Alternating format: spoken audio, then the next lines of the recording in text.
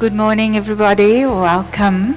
If colleagues can just start taking their seats in preparation for the minister's arrival, so that we can get started. It would be appreciated if you can fill seats from the front. Obviously, it's a lot of empty chairs in the back, so if colleagues can fill from the front, please, it would be appreciated. Thanks. Then we can get started.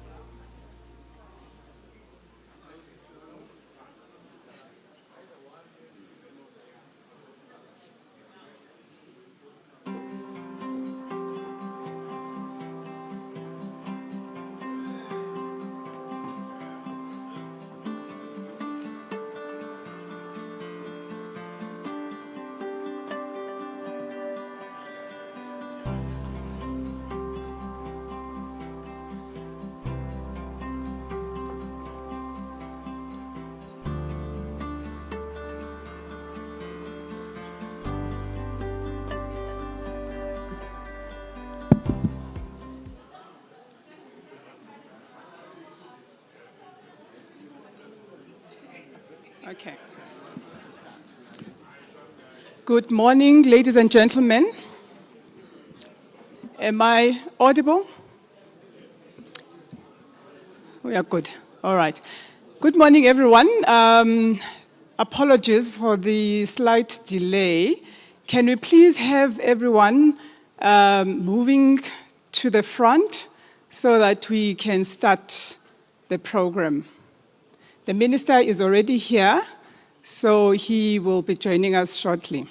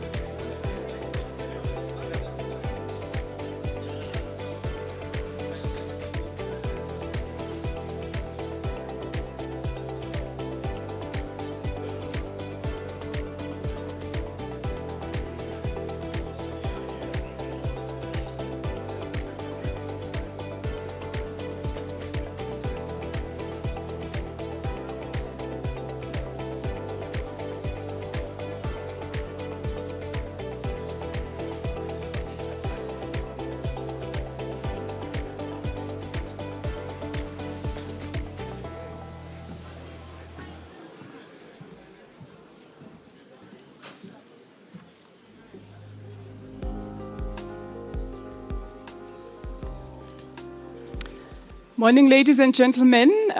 Again, can I please ask those who are sitting at the back to please move to the front? We are about to start the program.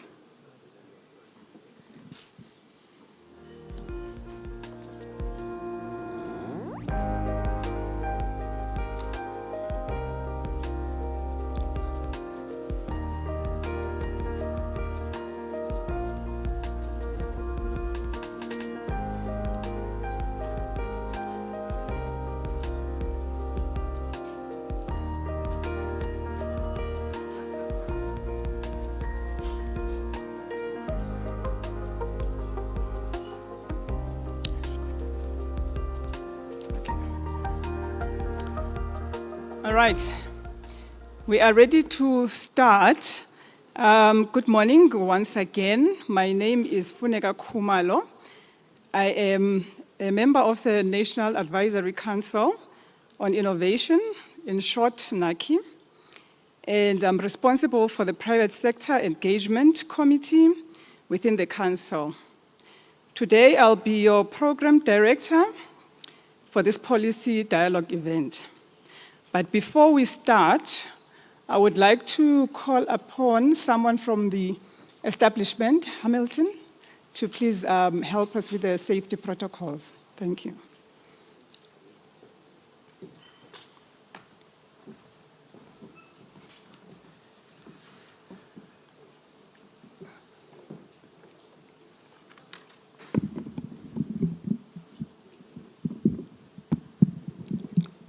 Good morning, ladies and gentlemen. It is a beautifully, warmly welcome to you as our distinguished guest. A greeting to Minister Prof. Nzimande, and greeting to Minister Pekstau. My name is Hilton Bilankulu, the head of security of Redison OR Tambo. I'm here to give you the safety and security briefing. So remember, your safety is our priority, and to accomplish this goal, it is essentially for you that you are familiar with the Redison OR Tambo emergency procedure in order for you to respond appropriately during an emergency. So when you hear the first alarm, please prepare yourself for any possible evacuation. But when you hear the second continuous alarm, followed by an announcement on the public address system, please, we leave the floor immediately. We don't run by walking. We will be using the exit door which is nearest to you, and the nearest exit which is located on the left and the right of the floor. Our Redison Fire Marshal will direct you to the assembly area, which is in front of the International Convention Center at the ICC parking. Please do not use the lift or try to re-enter the building or go down to the car park to those who park by the basement until you are instructed it is safe to do so. Our property is under CCTV surveillance. Security officer deployed strategically on the property 24/7. And then in case of our restroom, if we will be using those doors this side, on my left, as we walk out, we go to the left at the end of the auditorium. On your right, it's ladies and gents. And then if we use the one at the end there, as we walk out, on your left at the end of the auditorium, it's ladies and gents. And then we also have a free Wi-Fi here for those who will be struggling to connect to our Wi-Fi. You will go to Redison portal. Under Redison portal, you can go to ICC conference attendees. And then our password will be capital letter ICC 820. I repeat the password again. Capital letter ICC 820. On behalf of the Redison management and fellow associates, we hope you will have an enjoyable and safe experience. Thank you. Thank you, Program Director.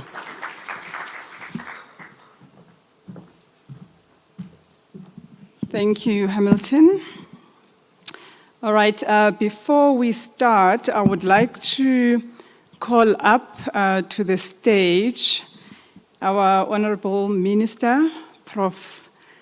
Nzimande, to come and sit up and accompany me. Also, I would like to call upon the Executive Mayor of the host city, Mr. Ngosipindile Xhakaza.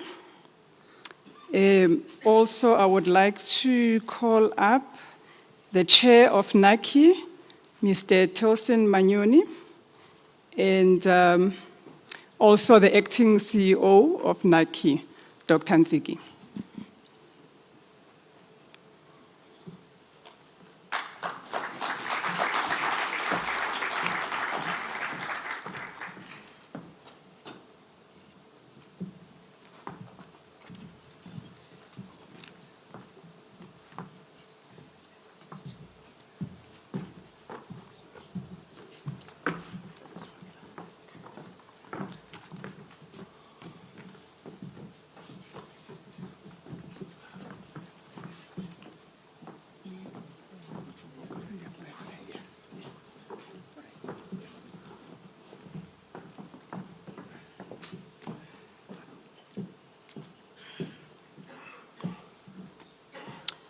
All right, can we all stand for the singing of the national anthem?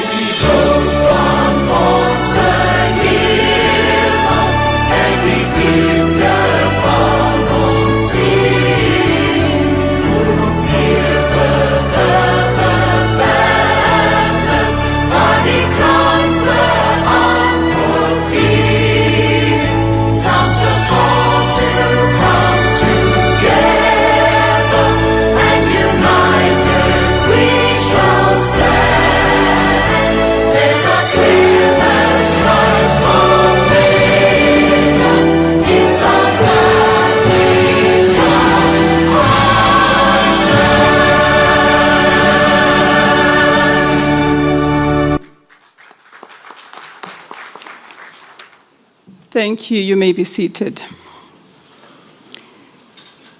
For this first session of today, I'm going to call upon the Acting DG for the Department of Science, Technology and Innovation, Ms. Gugu Zwane, to come and introduce and also chair this session. Thank you.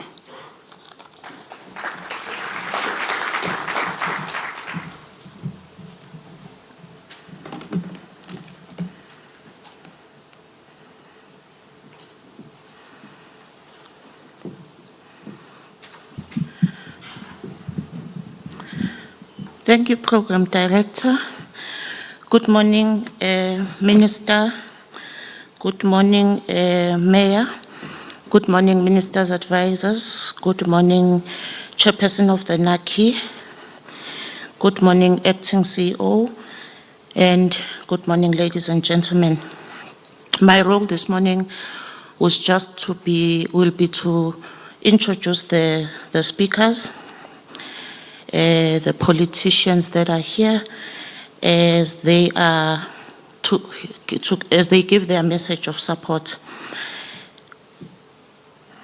We all know our country continues to confront the interconnectedness, challenges of slow economic growth, persistently high unemployment, inequality, and declining industrial competitiveness. At the same time, the world is being reshaped by rapid technological change and the fourth industrial revolution, shifting global value chains and increasing competition for investment, talent, and innovation. So our critical question would be, how can South Africa better harness science, technology, and innovation to drive industrialization, create jobs, enhance competitiveness, and build a more inclusive and prosperous economy? That is why we are here this morning, where we have this dialogue precisely to address that question. So with that said, I would like to introduce the Mayor of Ekurhuleni, Mr. Nkosi Ndiphile Xhakaza, who will just give us a message of support as our host for this morning. May I invite you to the stage, sir, as the Executive Mayor of the city of Ekurhuleni, where we are currently. Thanks.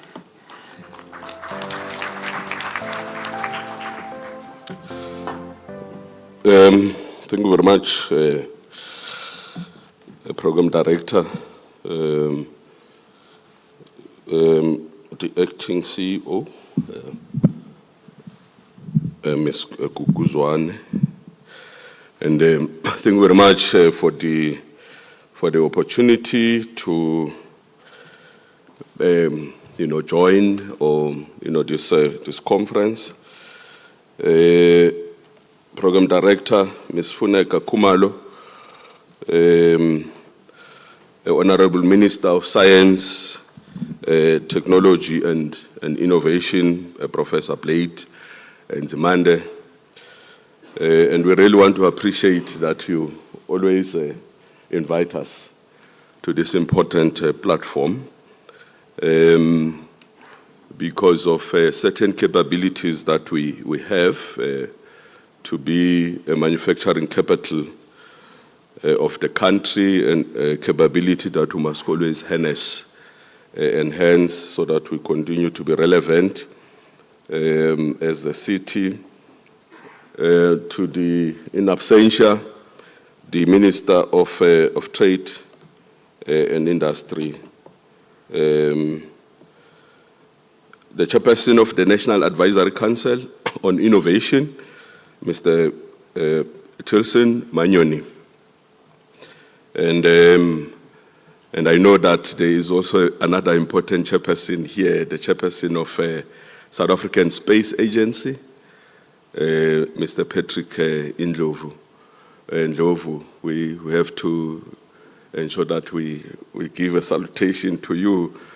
We had a brief discussion about something that we've not been talking about, the space and the space economy. So I'm sure I'll leave here, smarter, with one or two ideas.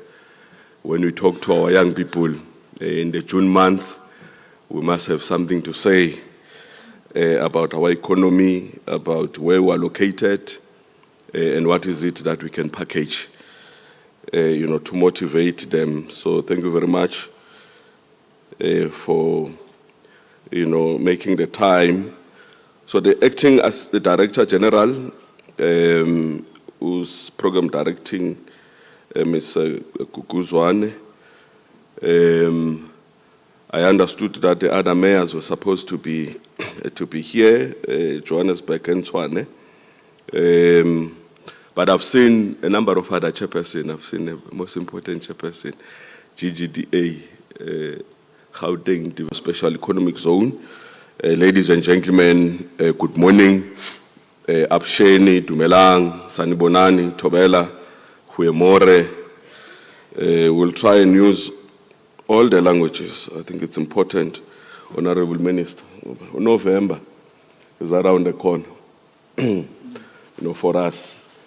Kunomcimbi onzima nge-4 November, so whenever we take the podium, must be relevant, so that we are remembered on that important day.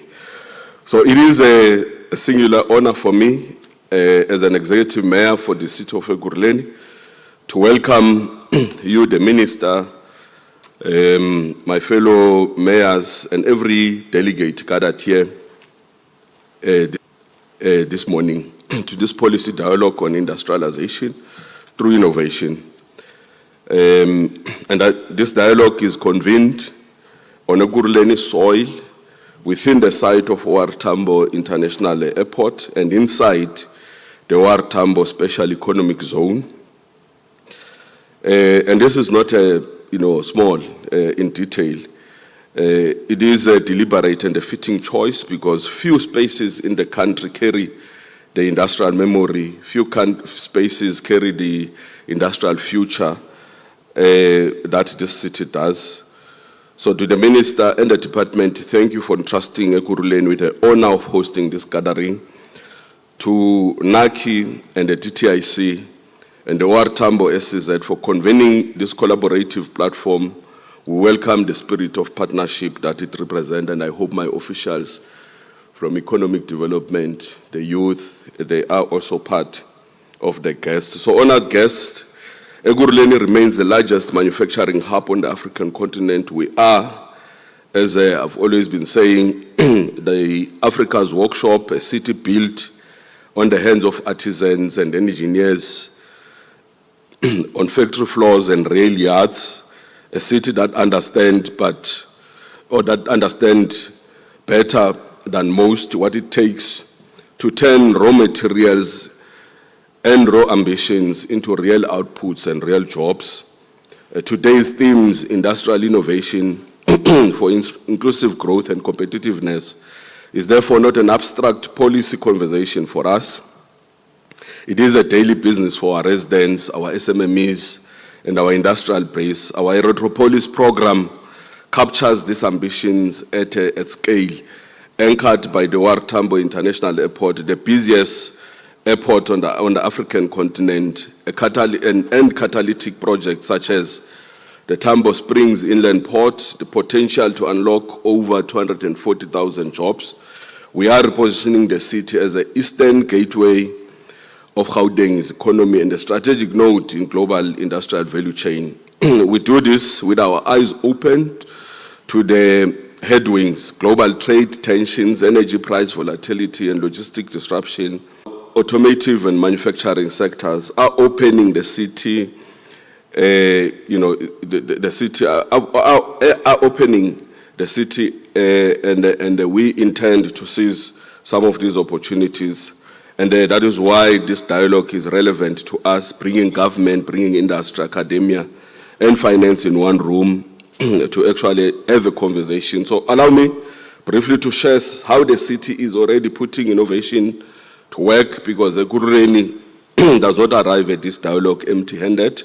We have rolled out over 25 kilometers of fiber, prioritizing connectivity to our township and becoming paperless city through integrated systems that have brought our systems together.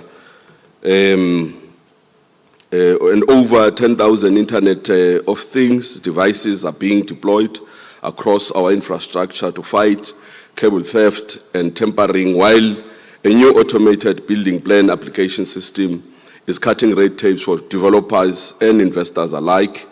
In March 2024, in partnership with Meseta, Festo Didactic and Ekurhuleni East Tivets College, we opened the Indware for IR Lab, a facility built, purpose built to grow fourth industrial revolution, the skills relevant to young people and TVET's workforce. A year later, in March 2025, we launched the South Africa's first smart theater, there here in Germiston, merging artificial intelligence, mixed reality, and virtual reality with live performance And this is proof that innovation in the city is not confined to factories, but extend into our creative economy too.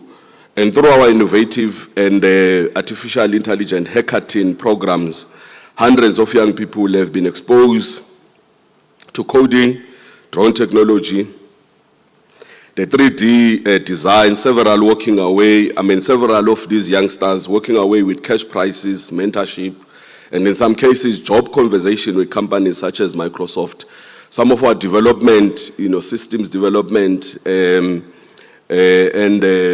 applications, we got them directly from those hackathon, initiatives. So this is the foundation in which Ekurhuleni stands, and it is the foundation we offer this dialogue, a starting point, not a finishing lane. Honorable guest, no innovation ecosystem is complete without the institution that anchors it. That is why we continue to pursue, with the department's support, the establishment of our Tambo University, the Ekurhuleni University of Applied Sciences, of Technology, of Innovation, a university the president himself committed to in the SONA 2020, recognizing that Ekurhuleni remains the only metro in the country without a university. And I'm pleased to report that our newly constituted project steering committee is now evaluating infrastructure options for this institution, including the science and innovation to also participate, because it's one thing to have a university that is driven by the Department of Higher Education, but the curriculum, if it's not relevant, it needs to be influenced directly by yourselves. So we are inviting you to actually participate. We are targeting our first student intake for 2027. So what it means is that as a university window opens for application, this University of Ekurhuleni, and there's a commitment that Honorable Putimana Mela has actually made. So we're equally pursuing a public-private partnership together with the Ekurhuleni Housing Company to deliver student housing alongside the campus, because a university without a home for its students is only half built, and as a city, we view universities as anchor for new cities.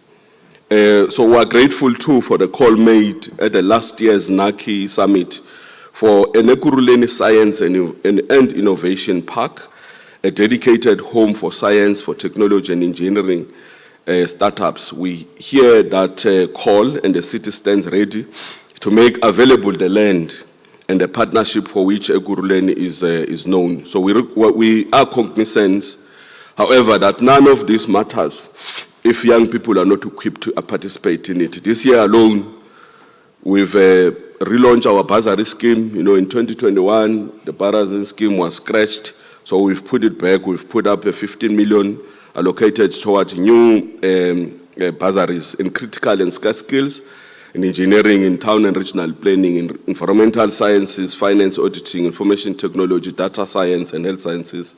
We're also deepening our support to SMMEs and emerging industrialists, and unlocking bulk industrial investment through the Vumela DBSA partnership to stimulate development across the city, because localization and inclusive growth, the very subject of today's deliberation, depends on as much as whether the business down the road can access markets, can access finance and technology, and whether the large factory can as well. This turnaround of our finances, recently affirmed through an improved municipal credit rating, gives us the confidence that says Ekurhuleni is open and ready for this kind of investment. Honorable Minister and delegates, this dialogue cannot be more timely. As government, industry, and academia and research institution, we share a single task to ensure that innovation in this country does not remain confined to laboratories and policy papers, but moves into factories, into townships, into the daily lives of South Africans. Ekurhuleni has laid a foundation. We now ask you to help us to build on them. I wish you a most productive 2 days deliberation, and may the outcome of this dialogue strengthens our shared resolve to build a resilient, innovation-driven and inclusive industrial economy for Ekurhuleni, for Gauteng, and for South Africa. So thank you very much for the opportunity, Program Director. Thank you.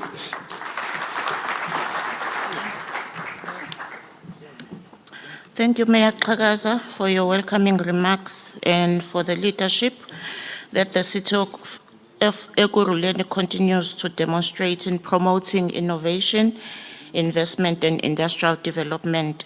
We also acknowledge the significant role of the OR Tambo Special Economic Zone as a catalyst for advanced manufacturing, tech commercialization, and industrial growth. Together, they provide a practical example of how place-based innovation can support South Africa's industrialization agenda. Again, thank you very much, Mayor. Our keynote speaker, there's a slight change, ladies and gentlemen, in the program. Our keynote speaker requires little introduction. As the Minister of Science, Technology and Innovation, he has championed and continued championing the critical role of science, technology and innovation in driving inclusive economic growth, industrial competitiveness and sustainable development. It was under his leadership that the National Advisory Council of Innovation undertook the industrialization through innovation study that has informed this important dialogue. We are honored to have Minister with us today to set the strategic context for our discussions on innovation-led industrialization. Ladies and gentlemen, please join me in welcoming the Honorable Minister of Science, Technology and Innovation, Professor Nzimande, on stage. Thanks.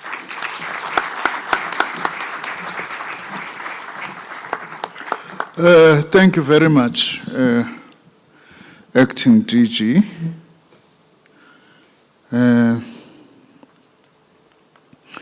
You can see the first acknowledgement, Program Director, is to this jersey today, for our game tonight in particular.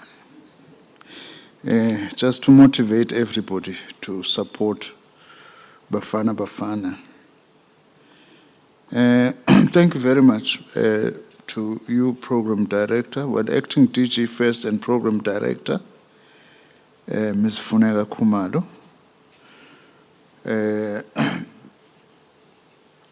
The Mayor of Ekurhuleni, Ubabu Xhakaza. Thank you very much for being here. I know that you are under huge pressure, as you have said, to go and chair your council. We appreciate the fact that you started here whilst your meeting is starting. We hope no bad decisions are taken during your absence. They must approve the budget. Oh, you must approve the budget at least. Okay, that's fine. They'll have to wait until they approve it. Thank you very much. Let me also greet the representatives of the Department of Science, of Trade, Industry and Competition who are representing the Minister. The MEC for e-Government, Mr. Bonkosi Dlamini, Professor Derek Swartz, our science expert, the chairperson of the National Advisory Council on Innovation, Mr. Tilson Manyoni, and his executive. Mayor, I must say that we have got a wonderful champion for the city in Mr. Manyoni. And he is doing wonderful work at NACI, but also has been quite central with his team in the convening of this important gathering. I must say, by the way, Acting DG, that this is one of the most important meetings in my time as Minister of Science, Technology and Innovation. It's one of the most important gatherings, this one. The reason why I'm saying that it's simple. What I have learned and what the world is teaching us is that there can be no innovation without industry. And there can be no industrialization without innovation.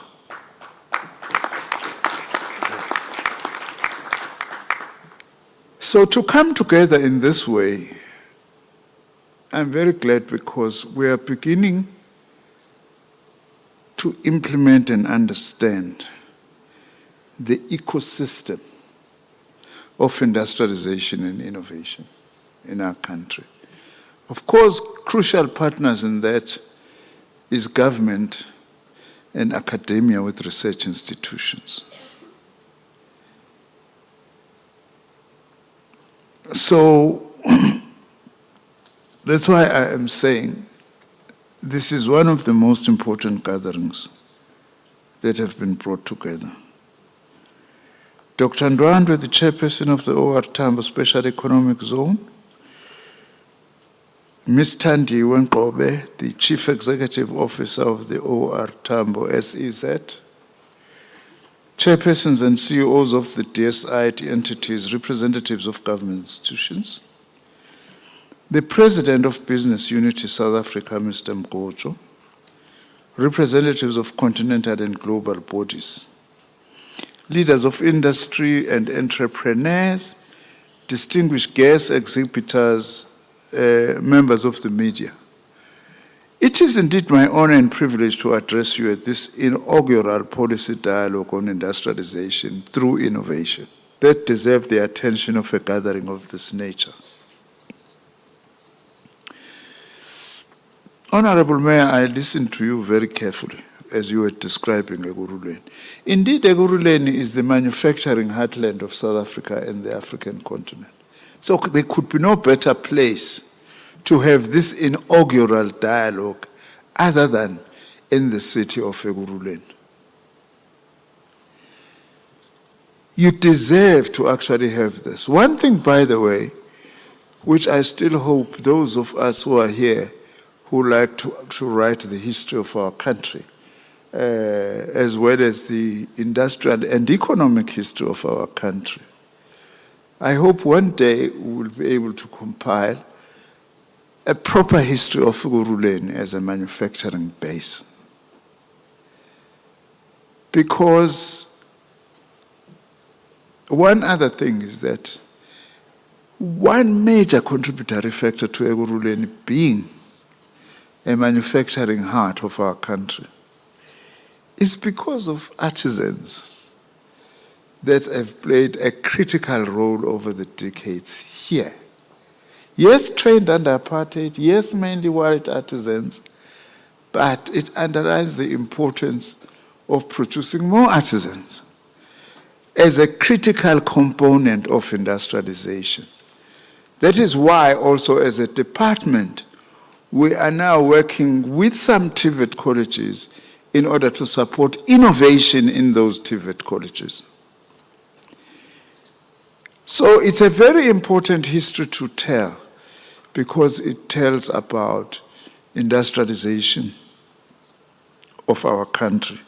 And you can't talk about manufacturing and industrialization of South Africa without Ekurhuleni, without the city of Ekurhuleni. In the past, of course, popularly known as the East Rand. The world is undergoing seismic shifts, including the reconfiguration of supply chains, intensifying technological rivalry and disruption, growing climate imperatives, and deepening economic uncertainty. These pressures are compounded by persistent and unacceptable levels of global inequality, ongoing armed conflict. Unfortunately, some people seem to be making billions of dollars speculating on whether the war in the Middle East will end or not. In other words, the spilling of blood being turned into a money-making exercise. That's the challenge also we are facing today globally. And renewed threats to multilateralism, particularly as represented by the current United States administration. In response to these shifts and pressures, we take the view that one of the most logical and sustainable actions countries can take is to strengthen their capacity to innovate. In fact, the state of the world today is telling us one main thing as a country, that as South Africa, by the way, ourselves, we need to diversify our economic and trade relations. That is absolutely central. But one best way of diversifying is by growing our own economy through industrialization and innovation. Because then we will become a partner, a trading partner with the rest of the world in a manner that also benefits us, rather than just taking our technologies to outside the country. We're a very innovative nation, by the way. We better not forget that. I hope Bafana will show us that tonight at least. Artistically, we're very innovative. Amapiano are the toast of the world today. The Springboks are the rugby champions 4 times in a row, is it right? But not only that, not only in sports. In terms of innovation, it was our scientists who discovered the new variant of COVID-19. Some countries insulted us, called that a South African virus. But we saved many lives, not only in South Africa, in the world. Apart from the fact that some people do not know that the creepy crawlies all over the world today, that's a South African invention. Now, in response to all these shifts and pressures, we take the view that we have to translate the talk about industrialization into action, and we can't do that without innovation. I don't know how today you can hope to industrialize if you are not innovating. What are you doing? We are industrializing with old technologies. Or we're going to buy technology. Innovation imperative by the Organization for Economic Cooperation and Development, the OECD in short, observes that, and I quote, "New sources of growth are urgently needed to help the world move to a stronger, more inclusive, and sustainable growth path following the financial crisis. Innovation, which involves the creation and diffusion of new products, processes, and methods, can be a critical part of the solution," unquote.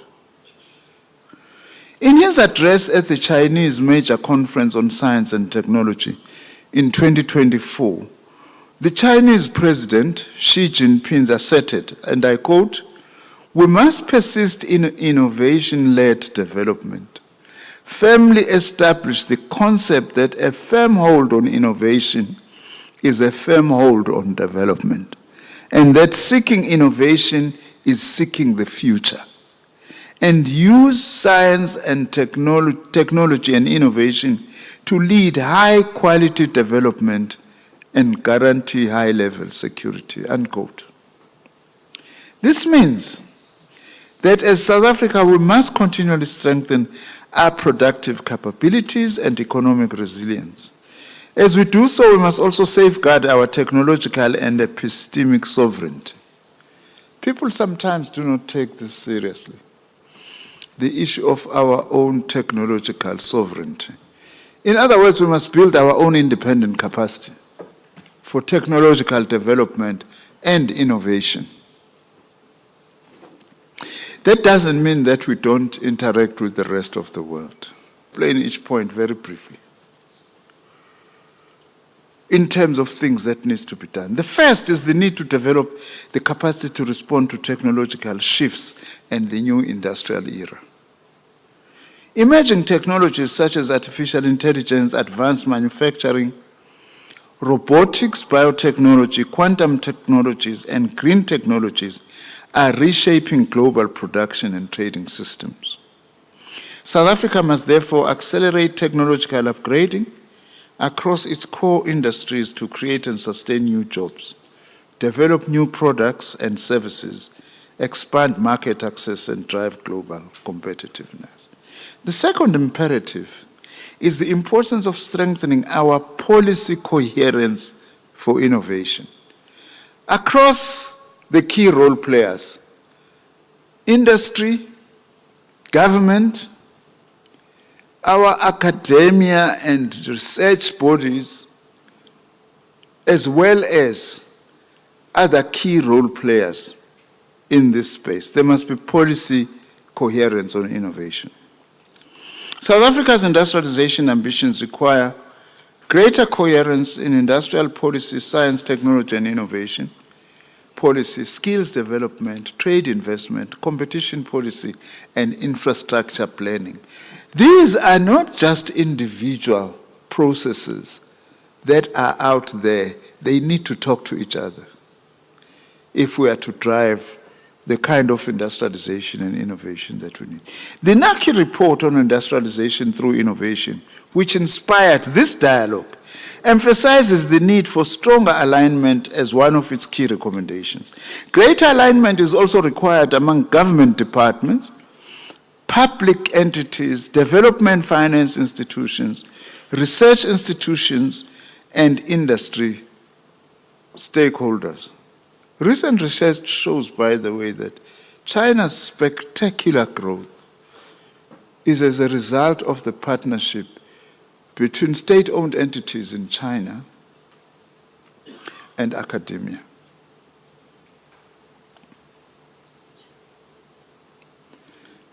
That's important to learn from.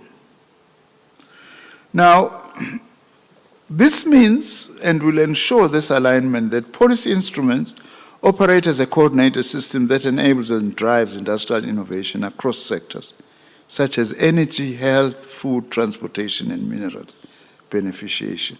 Another thing that's important to learn from the rest of the world, even from our own past, by the way, is that you innovate better if you seek solution to the problems that are facing your country.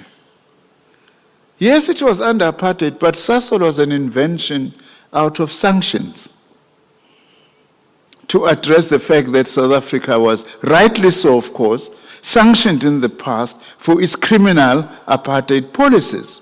But new innovation came out. In many instances, unless we focus on the seeking solutions to the problems we have, we won't innovate. We won't even industrialize, by the way, if we don't do that. The third imperative is the importance of using industrialization to drive inclusive growth, employment, and youth empowerment.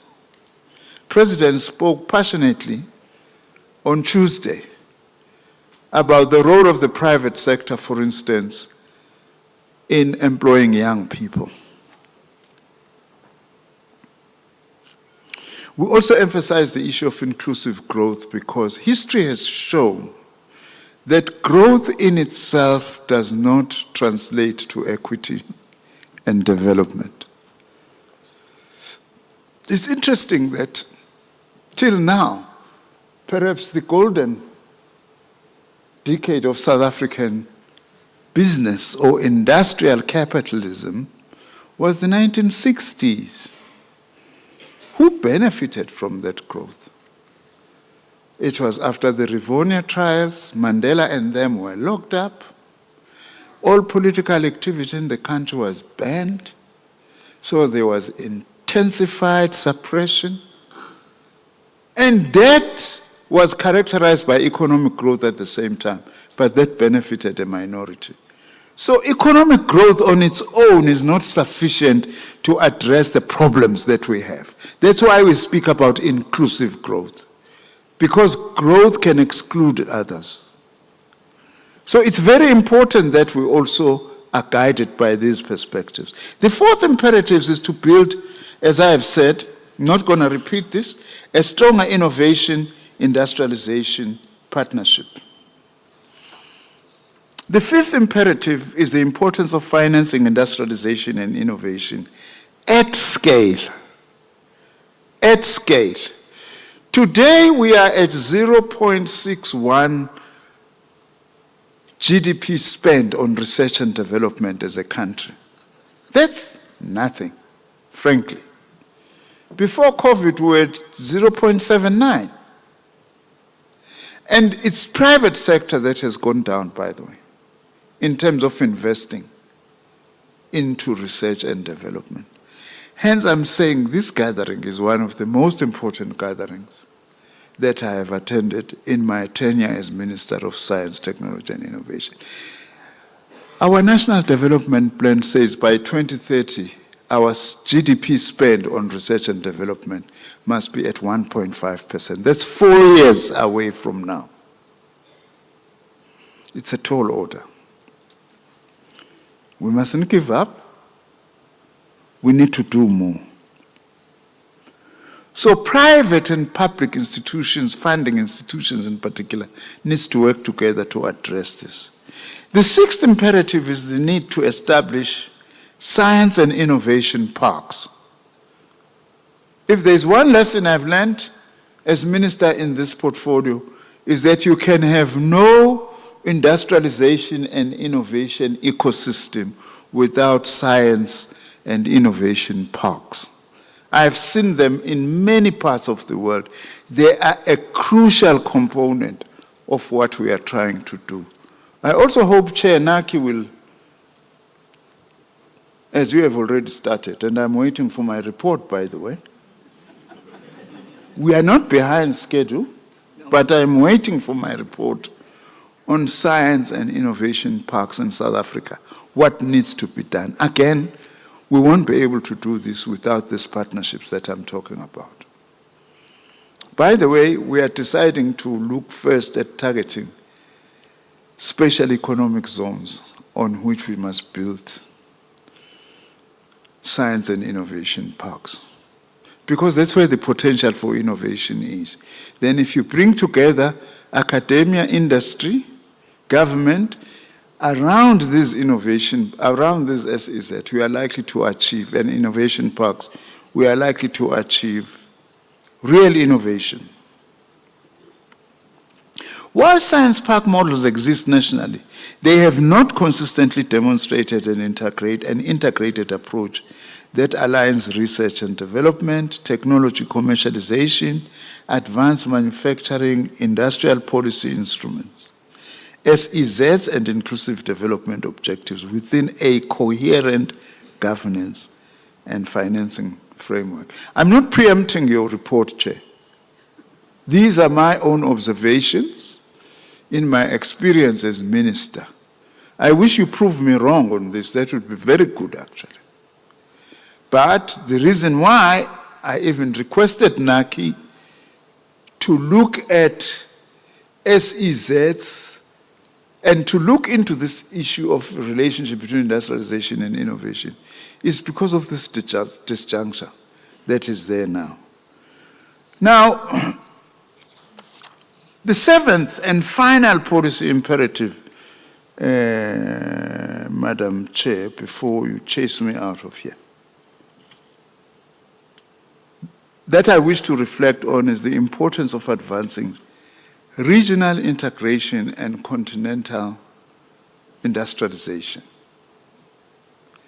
This is so crucial. The dissatisfaction we are seeing today being expressed in our streets about the negative impact of immigration. Here is the source of the problem. We are actually dealing with uneven development in the Southern African region, SADC. I always tease my colleague, Minister Mackenzie. You always say Abaha, but they won't go, actually. They may go, but they'll still come back. Because the most developed country in the region is South Africa. With the other countries not developing and growing enough, we are going to have a one-way traffic to South Africa. Now, some people may not like what I'm saying, because this is not a short-term issue. It's a medium to long-term issue. Unless we integrate our economies in the region and also, by the way, seek to strengthen industrialization and innovation in the SADC region, we won't solve this problem.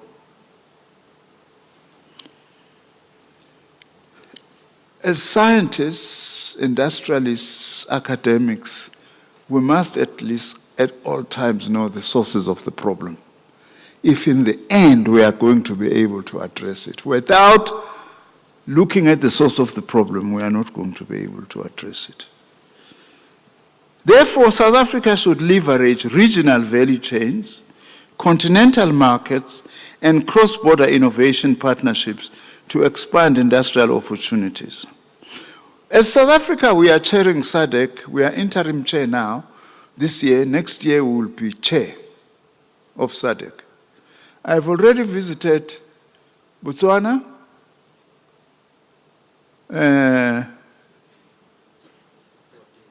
Eswatini, Zambia, Zimbabwe. My next stop is Angola. I want to go through the entire SADC region because my concern is that science is not a priority in the SADC region. We may do as much to grow it in South Africa, but to grow it in isolation is not going to take us anywhere unless. Anyway, for business, it's economic opportunities in SADC. And there are enormous economic opportunities, but we won't be able to drive that without regional cooperation. I therefore urge you, as I conclude, that this dialogue produces well-considered, practical and actionable outcomes. I wish you productive deliberations and look forward to the outcomes of your discussions. If, Program Director, I've taken a little bit more of your time, I'm sorry about that, but don't blame me. Blame my passion on the relationship between industrialization and innovation. I thank you very much and good luck.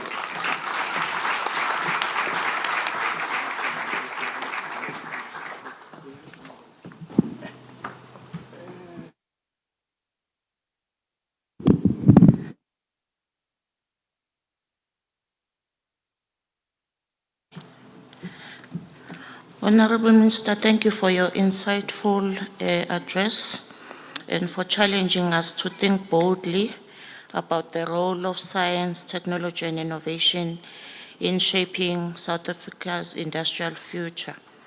Your remarks have underscored both the agents of our tasks and the opportunities before us. They have provided us a clear call for stronger policy coherence, greater collaboration, and renewed commitment to innovation-led industrialization.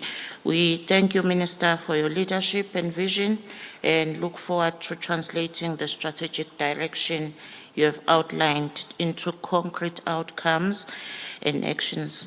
And may I ask Minister to please take this gift on our behalf to say thank you very much.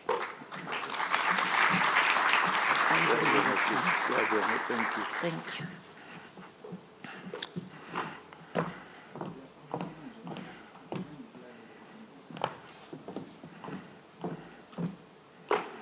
Our next speaker, ladies and gentlemen, is Mr. Tilson Manyoni, Chairperson of the National Advisory Council on Innovation, NACI, which is a statutory advisory body mandated to provide evidence-based advice to government on science, technology, and innovation policy. Under his leadership, NACI has overseen the important work that culminated in the industrialization through innovation study, which forms the foundation of this policy dialogue.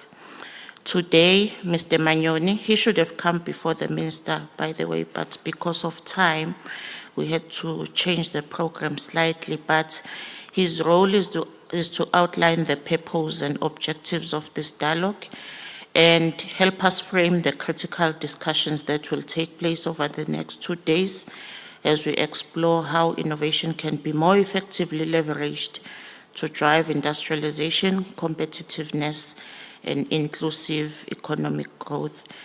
Chair, the podium is yours. Thank you very much.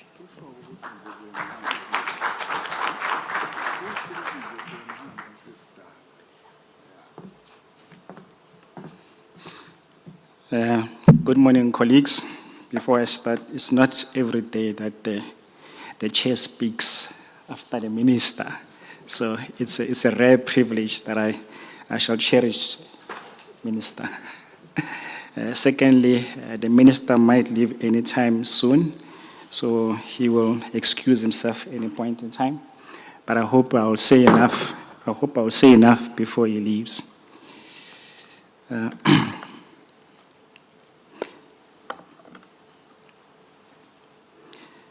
Program Director, Ms. Khumalo, Honorable Minister of Science, Technology and Innovation, Professor Nzimande, Acting Nike CEO, Dr. Nzigi, DTG for the department, Ms. Zwane, representative from the Department of Science, Innovation and Technology, and the Department of Trade, Industry and Communication, NACI council members, representatives of government, industry, labor, academia, research institutions, and international organizations, members of STI Business Forum, distinguished guests. Good morning, ladies and gentlemen. It is my privilege on behalf of the National Azari Council on Innovation to outline the purpose of today's policy dialogue on industrialization through innovation. This dialogue is both timely and necessary. South Africa faces the urgent challenge of industrial growth, creating quality employment opportunities, positioning itself more effectively within the regional and global value chains. Addressing these challenges requires more than technology advances or industrial policy in isolation. It requires a partnership between science, technology, innovation, systems, and the country's industrialization agenda. In this regard, the collaboration between the Ministry of Science, Technology, and Innovation and the Ministry of Trade, Industry, and Competition is of particular significance. It is where knowledge meets production, where technological capabilities translate to industrial capability. It is where innovation and knowledge becomes a practical driver of economic transformation.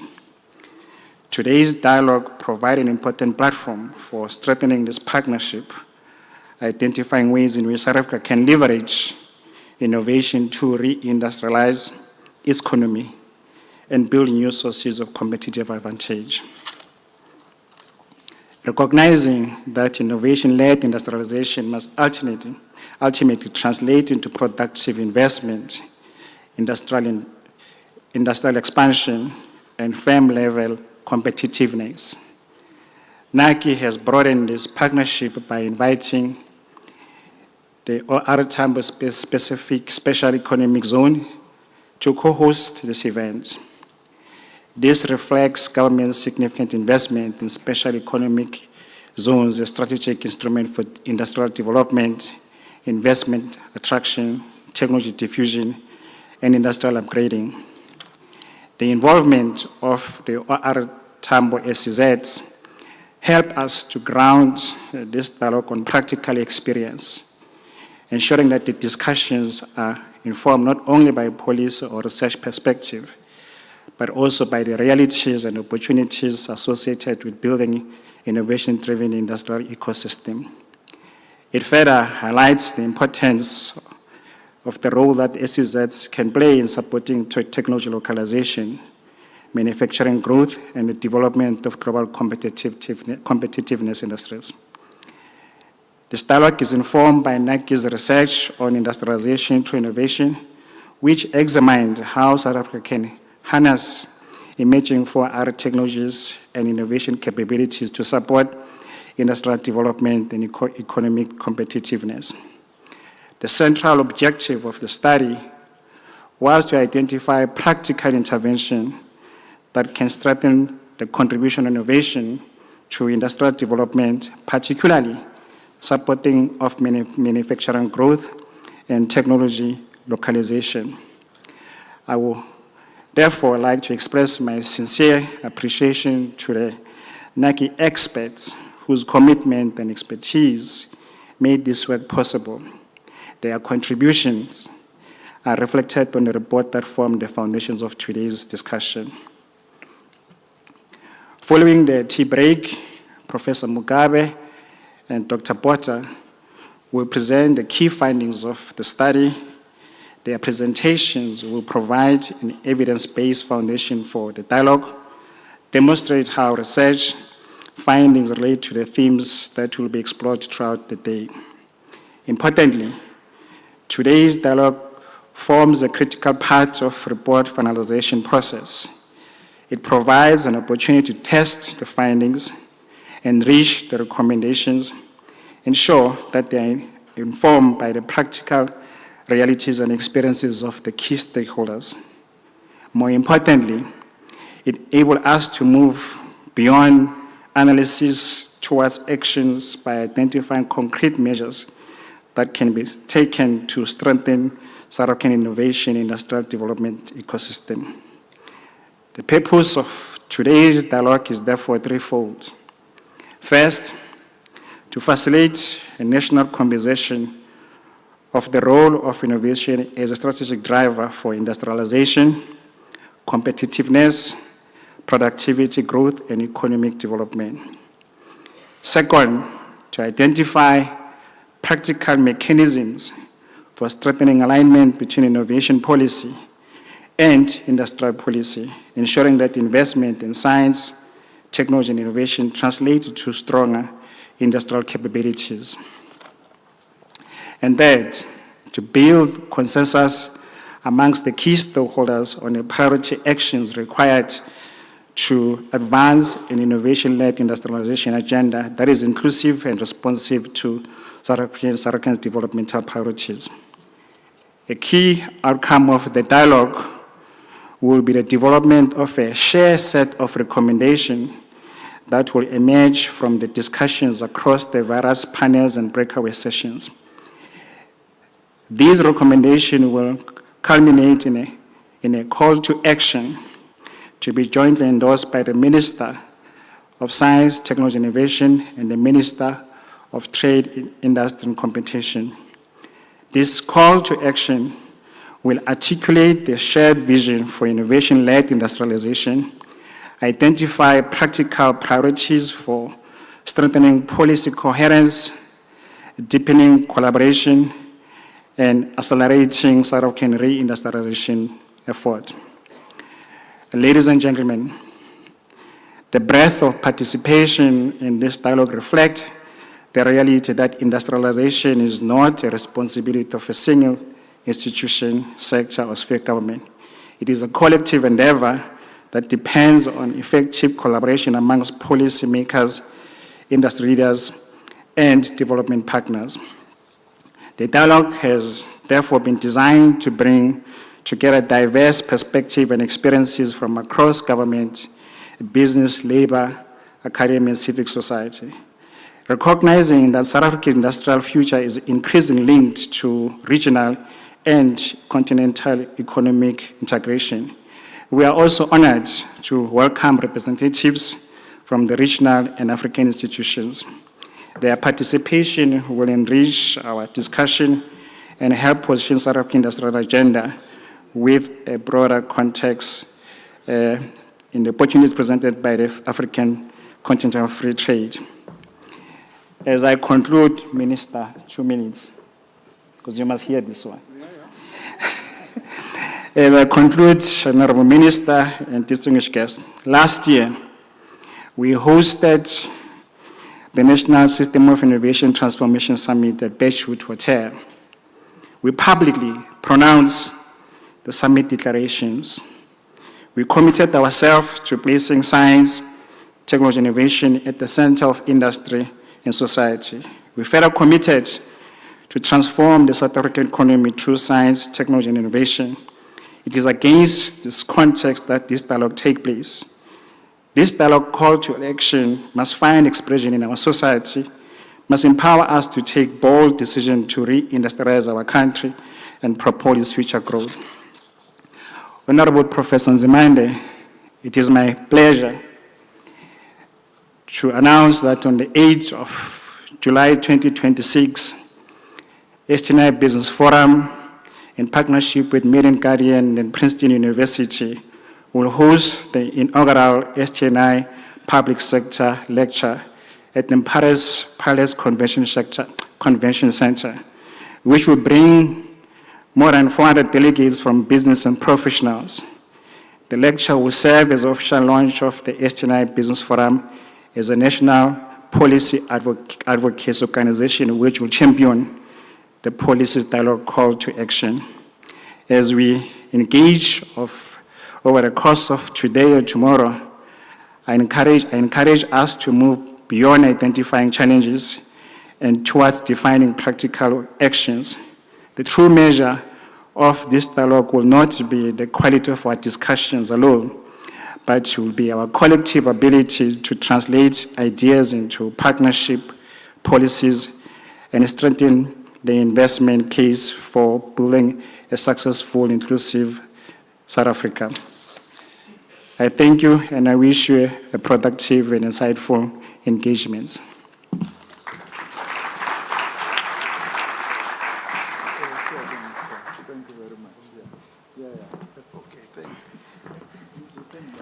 Thank you, Minister. Thank you, Chair, for clearly outlining the purpose and objectives of this dialogue. I think you have provided us with a strong framing of the intent, strategic intent of our engagement for the next 2 days, and also a clear reminder of why we are here, which is to interrogate how we can move more effectively to align South Africa's national system of innovation with our industrialization priorities. Ladies and gentlemen, my role for this morning ends here, and I'll be handing back to the program director. However, before that, we can go for tea this side and just for 10 minutes so that we can catch up on the lost time. Thank you very much.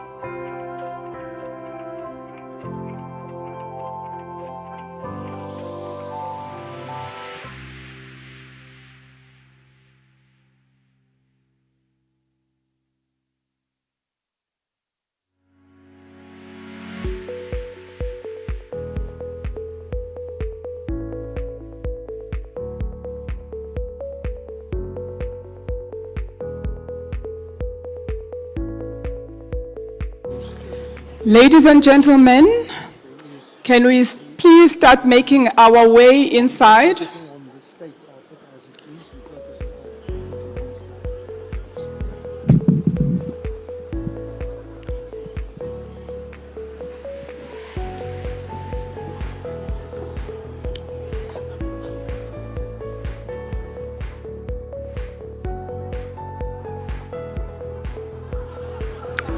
Ladies and gentlemen, hello, hello, can you please start making our way in? We are starting in 2 minutes. Hello, 2 minutes, we are starting. Can you please start making our way in?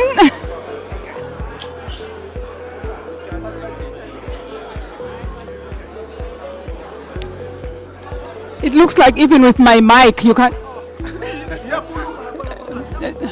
No, I was. They can hear you inside. I've been trying to say, come inside. You must get a band. How are you?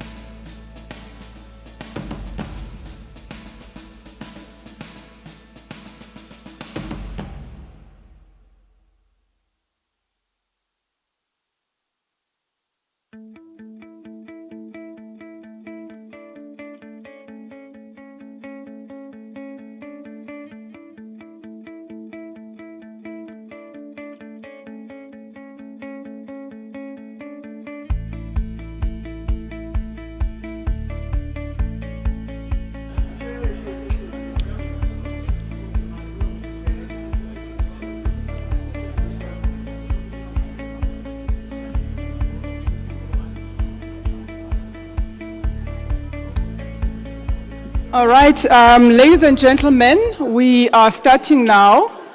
Time now is 11 o'clock. We are going to start off by a presentation by both Dr. Anthony Botha and also Professor John Mugabe. In this session, what they're going to help us with is to position the study that they did, which is the base for this policy dialogue that we're having today. But they were telling me that the minister and the chairperson has said everything that they wanted to say. So perhaps their presentation is going to last for only 5 minutes. Or is that wishful thinking, Doc? But at this stage, I'm going to call upon Dr. Botha for the presentation. Thank you very much. Good morning. The sound is there. You know, I'm a physicist. If I press a button, something must light up. John here is a policy scientist. He can speak and tell stories. So can we just get, you have me on, you should have my presentation on. But let me start formally. Program director, dignitaries, all protocols observed, delegates, thank you for being here and thank you for the opportunity to talk about this work that came over several years and culminated in a report that John and I would like to lead you into. Now, how do we get rid of the Microsoft bar there? Can you help us from the back, please?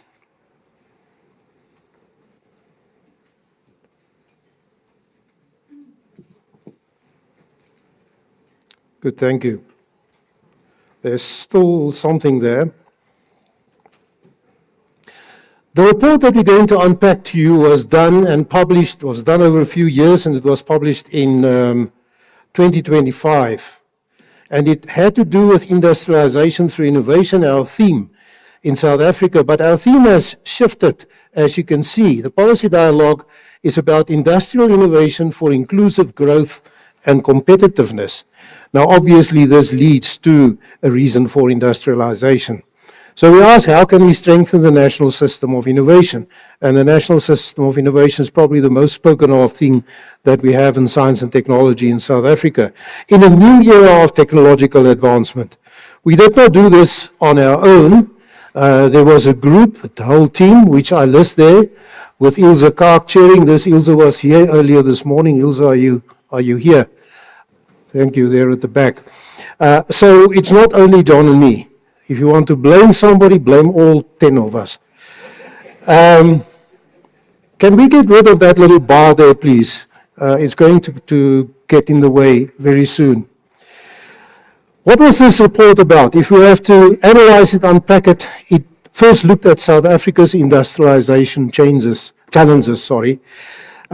We have these challenges in the face of a possible solution, which is the 4IR technology applications. There's industrial innovation for small business that plays an important role. One often thinks of industrialization just as big smokestack industries. There's production systems and logistics for innovation that we have to keep in mind. And many of these are becoming international. And that scenario has changed a lot since the report has been written.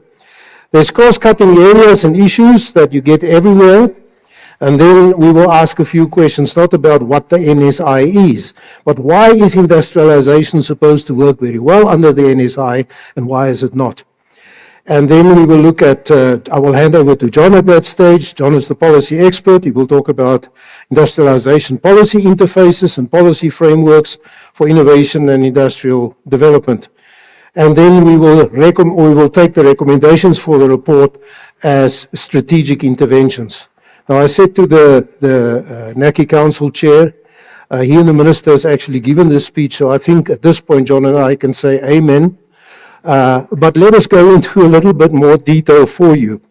The reason why we do this is we want to have a baseline, a point of departure for the discussions in this dialogue, and we want to move on to the 4 themes that we're going to address in this dialogue. The first one being industrial policy coherence and innovation governance, tying on to what John is going to tell you. The innovation for industrialization and localization, the Minister hinted to that as well. Inclusive innovation ecosystems, that is more than just the NSI, it's a whole ecosystem, and there are many players in that that will make this successful. And then regional integration and competitiveness, which I think is one of the things that have been pointed out, and which is so important, and therefore we have regional representatives from Africa with us, and we are so glad that you can assist us in thinking like that. I just want to point out a few technical things. Being a physicist, I must give some definitions. Industrial innovation focuses on transforming the entire industry through new processes, organizational models, and systemic changes, while technological innovation is about creating or applying new technologies or tools or devices or methods to solve the problems or improve products and services, and we often confuse this. Specifically from a science and engineering point of view, we say innovation is about a new product. Innovation is about the process, it's about the relationships, it's about the coherence that happens in an industry as a whole or in clusters of that industry and so on. So that's the one thing we talk about, industrial innovation. And then we have to keep in mind that industrialization, as we think about it, may often be legacy systems, but modern industrialization is a shift to digitally connected, innovation-driven, and low-carbon production systems that transform the economy and raise competitiveness. It integrates advanced technologies, skilled people, agile supply chains, and sustainable practices to create higher value goods and services at scale, positioning economies to compete in fast-changing global and regional markets. It is more about not only the technology, but the association and the way we interface with technology. But if we have a problem, we must have a deindustrialization problem. And it's not only a country like South Africa or developing economies that have that problem. It is really everybody else there. It can even be in very developed organizations. The deindustrialization is a process of economic change that is caused by reduction or removal of industrial activity. And with that goes jobs, and with that goes GDP and all the other good things in an economy. The consequences of deindustrialization include shrinking of the manufacturing employment, as I just said. Both developed and developing countries have this problem, and South Africa has experienced rapid deindustrialization at a time when it is increasingly exposed to a solution, and the solution lies in the fourth industrial revolution. What are our challenges? We have very specific causes of deindustrialization. It's complex. The adoption of the knowledge economy, which we all asked for in the last 10, 15 years, might have caused deindustrialization because we are now in a different type of economy, which is a knowledge economy. Nowadays, we're moving on to the so-called algorithm economy, and these economies will start and compete with each other. They will always be there, but some of them will dominate at certain stages over the others. We do see a manufacturing decline. South Africa has been the leading country in Africa. I think Morocco, John, at the moment has surpassed us, and maybe some of the others as well. So it's not a race that you want to win. It's a race that you want to run in the right way. But we have to take note of that. Spatial concentration is a good thing. We talk about SEZs, and there's a good reason why we put SEZs in certain regional environments. But by focusing too much on a region, you often forget about the broader spectrum and other areas that are not giving the opportunity to take part in industrialization. And then there's capability erosion, movement of people, mobility of knowledge. I'm not talking about flight of knowledge. I'm talking about mobility of knowledge. It's a natural thing we have to live with nowadays. We are involved in 4IR technology. We don't have to talk about it anymore. It's happening out there. People are using it. But we have to recognize how we're going to use 4IR technology to fill the gaps in deindustrialization that we notice. When this report was written, when we started thinking about these things, AI was not really a debate. We were aware of it, we talked about it, but it's not AI the way people think about AI at the moment. The one truth about AI as a disruptor, if you have it, you will win if you lead. If you don't have it, you will lose if you lag. And it's as natural as adoption of 4IR technologies. It's part of the digital industrialization process. Policy lag. We are strong on policy, and John will tell you that. But the world moves so fast that policy cannot always keep pace with where the world is going. So we have to look at that. Our policies do not lag what's happening in reality out there. There are certain readiness deficits, low skills, weak R&D or weakening R&D, I should say, and limited platforms that slow adoption. The Minister pointed out the investment in R&D, and this is why we say it's weakening. There's not as much effort as there used to be. And there's structural barriers like infrastructure, finance, coordination gaps, and so on. It's not only because of the miscalculation of humans. If you just take infrastructure and you take what global warming is doing to connectivity infrastructure in Africa at the moment, it's running havoc, and you must get your stuff to a port to get it exported. If we look at the role of small business, we know the SMEs are vulnerable. They're vulnerable in terms of access to finance, skills, markets, regulation constraints, but they're not short of good innovative ideas, and this is what's keeping them alive. I've already spoken about the spatial exclusion. We've spoken about SEZs as regional, but contributing now to the solution in that region. And this is something that both the Minister and the Chair of the NACI Council pointed out, that SEZs is a very good channel, a very good foundation to put all the expertise together that you need to do proper industrialization. And then we do have ecosystem gaps. There's weak integration of SMEs into the value chains and the innovation systems.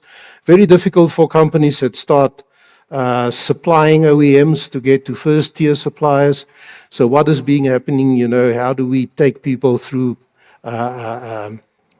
selective procurement or something like that into the international value chain? Our production systems and logistics for industrialization need attention. The value chain centrality that I just mentioned. Competitiveness depends very much on integrated primary innovative value chains. We must have them there. Global value chain pressures, and value chain pressures that we can think of in the recent past is first came COVID, and then there were value chain pressures because certain countries started manufacturing offshore, and with the restrictions around movement in COVID, there were basic things that were just not there because of the offshoring and because of the globalization philosophy that we all believe is a good one. And recently, geopolitical stresses in the world in terms of value chains that are being closed and channels that are being closed physically and figuratively. Localization limits, the Minister pointed that out as well. You cannot repackage or do assembly alone in a country. You must do manufacturing as well. But you cannot do this without having your trade routes, if I may call them that. Often when I drive to the airport, this road here, past this hotel, I say to myself, we are not a manufacturing country, we're a trading country. Look at all the warehouses, they're not factories. But you need all of it in the mix to be successful with industrialization. Sorry, this is a bit small. But quickly, the South African National System of Innovation. On the left, I have why the NSI should support industrialization. On the right, I have the question or the comment why the NSI does not fully support industrialization. We have the existence of strong R&D institutions. We've got 27 public institutions and several science councils, but R&D institutions tend to work in isolation with limited linkages. We still have the ivory tower thing. Existence of public funding agency like the NRFTA and many others, and good funding mechanisms are there. But budgetary allocations to funding agencies are declining or are just inadequate to do everything they want to do. A rich body of explicit policy frameworks, and John will expand on that. It's there, but there's weak policy coherence, and I'm not talking further about that. Well-connected or networked internationally through bilateral and lateral STI agreements. We've got agreements with so many other countries, but international networking has put too much emphasis on science cooperation and limited attention to innovation activities. And this is one of the reasons why we say industrialization is suffering. Existence of large number of private enterprises in various sectors of the economy, which is part of the NSI. The private sector should not be forgotten here. But business investments in research and innovation are declining. Political stability and good macroeconomic conditions. South Africa, to a large extent, has political stability, and the macroeconomic situation is, I think, in hand. But the deterioration of infrastructure and business confidence has an impact on our industrialization. So we should be honest about these things. We should address them as potential issues. At this point, John, please, if you can take us through the policy discussion, and I will return with the final recommendations. Thanks, John.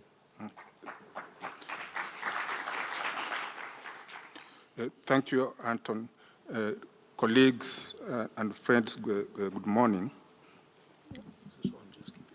Yes. I want to emphasize a number of points before I go to my slides. I think one point that the minister made is that the link or the relationships between innovation and industrialization are complex and non-linear. I think we need to appreciate that. So, I mean, our reference to this as industrialization through innovation is almost a misnomer. The links are quite complex. Industrialization spurring innovation, and the converse is also true. And policy measures that are put in place for industrialization must appreciate this complexity. The second point that I want to make, which was referred to, that is not an issue of single policies. Innovation and industrialization policies, you need mixes of policies and policy instruments from actually all over. So it's not industrialization and innovation policies that need to be to converge, but you need a wide range of policies. In fact, your land tenure policies, your education and skills development policies, your fiscal policies matter as well. There are innovation and industrialization policies. I just want to emphasize this so that it's not about industrialization and innovation policies. You need convergence of a range of policies and policy instruments. Policy instruments are just tools to achieve your policy goals. So the main finding in our report around policies is that the state's capacity or capacities to design and implement mixes of policies and policy instruments is relatively weak. The state capacities need to be enhanced to be able to deal with policies and policy mixes. And I'm going to go into that. The other point that we emphasize, which I'll talk to, is that public sector innovation or innovation in public sector matters. These issues of departments not working together and so on is actually about innovation. How do you innovate the public sector in such a way that there is this articulation of different departments and between government and other actors in the state? So public sector innovation matters. And I'm going to be emphasizing that there is need to diversify the range of policy instruments as opposed to just policy frameworks. So the country has a wide range of policy frameworks for both innovation and industrialization. Since independence, South Africa has now two STI white papers, a very recent one, 2019 white paper. You have a range of industrialization policy frameworks. In fact, some argue that the problem is inflation in policy frameworks. There are just too many policies around, but the challenge is not increasing more policies, so developing more policy frameworks. The second point is that both industrialization and innovation policy frameworks recognize the need to advance structural change through innovation. If you go to the white paper, 2019 white paper on science, technology, and innovation, and the 10-year plan, the emphasis again on industrialization is there. And industrialization being structural change, you need to diversify the economy by changing the structure and content of the economy. The industrialization policies or policy frameworks also recognize the role of innovation. So there is actually in the policy framework some convergence that innovation matters for industrialization. The problem, and I'm going to be emphasizing this, the problem is with the instruments to implement the policy frameworks.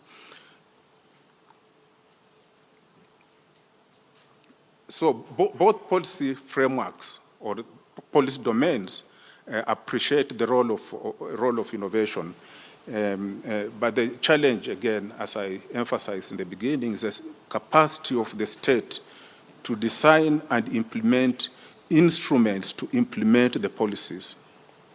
So the issue here is not the absence of policies. The issue here is the capacity of the state to implement existing policies. And how do you then address that challenge? You address the challenge by building the capacity of the state institutions to implement existing policies. The other issue that needs to be considered is that the country relies on a very narrow range of policy instruments. The country relies on fiscal policy instruments. So any problem related to structural change or innovation is you want to deploy one form of policy instrument, the fiscal policy instruments. There is less use of other policy instruments, soft policy instruments. There is abuse of some regulatory policy instruments, such as public procurement. We know that public procurement is the most powerful innovation policy instrument anywhere in the world, but it's the most abused policy instrument. So the point here is that we have a narrow range of policy instruments that we are relying on, and in some cases we abuse certain policy instruments or misuse certain policy instruments, and particularly the public procurement related ones. Then I want to quickly move into our recommendations, and Anthony is going to come back to this. To address some of or most of the challenges, we'll need first of all to, again, I emphasize public sector innovation. How do you deal with this interdepartmental and in some cases departmental disarticulation, linkages, coordination sometimes referred to. I think it's broader than just people not talking to each other or departments not socializing. It's actually the mindset in the public sector. So you need to innovate the public sector. We have the Center for Public Sector Innovation, and it needs to come to the fore and play a role of public sector innovation. I think we need to, and this comes out of the survey, we need to invest more in policy literacy. In the survey, we found out that many individuals, many persons in government departments responsible for innovation and industrial development are not aware of policies and policy instruments. So people may know there is a policy instrument, but they don't know the content of policy instrument. Policy literacy is a major challenge. It impedes implementation of policies, and we need to build the capacity across government departments, capacity to policy literacy capacities. I think we need to focus a bit more, and I have emphasized this, on the demand side. There's a lot of focus on the supply side. More money for businesses, more training to businesses, but there's less focus on non-fiscal instruments, soft instruments, such as policy dialogues, like the one we are having, public-private, voluntary public-private partnerships. The other recommendation that we make, and Anton may enhance this, is that we need to invest more in policy learning. There are many policy lessons out there, and I think the key players need to learn more from other countries that are going through or have gone through premature deindustrialization. How have they, in fact, moved back to the industrialization trajectory? So these are just recommendations, but the emphasis again is state capacity, public sector innovation, diversify policy instruments, tools to implement existing policies, and do more of policy learning. Thank you.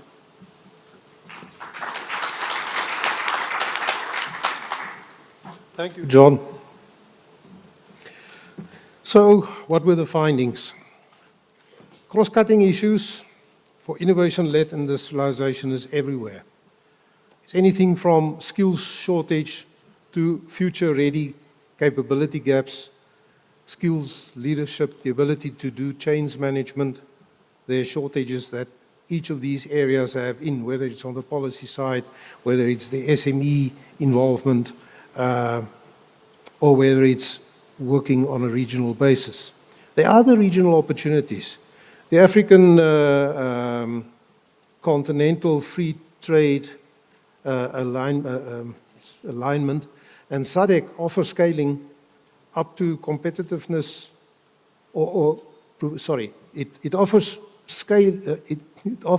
scaling, and that scaling will bring competitiveness with it on a regional level as well, as many of the strategies that we see in SADC and the AU are asking for. There was a very strong statement last year when the G20 was in South Africa, specifically on working together in industrialization. There are systemic constraints. We mentioned them. There's anything from infrastructure to weak governance, low skills, that limit industrialization.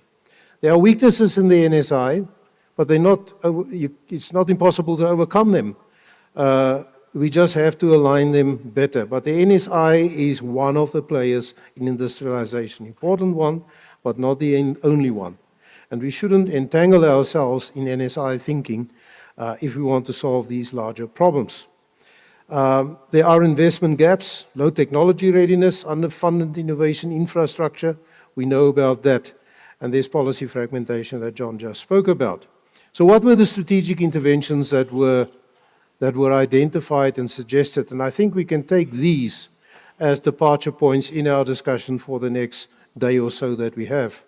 We know we have to promote industrial innovation and not innovation per se, specifically not only technological innovation. We must apply bold leadership and do strategic management. Some of the decisions will not be popular. Some of the decisions may have political implications that we do not like, but we have to be very, very honest about this. We want to facilitate collaborative action and knowledge exchange. We want to provide incentives for industrial transformation. Like we were talking about science and technology transformation last year at the event that was referred to here this morning, we want to do the industrial transformation as well. We want to use the new technologies, and it's more than just emerging technologies. It's really disruptive technologies that are at our disposal to solve these problems. And we should be bold in terms of using these and not say we will lag or we will leapfrog. We can lead in many of these, and there are good examples of that. We want to reverse the weakening of the NSI. The weakening of the NSI had to do mostly with coherence, and it has to do with the kind of funding that goes into the science and technology budget that the Minister pointed out. We want to increase the technology readiness for 4IR specifically, and not talk about it as if it is still an academic thing to study. It's with us. People are using it, specifically young people and people in SMEs, that uses the latest technology, and their markets sit everywhere in the world. The policy alignment John spoke about, we want to develop and retain skills. I said mobility of skills is a reality, but you must make it as attractive as possible in your own economy to retain these good people that will build our industrialization base. And the importance of the public-private sector collaboration. And it's heartening to see how many public and private sector representatives are in this audience, and I trust we're going to have a very, very good discussion. So my suggestion at this point is let's start the dialogue. And let's start the dialogue around our 4 areas: industrial policy coherence and innovation governance. John had a very strong case for that. Innovation for industrialization and localization. We spoke about the SEZs and the role that they're playing also in industrial parks and so forth. Inclusive innovation ecosystems, more than just NSI as an ecosystem, but make it as inclusive as possible. And then regional integration and competitiveness. We are not in this game alone. We've got neighbors, we've got potential across our borders. We can take hands and we can make our industrial base much stronger. Thank you very much, Program Director. Thank you.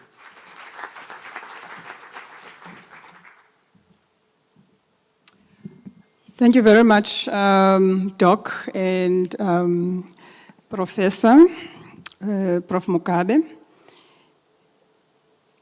At this stage, I'm going to take only 2 questions from the floor. If anyone wants to or has any question for, that was very quick. 2 questions. Other people will be able to interact with both the experts during lunchtime if you've got any other questions. We are seriously behind schedule, so I'm trying to move things along. It's not because we don't want to engage with you, we really do want to engage, but there's going to be quite a number of opportunities during the next 2 days to interact with all the experts and the panelists. So before we go to the first theme, I'm taking 2 questions. I saw the first hand right in front. If you can please introduce yourself, your name and where you come from, and then you can pose the question. Good day. My name is Lesetja Moroba. I am the outgoing Deputy Chair of the BRICS Business Council Manufacturing Working Group, and I'm also a Director of Aerospace, Maritime and Defense Industry Association, where I chair the Space Committee, as well as the Artificial Intelligence and Quantum Technology Committee. Based on the dual-use lessons learned within the military-industrial complex, I think there are probably 2 things that would need to get guidance on.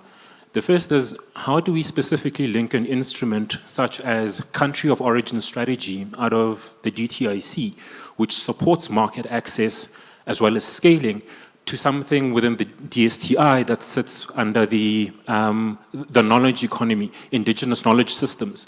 Fundamentally, if you look at, say, Karoo lamb and why it might have value globally, is because of the indigenous knowledge systems of the farmers in the Karoo that are growing that particular lamb. But for some reason, these 2 things tend to be disjointed when you think of them broadly. It is only at the end tail, when one looks in reverse, that you get an appreciation that this ought to be standard. So how do we link country of origin strategy backing into something within the DSTI, such as indigenous knowledge systems? Thank you.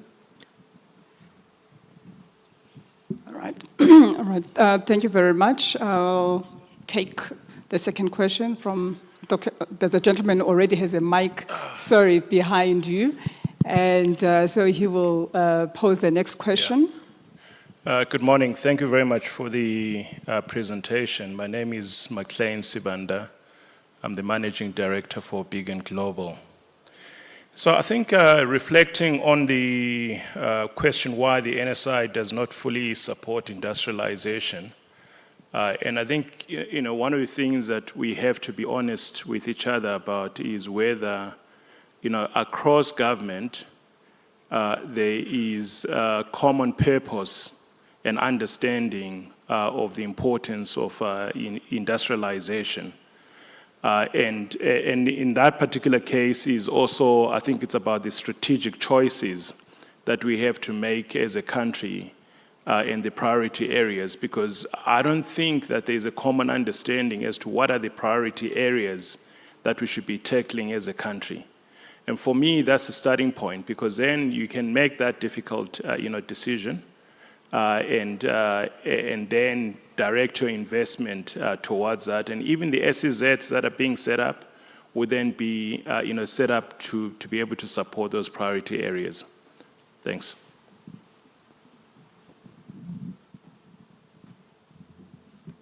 Thank you very much. Dr. Botha, do you want to come up first?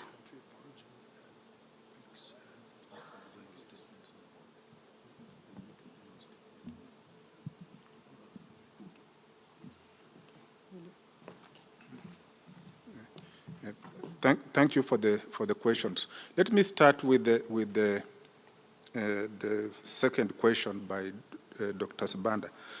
And I want to propose a policy tool to be used to address that problem, which is, again, around building a strong or dynamic national system of innovation. It's a system of innovation because it has some order. It has some common vision. A strong system of innovation must have a common vision, innovation vision, you can call it. And there are a wide range of tools for developing a common vision. Foresight is one. Now, what happens around is that foresight is conducted in one government, one institution, actually administered by NACI. Foresight exercises are administered by NACI. There are quite few, and very often they are not done by people who are part of the national system of innovation. They are led from outside. But if you want, you can have a national foresight activity, bring together all stakeholders. What foresight does, it enables you to build consensus so that you have common priorities, one vision, bring stakeholders together. But if you have a corporate foresight exercise being done all over, then you have infrequent foresight done through NACI without other departments. You don't go very far. You'll continue to have this fragmentation. So my proposal is that think of institutionalizing foresight, national foresight, and it's not to be done by outsiders. It must be done by institutions here. So the capacity, again, state capacity to do it, to bring private sector, civil society, and mount a national foresight system. And one of the slides we proposed policy learning. If you go to other countries, foresights are the main instruments for strengthening innovation systems. I think that relates to the first question, which is very interesting. How do you ensure that there's this convergence or at least mixes of policy instruments? And for me, it goes back to, again, one department knowing what the other department has developed or participating in these policy processes, so that policy making should not be by departments, for departments. Policy making should be a national endeavor, whichever policy you are dealing with, particularly innovation and industrial policy. So you can address that challenge by making sure that there's policy literacy, people from department responsible for whatever, knowing about the Department of Science and Technologies, indigenous knowledge policy, mixes policy regimes in that particular department. But if they are not aware of, they are not going to use those policy instruments. I don't know whether I'm answering the question. So policy literacy matters. Thank you.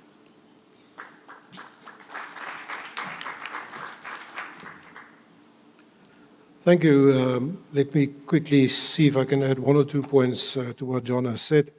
The question about the country of origin, proving origin of a product, and IK is a very interesting one.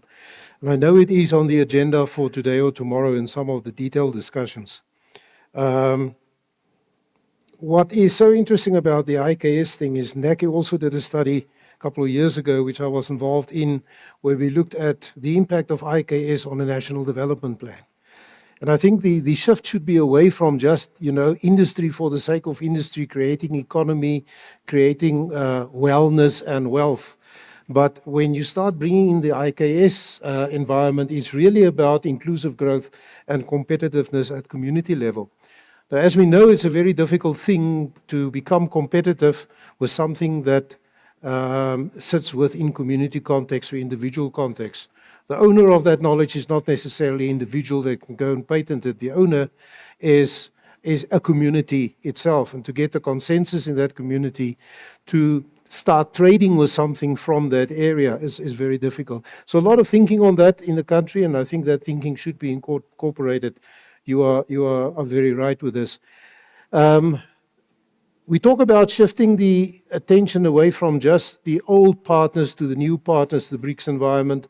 The minister referred to it, that we should have new economic partners, and those are different markets. Many of those markets are built more on culture than is built on technology. And there's very interesting ones like China, where culture and technology now come together. So I think we must pay attention to this in a debate such as this, and thanks for raising it. McLean, I can just concur with what John has said. I think about who's going to make the priority decision. We still have to learn to make long-term priority decisions and short-term priority decisions. You can hardly make long-term technology decisions, even if you bring in the foresight on exact technologies and so on, but at least you have a spectrum of technologies that you can watch. And there, for me, the important thing is, and this is what we're saying in our future thinking work as well, is that it's not only about where technology is going to take us in the future. It's not a technology management issue and an S-curve only. It's about the behavior of people, and it's about the events that are unexpected, like geopolitical events, natural events, economic events, and so on. And once we learn to do that in our decision processes, I think there would be much more clarity on this. And not just fall back on a foresight exercise at government level for the next 5 years or 10 years, how often it is repeated. It is really about everybody, every company, every corporation, every industry making these foresight decisions on what is important with them, and then share it and build the economy on that basis. I think that's enough for now. Thank you very much.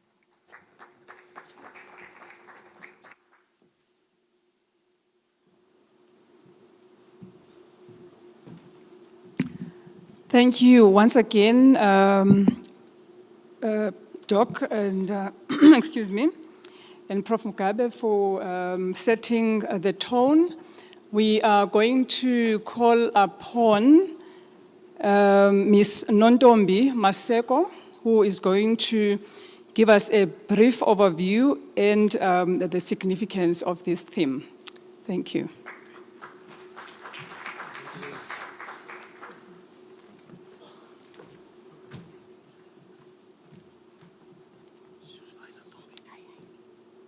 Good morning, colleagues. Sanbonan, how are you this morning? Great. Thank you to Prof. Mugabe and Dr. Botha for setting the scene, really. I think my job this morning is really not even to introduce the theme, but to remind us that what we are here to do is to talk, is to dialogue, is to put suggestions forward, is to advance what has been shown and say, how do we do it better? So this theme that we're going to start with is around policy coherence, innovation scaling, and industrial development. And why we want to focus on that, you would have seen from the presentation prior to this, that is one of the pillars that we need to strengthen. Prof. Mugabe talks about mixes of policies, mixes of instruments, mixes of strategies. And I believe that we already have those, right? We have aspects of special economic zones, localization, incentives that we deploy year in, year out. However, we are missing this coherence aspect from a policy right up until we get the results at the bottom or at the end of the value chain. So I think mine is very easy to say, this is where the work starts. And maybe if we didn't get coffee, we need more coffee so that we are more alert. At the end of the day, by the end of tomorrow, we need to give the ministers a call to action to say, if we leave from here, these are the things that needs to be done. Thank you.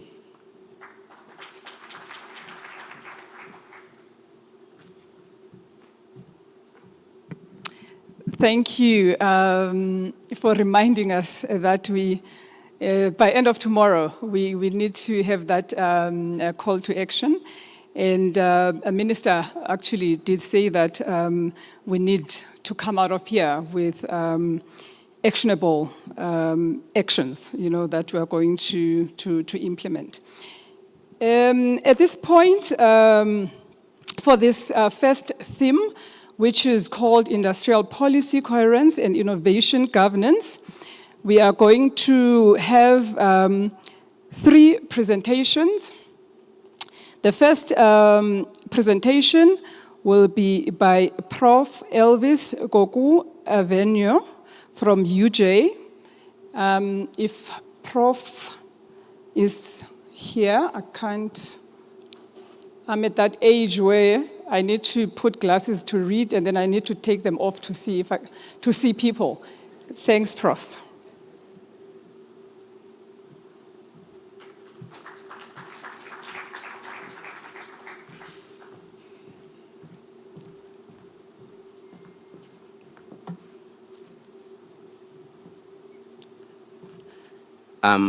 Many thanks, Program Director. Many thanks as well, Nzimande, for introducing the theme. And good morning, colleagues, and thanks for having me. I'd wanted to sort of begin my presentation this morning with 2 somewhat provocative statements. But I think Prof. Mugabe has already alluded to one of the provocative statements I wanted to make. And I think that Nzimande also sort of confirmed it. And that has to do with the fact that South Africa is not short of industrial policies. And if anything at all, we may be one of most over-strategized economies in the world because we do have a lot of policies. And Prof. Mugabe also in his presentation sort of presented a historical overview of some of these policies and how we do see some of the convergence emerging between innovation but also in industrial policies. But I think a second point, which I think is probably the more debatable proposition, is that over the years we have, in quotes, mistaken industrial policy production for industrial transformation. So simply, let's design the policy, let's publish it, and it ends there. And if you do a very simple exercise of doing a policy mapping of the range of industrial innovation policies we have in the country, one of the conclusions of what appears across all of them is, and this goes to the industrial development strategy that was launched last week. It goes also back to the SCI decadal plan, but also all the other ones that we currently have in the ecosystem, is that one explanation for South Africa's industrial underperformance is that we don't have policy and institutional alignment. And the sense I get from that sort of explanation is the fact that once we align policies, but also coordinate institutions, industrial transformation will follow, right? And for me, I think, of course, there is some level of truth in that assertion, but I don't think the diagnosis is completely accurate. And what I want to do this morning is to argue that policy coherence, that we've heard a lot about it this morning, is not necessarily the sufficient condition for us to achieve industrial transformation in South Africa. And it doesn't necessarily also explain industrial underperformance in the country. And I think, and I want to make this point quite strongly, is that the real challenge is around system coherence, where we see fragmentation across production, innovation, but also some of the learning systems that we have in the ecosystem. And I think that this distinction is also quite important because often we tend to ignore what's actually the difference between policy coherence and system coherence.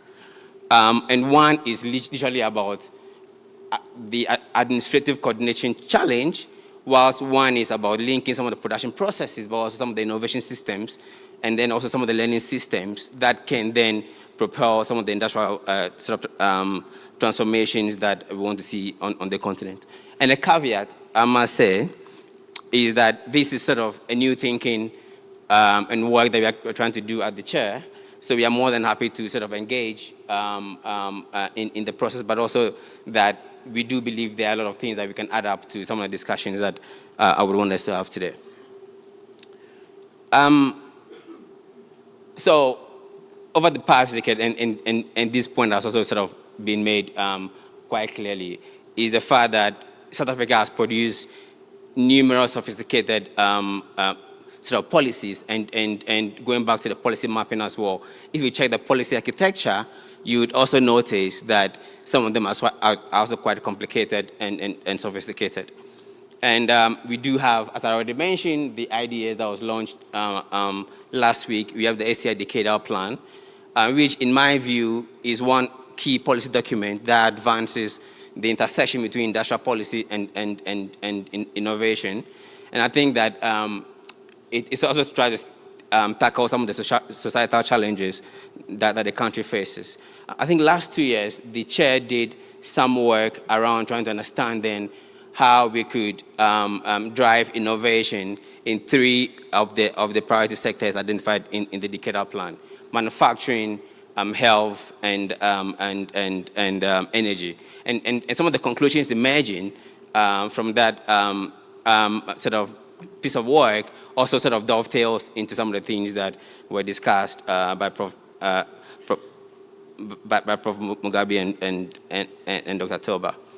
And then we do have, of course, we do know the sector plans. We do know also that we have some other strategies around the just energy transition, sort of, for instance. And I think that in many respects and across all these policies, we have essentially solved the policy design problem, right? I don't necessarily think that we have a policy design problem. And that's the initial point I made around how we are over-strategizing some of the issues that we are currently confronted in the country. I think that the challenge is not about not having enough policies, because that point has already been made. The challenge is about how then do we interact some of the capabilities across some of these policies, particularly from reinforcing one of the other policies and then also translating the policies into a coordination action plan. And then, of course, one of the points that was been made earlier is around how too often implementation becomes constrained by some of the fragmentation issues that we've been discussing this morning, but also how our departments and institutions operate in silos and weak interaction that occurs between them. So the policy fragmentation challenge has been one of the dominant explanations of the country's underperformance. And we often hear that departments do not coordinate. We often hear institutions operate in silos. We often hear that policies are not aligned. Again, I think that there is some element of truth in that sort of diagnosis, but I don't think that fundamentally explains why we are facing some of the challenges that we do see, particularly in our industrial underperformance. And also, just to sort of elaborate on the point a bit, is because we do know now, and there's a lot of evidence in this regard, around the fact that industrialization doesn't necessarily happen in policy documents, or whether industrialization happens, whether sort of policies are aligned. We do know that that doesn't happen. We do know also that industrialization happens in firms. Firms are the ones that actually do the production activities. They learn and they innovate. And also we do know now, also increasingly, from some of the empirical work available, that some of these activities also occur in regional value chains, but also in global value chains. So in essence, industrialization occurs inside systems, right? And then if you want to sort of start thinking around some of these systems, we need to move away from policy coherence, in my point of view, to system coherence. And then I think the questions then is around how these policies are then aligned in systems towards a very developmental objective. And I would suggest that what has become one of the most important constraints in South Africa's industrial transformation is that particular factor. And we've seen also a lot of experiences from the East Asian tigers that we often like to cite around how South Korea, Taiwan, and recently China actually developed, right? We know they developed by not simply identifying priority sectors, or probably by designing policies. We do know that they took deliberate decisions to improve capabilities across firms, but also to make sure these firms learn and to make sure these firms institutionally adapt to some of the processes and some of the new ways of doing things, and quite importantly, over time, because I think that time dynamic is also quite important. We do know that China became sort of a global production hub because they've developed production capabilities. We do know as well that they are increasingly innovating and probably at the frontier of some new technologies around EVs, for instance. We do know that they are accumulating a lot of learning and accumulating a lot of capital along the way. And we do know also the government is creating and shaping some of the markets that some of these private firms are entering into. And I think one coordinating piece around how public institutions are then coordinating some cross-cutting factors such as investment and infrastructure, and how they are trying to do these things at scale in ways that some of the industrialization objectives can be fulfilled. So as a result, I think we need to move away from our focus on policy coherence, which is about trying to align policy documents, trying to align policy instruments, and government objectives. I think that the conversation has moved away from that. We need to move towards system coherence, which is about aligning capabilities in specific production systems, innovation systems, skills, infrastructure, but also development finance systems in ways that we can achieve some of the commercialization objectives. So, in my view, and I think this sort of graph is trying to sort of depict my current thinking around some of these issues, is the fact that we do know our attempts to sort of align ministries, align departments, align strategies, align documents haven't worked, right? Because the attempt has always been, for instance, trying to coordinate a policy like the SCI decadal plan and the critical minerals strategy. That hasn't worked because, first of all, they come from different departments. They have two various objectives that differ across the departments, and the interest of these policies are just completely different, right? So then we have not been able to achieve the so-called coordinated institutions even between two departments. What I'm proposing here is around moving towards that sort of system coherence, where we are focusing across these various industrial policies, specific capabilities that cut across all policies, right? So we do know that the critical mineral strategy is looking to beneficiate, which is a production activity. We do know, for instance, certain parts of the decadal plan is looking at manufacturing, which is also a production activity. So then how do we sort of use policy, or probably use some of these coordination activities to focus on that production system that cuts across these policies in ways that we can build capabilities, but also learn in ways that we have a system that operates. And this also goes to skills systems this goes to an infrastructure system. And what this shows, in my view, is also moving from innovation and production, right? You see clearly here that I'm bringing in even new dimensions that are quite important. And I think that with this sort of coordinated process, we can achieve some of the industrial sort of transformation objectives that we would want to achieve. And a bit more detail on this around how then the sort of the system coherence look like. And this, I must say, is taken largely from a very production perspective, right?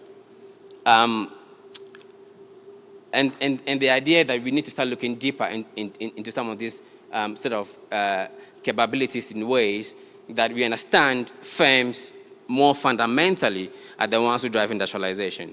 But of course, firms engage in exports, firms engage in productions, but also firms we do know engage in value chains. And in these processes, they learn and they accumulate capital, but also they build skills in ways that are quite important. But also we do know one angle, one aspect of it is around how the innovation system, which came up in the previous discussion, around how the national innovation system itself is quite dysfunctional, and we need to be able to sort of position the national innovation system in ways that we can reinforce some of the sort of the capability functions that I'm looking at today. But of course, we do know that there are also institutions responsible for skills, institutions responsible for technical training, and institutions responsible for even managing capabilities within firms. And I think that with policy, not necessarily policy, with a state, a capable state or entrepreneurial state, governing, coordinating, but also shaping and reshaping some of these aspects, we could, in several ways, try to start having discussions around how to achieve industrial transformation, which then, of course, leads firms to learn, leads them to upgrade, leads them to produce a bit more, but also leads them to fundamentally move to sectors that are a lot more productive in ways that could also reinforce the entire system that I'm looking at. So why does this matter? And I think that some of these things have already come up around how we do know the green transition is transforming our economies. We do know digitalization is doing the same. But of course, we do also know that some of the policies that we have been discussing today have simply not worked, right? They've simply not worked maybe they've not been sort of implemented to the fullest. That's why they haven't worked. But the underlying point is they haven't worked. They haven't been able to sort of reindustrialize the country as expected. We haven't been able to move into the manufacturing of high-tech production activities. We haven't been able to upgrade firms. And we keep talking about some of these issues every day. And I think that how the green transition and, of course, the digital transition is emerging, we do see clearly some fusion between all these transitions, right? And because the opportunities are not necessarily in taking advantage of the green climate or the digitalization, the advantages lie in trying to take advantage of the intersection of some of these transitions. The cost of working in silos is simply just too much. And that green strategy without innovation capacity, I think, will fail. Innovation strategy without productive transformation will fail. An industrial strategy without tech lending will fail. And the challenge is no more how to manage individual transitions, but also sort of trying to interact some of these transitions in ways that we can take advantage of. And quickly, I'm looking at 3 priorities that I think could help us start having some of these conversations. One is about the fact that we've spent so much time and money on trying to put together committees to coordinate alignment between policies, but also alignment between institutions. That is a waste of time. We should move away from that. We've seen China trying to identify specific capabilities in specific sectors, like let's say, for instance, Taiwan, in in the electronic sector, and they focus investment, finance, but also sort of capabilities. And we do know now that Taiwan is one of the leading sort of producers of chips. We've seen the same thing with China as well. The second point I want to make is around how we should move away from generalized innovation policies, but also generalized recommendations around how we should just improve innovation. Innovation is quite important, but I think some of the targeted innovation activities might be much more useful. And the last point I want to make, which is probably a priority point, is around how we should start measuring and developing indicators for how firms are accumulating capabilities rather than focusing on, let's say, for instance, the share of R&D investment in GDP, for instance. And I'll try to conclude now. So, quick point, South Africa does not suffer from shortage of policies. It suffers from shortage of connections between the systems that drive industrial transformation. The next frontier of industrial policy is therefore not writing better policies. It is building stronger links between production, innovation, learning functions of our industrial policies. Because countries do not industrialize when policies align, they industrialize when firms and institutions learn, innovate, and upgrade, and firms learn when systems around them are coherent.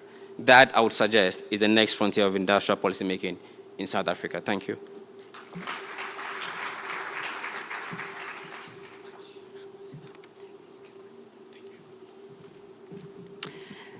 Thank you, Prof. I forgot to remind Prof that he has 10 minutes. So I will remind the other presenters that they have 10 minutes, and I know everyone is very passionate about their subject, so they want to go into detail. And again, there will be plenty of opportunity to engage the subject matter experts on these topics during our breaks. What we're going to do now, we've got 2 more presentations, so I'm going to call both presenters to come up so that we do not have delays in between. The next presenter will be presenting on innovation governance and scaling industrial innovation. That will be Dr. Zwanani Mate from TIA. And the next presenter after that will be the beneficiary reflections on innovation in practice.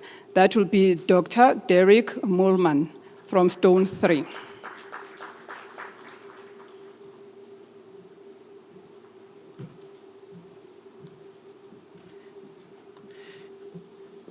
Thank you, Program Director. I will try and be brief and stay within the 10 minutes that you've now stipulated. I would like to stand on existing protocols, except to greet my TIA board chairperson, who's sitting here with me. Anton and John spoke about agreeing with what the minister and the chairperson of NACI was saying. And I think Anton said amen to that. So as TIA, we want to go beyond amen. We want to know how high should we jump. So hopefully the couple of slides that I'm going to talk to is to give an indication in terms of how high we are jumping and how high we are running to meet the expectation from the minister. So I'm going to spend very little time on this because it's really preaching to the converted. We have a problem. The minister spoke about before we run into solving challenges, we must know exactly what is the problem that we're trying to resolve. So the South African economy is not growing at the rate that it should. There's unemployment issues, socio-economic challenges that we are faced with. The trade and tariff uncertainties, we don't know the future of AGOA and a whole lot of other agreements that we have signed. And also the investment in R&D innovation is not where it should be. As we had, the private sector has started reducing their investment in R&D, so we need to find ways of bringing back the private sector so that as a percentage of GDP, we can increase the spending on R&D. As TIA, we've recognized this problem and we started doing something about it, and I'll talk to you about what we are doing in the next couple of slides. I think this one as well, you've heard it from a number of speakers before me. What is the challenge that we are faced with? Fragmented approach in terms of how we are approaching industrialization and R&D and innovation, weak coordination, commercialization, bottlenecks. It just takes too long to get things done, to take ideas and innovation from laboratories and take them to the market, and something that we need to address. From a procurement and market barriers point of view, we have levers like the state procuring from some of the innovations that are coming out of the country. This is not happening at the rate that it should be happening, and this is all under our control. And of course, state capability, systems and culture, sharing of information, working together, the data. You'll find that institutions are duplicating each other's efforts. These are some of the low-hanging fruits that we can immediately address so that we can realize the scale-up of our innovation and industrialization. We're also risk-averse. We always want to analyze and overanalyze before we take decisions. So these are all the areas that we can immediately start focusing on and realize the benefits. So what is to be done from an innovation governance perspective? Again, echoing what the other speakers have said, we need to align within government, within the public institutions, science councils, industry, including civil society. We need to align with the funders in terms of their expectations, and then also align with the priorities of the country. We should not be chasing our own priorities. We should be focusing on what are the priorities of the country. We need to hold the system of innovation accountable, not for activities or number of projects that we establish, but for the outcomes. What are the outcomes? Job creation, the economic development of the country, number of industries resuscitated, some of them that are closing down. So that's what we should be focusing on going forward. I'm not going to spend too much time on this. I think the previous speakers have spoken about this. We've got enough policies, and a lot of these policies are focusing towards sustainability. They are focusing towards economic growth. They are focusing on job creation. They are focusing on transformation. They are also focusing on inclusivity. Let's utilize the policies that we already have. And in my slide, I'm covering more than just the DSTI-related policies, but the entire ecosystem that we need to support as a country. For instance, let me take I come from the energy sector. Let me take the issue of the integrated resource plan. There's an investment plan that was approved by Cabinet last year, 2.23 trillion rand investment plan.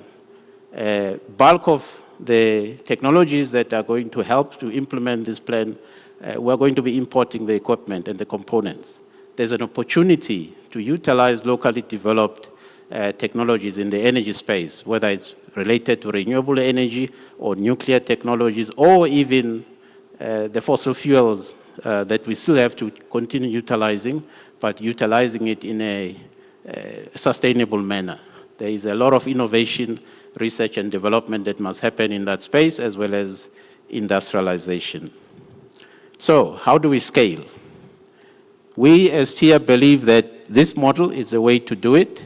We bring in the three pillars, the four pillars of the ecosystem of the National System of Innovation. Led by industry, we need the academia to bring in the knowledge and bring in the know-how, the IP.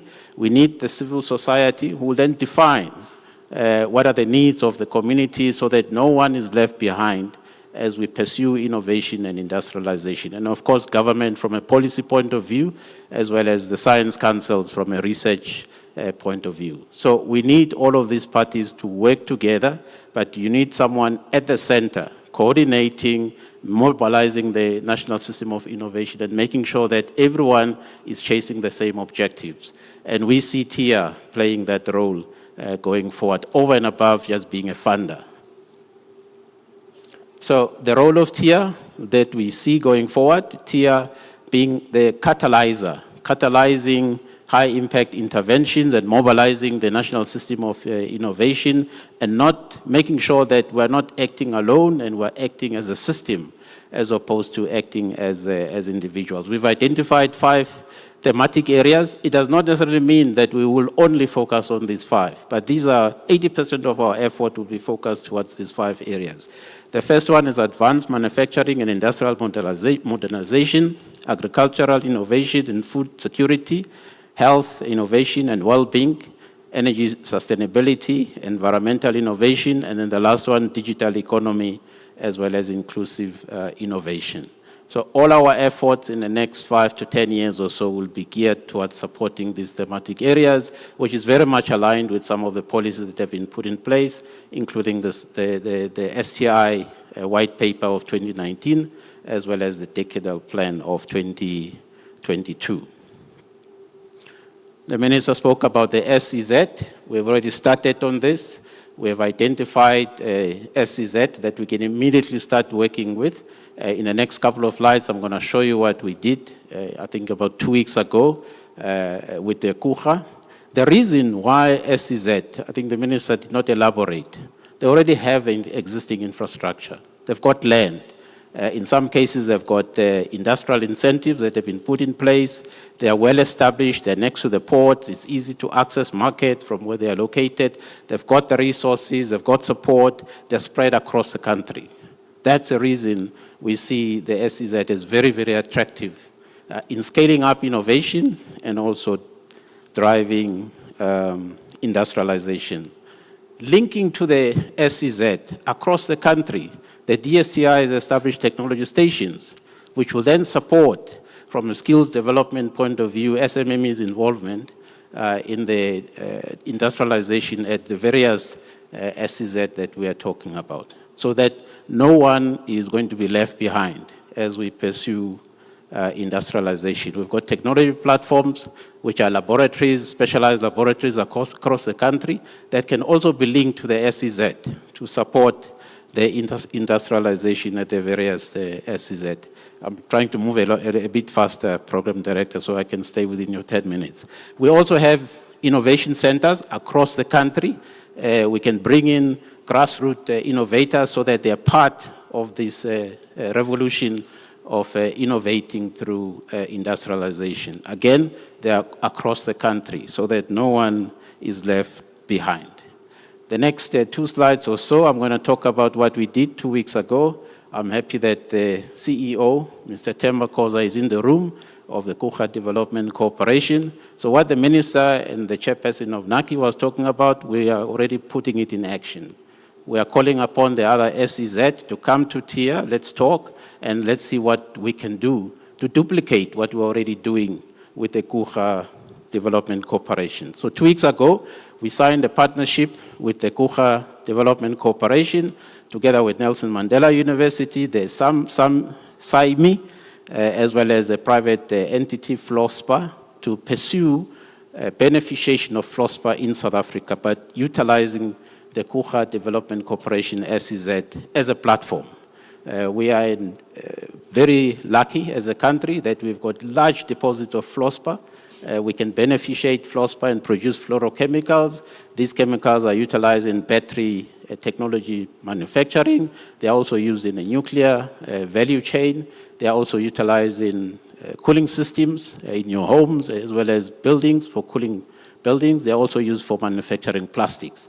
So it's a great opportunity. It also links to critical mineral strategy of the country. It links to some of the policies that I spoke about earlier. So we're already putting the idea of utilizing the SEZ for industrialization purposes in action.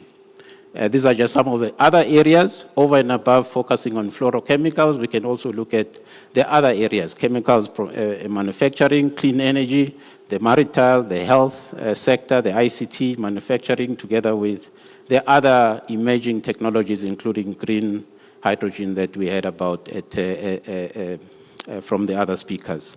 We're also proposing, we spoke about the science parks, we're also proposing to utilize the same platform of working with the SEZ for innovation and technology parks so that we can support linking research that's currently happening at academic institutions as well as science councils, and then drive commercialization of some of the locally developed technologies. So as I conclude, what are the actions that we are proposing as TIA?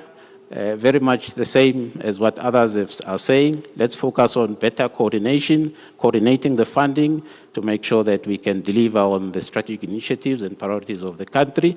Let's also deploy patient and blended finance to bridge the valley of death that some of you are very familiar with. Let's also use public procurement. This is very important.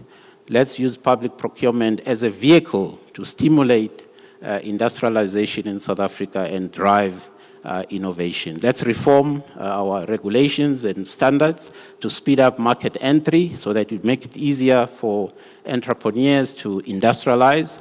Let's strengthen the links between academia, science council, industry, SMMEs, civil society, as well as investors, which talks to the model that TIA has adopted, the quadruple helix model that I spoke about earlier. Lastly, let us track outcomes, not activities, not number of projects. The only way we can see progress is to see that the industrialization efforts that we are busy with is going to help us grow our economy beyond the 1.6% that is projected, help us deal with unemployment, especially amongst the youth, as well as the women. So in closing, I would like to reflect on this statement. South Africa's industrial future will not be determined by whether we can generate innovation ideas. We've got plenty of ideas as a country, but by whether we can govern, we can coordinate, we can finance, we can commercialize, and we can scale up into globally competitive industrial capabilities. Thank you very much, Program Director.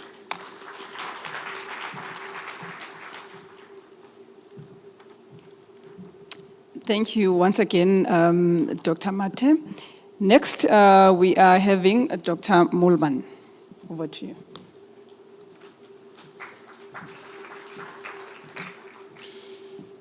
Thank you very much, Funeka. And Dr. Mate, I hope you enjoy this story because I'm going to pay Tia some compliments. I'm not going to throw slides at you. I'm going to try and save you some time. I'm just going to tell you a short but a real story of our journey in Stone 3. So I think, let me just get the name out of the way. So Stone 3, so I'm told, was chosen as a name by the founders based on the founding wish of bringing technology down to Earth. And, you know, Earth being the third stone from the sun, it became Stone 3. So I'm told it's because one of the founders was a fan of Jimi Hendrix and that particular song. So the focus of Stone 3 is to optimize processing plants in the process industries. Its main industry at the moment is the mining industry. And if I say the mining industry, we focused on the above ground chemical processing plants. So we focus on things like improving the recoveries and the grades and the throughputs. In parallel to that, we are busy investing in process water. So there's a lot of pressure in the process industries on acquiring new process water and the quality of process water. So there we're focusing on monitoring biofilming and preventing that proactively, for example, in cooling towers. And that saves you energy transfer efficiency, but also other sort of compliance things like Legionnaires' disease. That is a real problem for industry. So to begin my story, I'm going to take it back all the way to 8 years when I developed the itch again to leave the corporate world and to return to the small company high-tech world. And a partner and I invested in Stone 3 at the time. We just loved the culture, the can-do attitude, and we also discovered that Stone 3 has been doing artificial intelligence solutions long before it became cool over the last couple of years. So, and we We're so impressed by the capabilities, but we also recognized the opportunity to focus Stone 3 on something, because you can't keep on cracking new problems on an ad hoc basis and basically being a job shop for industry, because that doesn't scale. So we picked something, and our attention was drawn to something in the mining industry that I know something about, based on a previous part of my career. And what caught my eye at the time was, machine vision systems that measure things that are normally very difficult to measure and quantify in the mining industry. For example, the froths and froth dynamics in flotation plants, which is the most important separation process in that industry. And also things like ore rock size distribution, but in real time, because if you've got real-time measurements, you can integrate those into control systems and use them in analytics and AI models.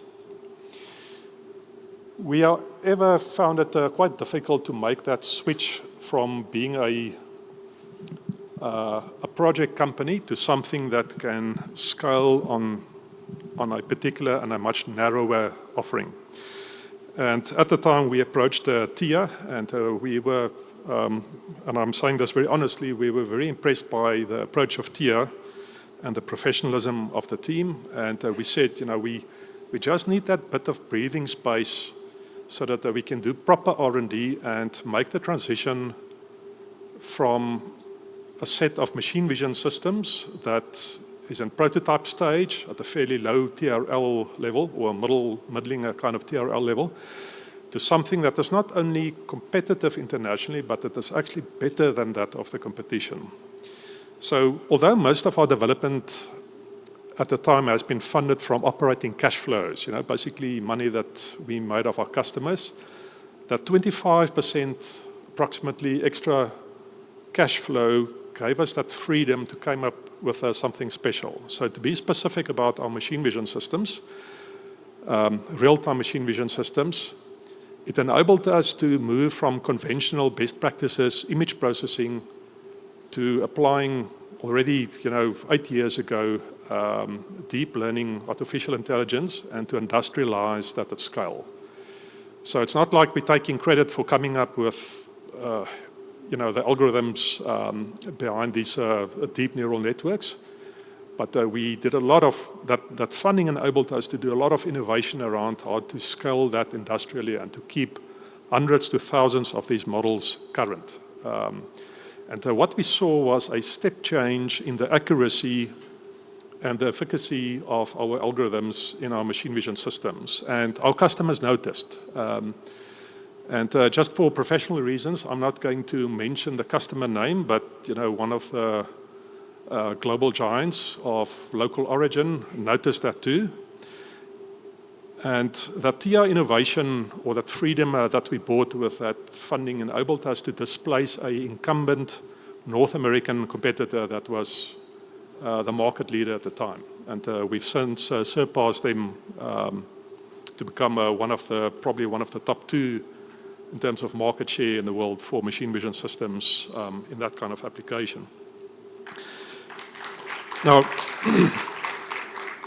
so that global customer, and then it was like a set of dominoes. So that global customer of ours made us the preferred supplier in machine vision systems. They were on an enormous drive for implementing advanced process control in all the operations in Australia, in Southern Africa, in Peru, and in Chile. So, for those that know the mining industry, you can probably guess who that customer is. It's still our biggest customer.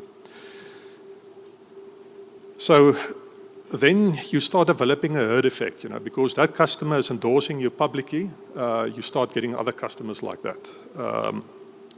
So it became a very happy story for us. So apart from the patents that we were able to get out of that innovation, we also got a rollout from this particular customer worth 150 million rand, which at the time, was significant compared to the size of our company. So, we were able to implement that rollout over the course of 2 years. And that all of a sudden catapulted Stone 3 from being a small local South African company to somebody that had a footprint in multiple countries, including a permanent presence still to this day in Santiago, Chile. One thing led to another, and we also established an office in Chicago based on an international partner that we attracted. Now, to the extent that you're successful at globally recognized customers like that, some other big suppliers also notice you. And because of this, one of the consequences has been that we've been able to partner with a public company, a large public company in the USA. It's a $15 billion company. They're the second biggest supplier of reagents to chemical flotation plants. And we've also been noticed by one of the largest providers of grinding media based on the measurements that we do in comminution circuits, both crushing and grinding. Now, that install base and that momentum forced us to go from a skunkworks operation to building a proper factory that we still have close to our offices, headquartered in Somerset West today, close to Cape Town. Because we needed the capacity to produce several hundreds of these machine vision systems on an annual basis, and that rate is increasing. And logically, we noticed at our first big global customer that these systems tend to be used in advanced process control to in real-time optimize plants. And we also noticed that most of the industry does not have the sophistication of this particular customer to have in-house groups like this. We established our own advanced process control group to start providing a more complete solution to our customers. So for those that are familiar with Geoffrey Moore crossing the chasm, it's a classical story of needing a more complete solution as you transition from the early adopters and the visionaries this side of the chasm, or as Dr. Matter call it, the valley of death and desolation sometimes. And on the other side, you've got the mainstream customers that expect a complete end-to-end solution.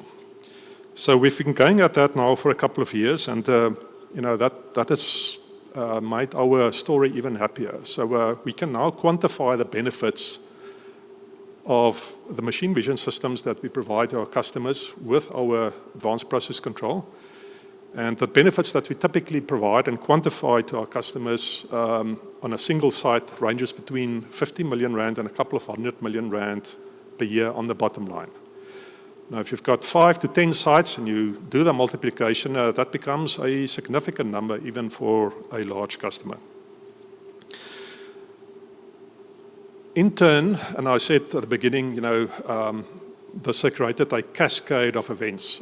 This has put us in the position, given our growing install base, to also now approach our customers with our latest offering that we call Stone 3 Intelligence. And Stone 3 Intelligence is about benefiting the customer from non-automatable actions, where you need a human in a loop to do interventions. So we've got a remote monitoring and diagnostic center close to Cape Town. We currently monitor 54 plants all across the world. We have turned that into a 24/7 center now, and that creates a very nice base of annuity income. And it's just so much easier to plan and grow your business if you've got that strong base of annuity income. In addition to that, I guess like all other companies like us, we take transformation very seriously, and we do what we can to become transformed. But in addition to that, this has given us the financial freedom to also establish a Stone 3 Impact, which is a registered NPO or public benefit organization.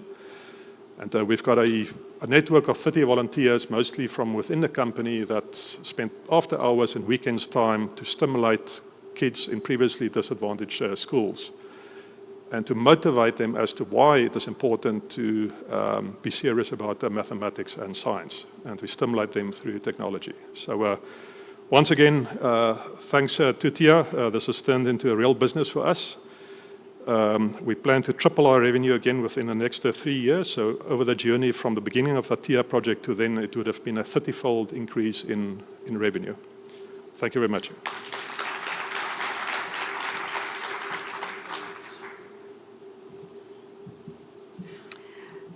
Thank you once again, Dr. Moolman. I did not go through the detailed introductions of the speakers. Again, to try and save some time, but I believe in the packs that were given, there is detailed information of all the speakers that we have over the next 2 days. Now we're going to have a panel discussion that will take us to lunchtime. And I'm going to call upon Dr. Palisa Sikejane from Walter Sisulu University, who will be moderating this session. And Dr. Sikejane will introduce the panel members as they come to stage. Thank you.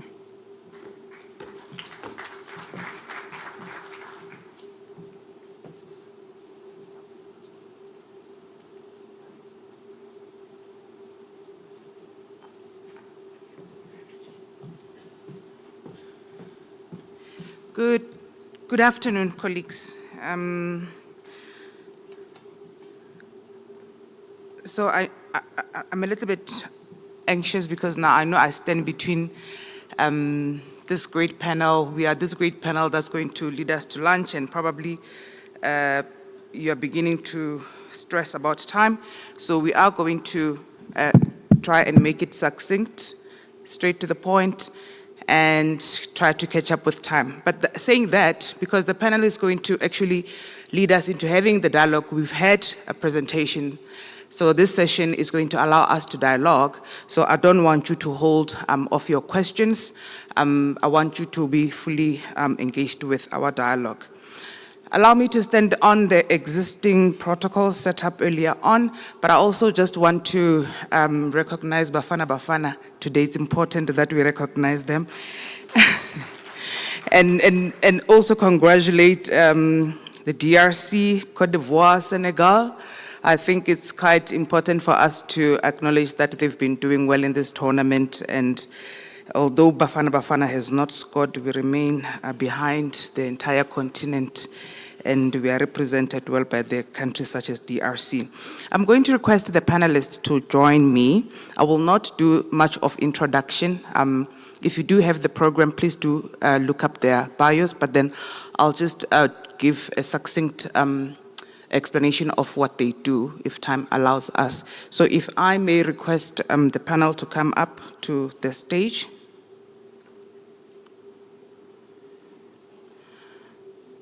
Anne-Marie, okay,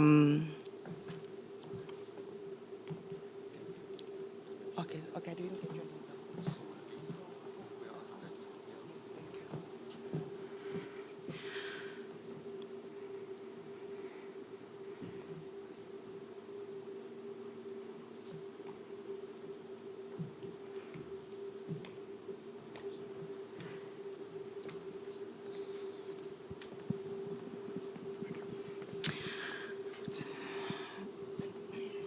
So I'm joined by Dr. Sol Levin from TIPS, Ms. Chantal Lefleur Bellerose, am I saying it properly? From AWIF, Ms. Anne-Marie Bremner from Aquaponics, and Dr. Derek Moman, who was just here. May I request for the podium to go down so that I will facilitate from that side and just ensure the panelists do have their mics with them. Thank you.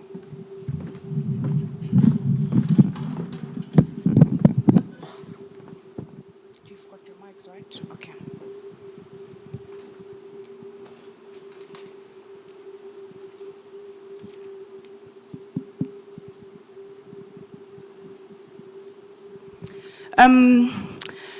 My esteemed panel, so this now afternoon, as we are going to deliberate on your experiences, particularly because you are that intersection between the policy, as we have heard from the earlier on deliberations, that the policies get designed, and we also have to ensure that there is coherence between the system or coherence of the policies or the gaps that exist within our environment. So now, of course, some of you having that experience of having started the businesses within the innovation system. Our audience looks to learn from you. Where are the gaps, or how should we consider ensuring that our policies are coherent as far as driving the innovation economy, or economy that is driven by technology and innovation? So I'm going to start with you, Anne-Marie, if you do not mind. I'd like to find out from you, how do you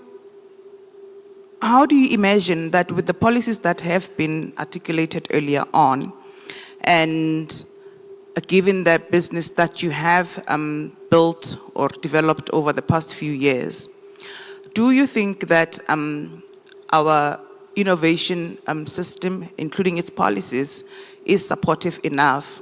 And can you reimagine the emerging businesses thriving in this innovation nexus? Thank you. Thank you also for the opportunity. And I also want to extend a heartfelt thank you to Tia that launched us also to finally end up on this stage. I think, let me just give a little bit of background so people can know where we are and where we came from.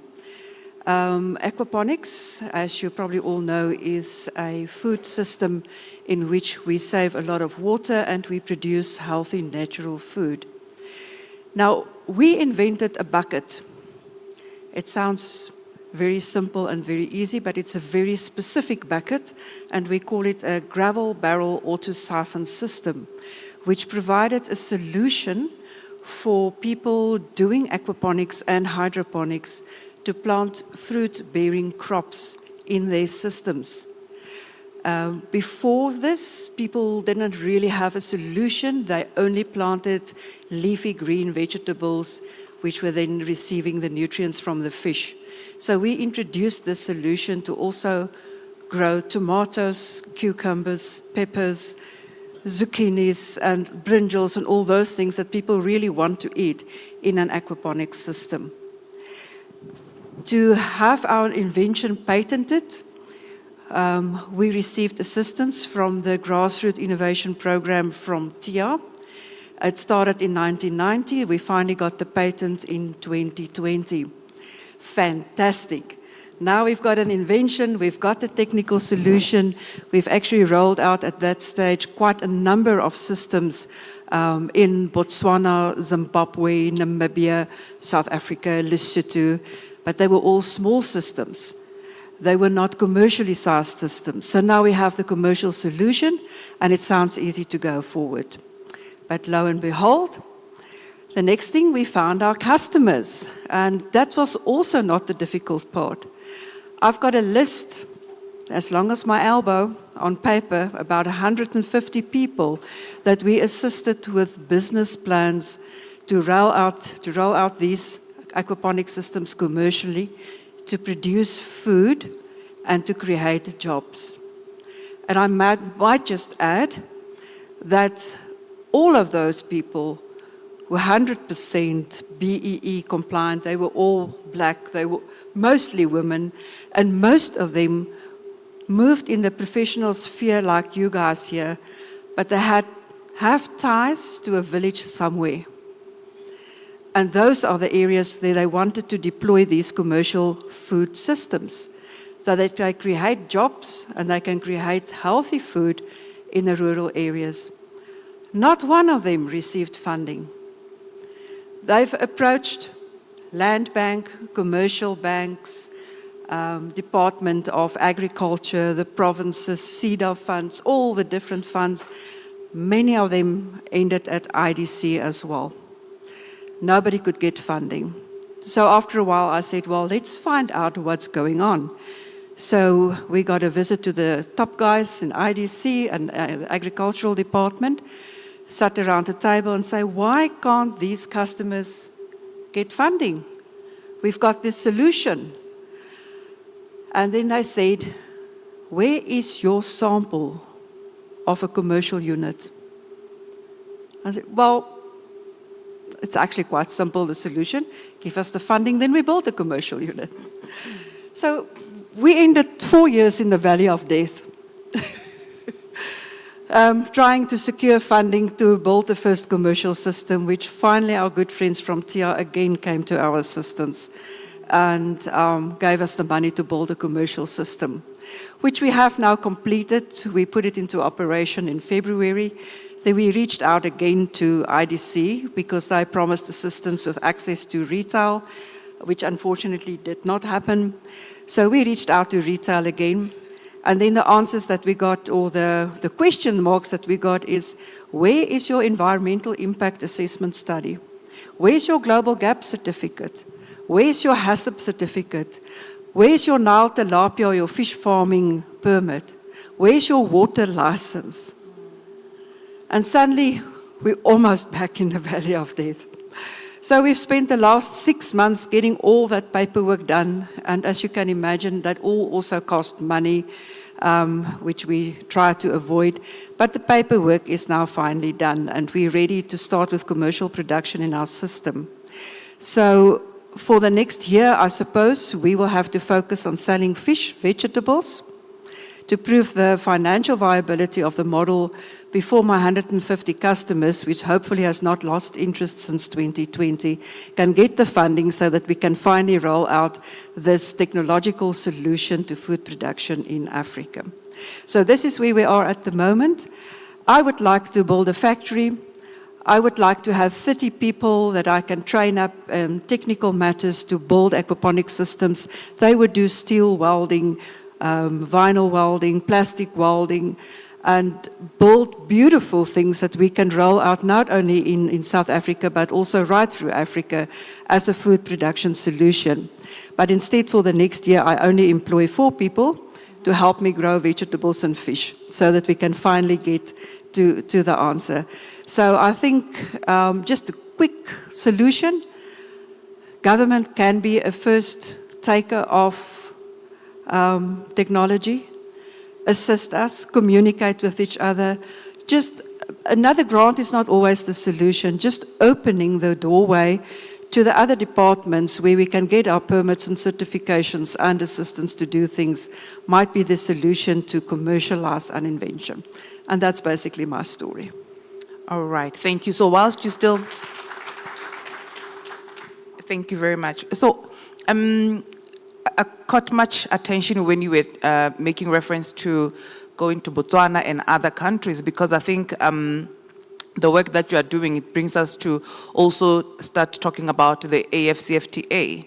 And I think earlier on as well, there was that reference to how do we actually diversify and ensure that SADC, for instance, is part of, it benefits from the innovation that takes place. So I'd just like to find out from you, what lessons can we learn from your experience, particularly around the barriers that are related to border issues when you have to now implement or secure the permits in other countries? What are the barriers that you think taking the business outside South Africa we need to take care of? And I think particularly this question, it's also, I also want us to build on to what was said earlier on with regards to the integration, regional integration. If someone can show me where to find this free trade agreement, I will be very happy. We have to send a system to Rwanda now. Transport and all the border crossings and the import taxes and everything in the end cost more than the system itself. I've not seen anything in effect that could help people in these countries to roll out the systems cheaper and easier. The regulations are very strict and it is very difficult to get it done. But just about localization, it's very important also to note that we need manufacturing in South Africa, has been pointed out a number of times here. If we build units in South Africa and export, it's all to the benefit of South Africa. We develop local skills. We have the IP, we have the patent registered in South Africa. The IP stays here, the idea stays here, the manufacturing stays here. We need to make it easier to export. That's all I can say about it. All right. Thank you very much. Now let me turn to you, Saul. You've really been in the policy analysis space for a while.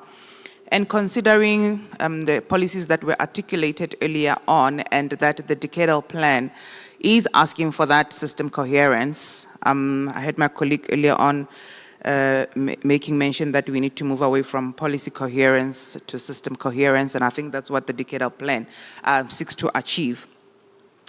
Tell us, what are the key institutional mechanisms that are needed to bridge the existing silos between departments such as the DTIC as well as the DSTI.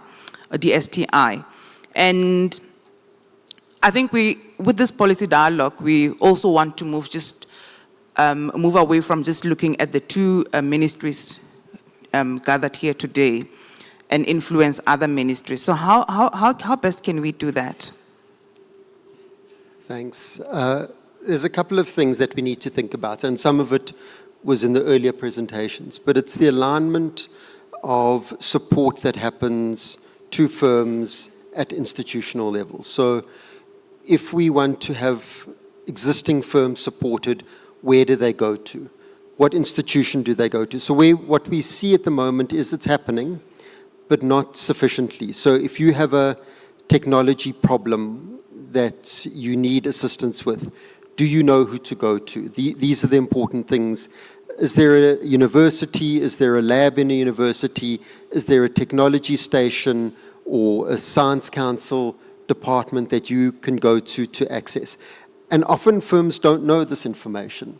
So where we can see a lot of alignment is not only in the support that's provided by the institution, which often comes through the DSTI, but in the DTRC, bringing the industry perspective to working with the industry associations to get the message to members that says, if you need innovation support, this is where you need to go to. So some of those are very, very specific alignments. Where we also have a misalignment is around sector strategies, and we've done a lot of work on sector strategies and master plans.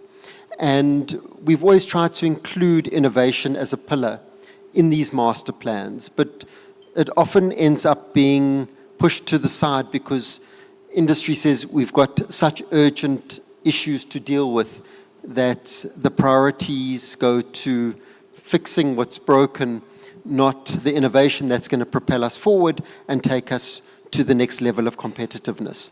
So that's where we do need to get coherence, where there's regular conversations around the sector strategies, the implementation of master plans.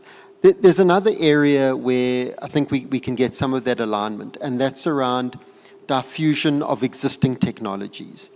So sometimes the technologies are out there, and we've spoken a bit about it, and I think Elvis made some of these comments, and the earlier presentation by the colleagues who did the report for NACI raised some of these issues. But it's some of these technologies that already exist need to get to firms. So if we look at the impact of point-of-sale systems on businesses being able to trade more effectively, it's been revolutionary. If you're running the tiniest business, in fact, even if you run a car guard business, you can have a point-of-sale machine so that your tips or your customers can pay you with a credit card.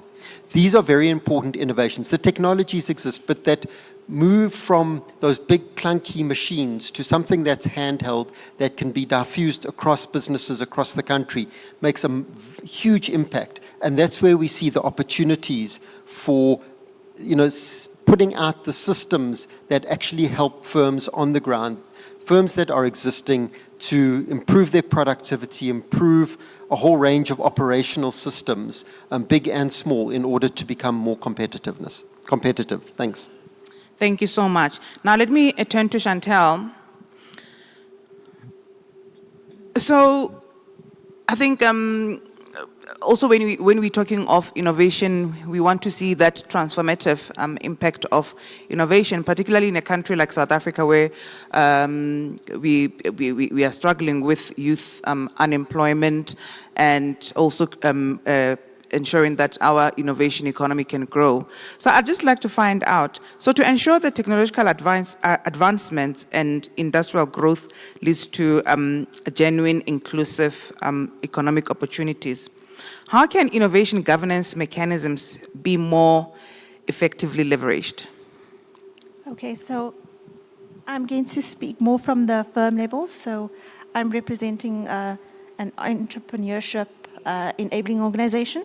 And so we support mainly women entrepreneurs, but also youth entrepreneurs.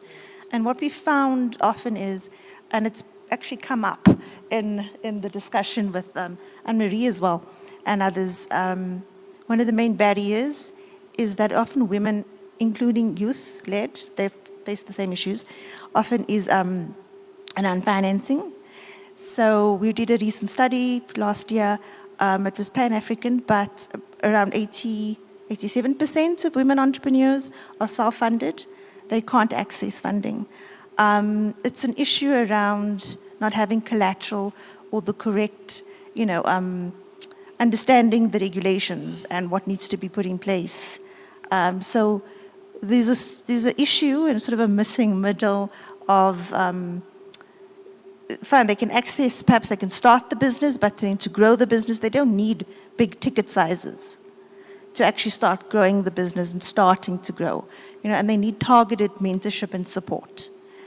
Sector-specific works well as well, especially for women in specific sectors. So if you're looking at digital sectors, agro-processing, putting people together when they are actually going through a targeted program, it's best to focus that on specific sectors.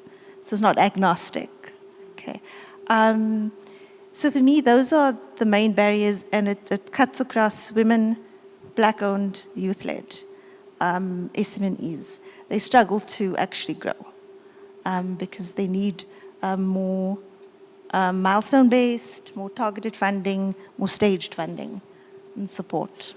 All right. So whilst you still have that mic on, so in your view, as we are discussing this aspect of integrating policy, integrating systems, and I hear you are making reference to the youth and the entrepreneurs require more mentoring. So how do you think collaborating with the youth and the entrepreneurs and the system, how do you think we can leverage growing the sector, as well as ensuring that we can grow the capacity? Because I think if we are to go on with in this fashion, we are likely to lose that interest and capacity that you are trying to build or support.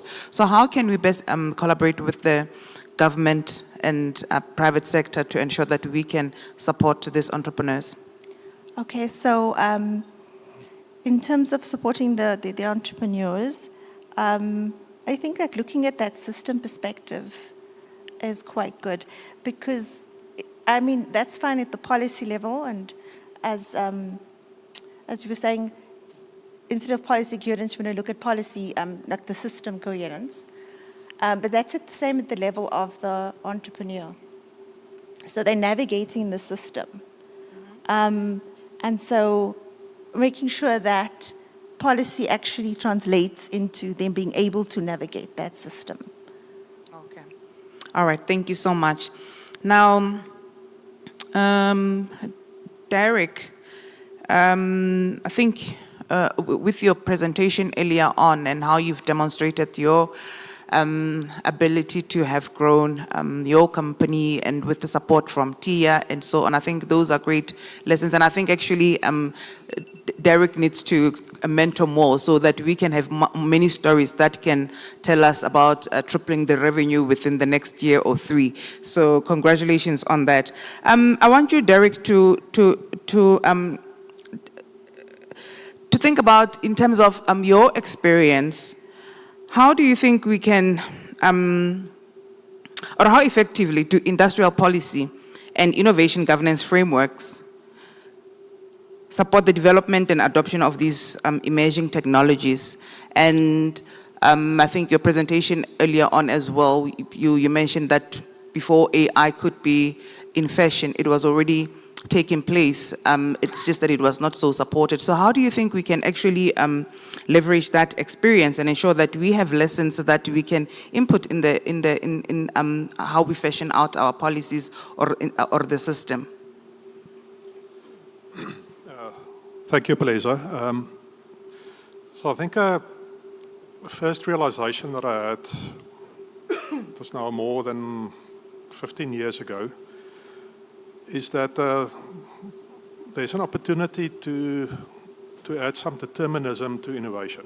You know, I'm not going to claim that there's a recipe. Innovation is more complicated and non-linear than that, but there's some logic. So I think the first opportunity that I can think of is to, you know, for entrepreneurs to be cognizant of what that full journey looks like. As I mentioned earlier, once you have attained a high TRL level, it's one of the frameworks that are being used out there. I find it useful, but also a very limiting framework. So once you've got an offering that's at a high technology readiness level, and you've got a patent, you know, a PCT patent, I'm not sure that you're more than 10% of the way there to get into the market in terms of effort, time, and investment. So I'm going to classify the barriers that you typically get into two types. So starting with externally facing, and then also going to mention some internally facing barriers. And then the opportunities are there that there might be to inform policy improvements. So I'm going to again refer to that technology adoption curve. You know, a really nice book that's pretty common out there among entrepreneurs is Jeffrey Moore's Crossing the Chasm. But it's one thing to read the book, and it's something quite else to actually live that, and to have lived that for a couple of times. There are significant barriers between having that first prototype ready, that's appealing to early adopters and visionaries that don't require a full solution. There's a huge difference between that and something that's accepted in a mainstream market. In a mainstream market, you've got that, you know, that chasm refers to the catch-22 that you have, because the mainstream marketer buys only because other conservative customers like them have also bought. So how do you get over that chasm? So I think one of the simple ways that might inform policy improvements is perhaps a program post-TIA type funding that's very technical, innovation oriented, to also fund the creation of these first, I'm going to call them references. You know, to really focus to get over that catch-22 chasm. Invest in a couple of references to establish at mainstream customers, because then you break that catch-22. Then you can actually take that reference, and I'm going to define a reference as being a high bar of a paying customer where you've proven the value that the customer agrees with and that has actually adopted the system. So, you know, I think a lot of heartache and the inability to convert initial funding to that eventual adoption, creating a profitable, sustainable business, can be avoided by just short-circuiting, getting over the chasm and creating some references. So that's an externally facing barrier opportunity that can perhaps be addressed by policies. And then very briefly, you know, experienced entrepreneurs know this, and they can deal with this. But in our case, for example, between that technology excellence and innovation and a profitable business, we've had to establish a factory and invest in a factory. We've had to add a project management office. We've had to get through a number of certifications like ISEC, ISO 27001, ISO 27701. We've had to create a commissioning team. We've had to set up a sales team and an indirect sales channel team. We've had to create a support team and a monitoring center. These are significant barriers. And if the entrepreneur that's benefiting from that initial technical innovation is not familiar with what that full journey looks like, there's an incredible amount of risk to actually get to somewhere later. And then lastly, when it comes to innovation, I think we tend to think in very technical terms. And I also love the technical stuff. I'm an engineer myself.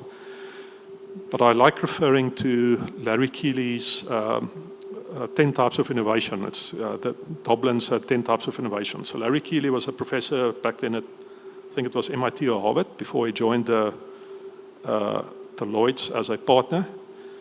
And based on his research, he showed that among the 10 types of innovation categories, only 4 of those are technical in nature. There are other opportunities to innovate as well, related to customer experience and also business model.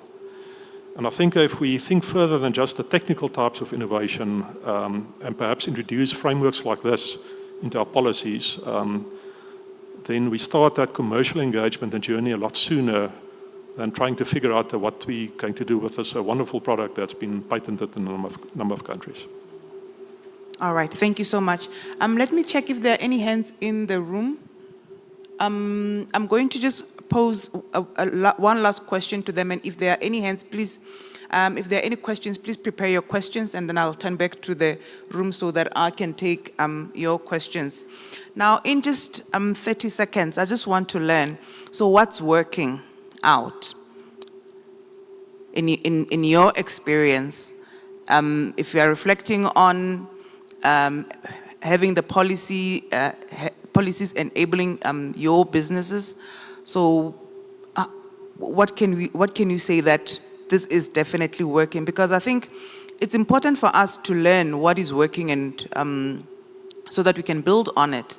Oftentimes we do obsess about the gaps, which are quite critical for us to identify and learn, but we also need to learn what is working out and how we can amplify that. So maybe let me start with you, Anna-Marie.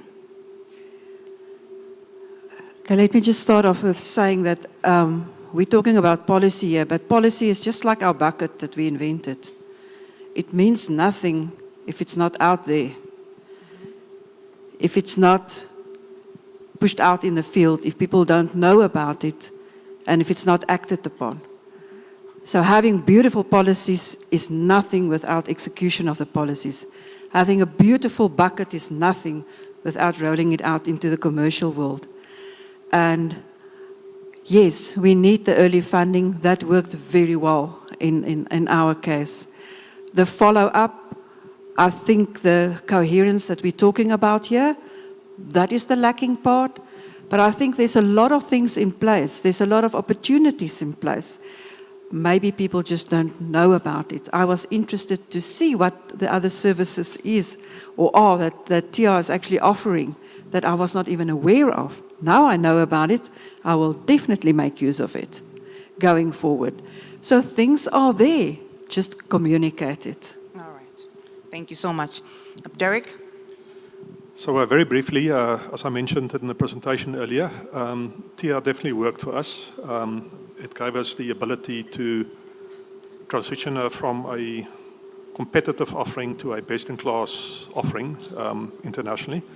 As long as you as an entrepreneur understands what to do with that differentiated offering commercially and understanding the external barriers and also the internal barriers, TR definitely is one of the important tools in our toolbox. Thank you so much. Chantal? Okay, so I think there is definitely funding available. More and more people are understanding that they can access, say, seed funding or pre-seed funding to prototype, etc. So we're definitely seeing people definitely starting businesses and incubators and accessing some funding. All right. Okay. Thank you. Thanks. What's working is we've got successful institutions, we've got successful universities and science councils. They're doing important work and they have skills. We need to make them relevant, we need to link them to industry, and we need to support the diffusion of the technologies to industry. Thank you so much, Saul. I know my colleague Lukovi is in this room. If you can pass him the mic, he's seated here. I'd like for you, given what we have just discussed here, if you could just perhaps comment on how you've heard that people don't know about the AFCFTA or where is this policy, and I think this discussion tying up to what the minister said earlier on that we need to ensure that the benefits of industrialization benefit the region. So are you able to just perhaps to this room echo some sentiments around the AFCFTA and what we need to leverage from these stories?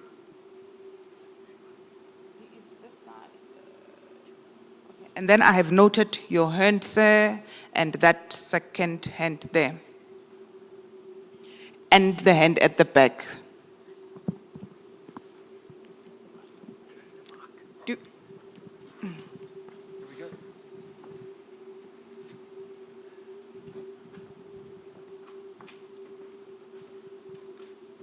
Thank you very much indeed. I'm Lukovi Seke representing Professor Brando. I'm from the Office of Science, Technology and Innovation in the CEO's office. As far as trade is concerned on the continent, the intention is to drop the barriers. We understand very well the challenge we are facing as Africa.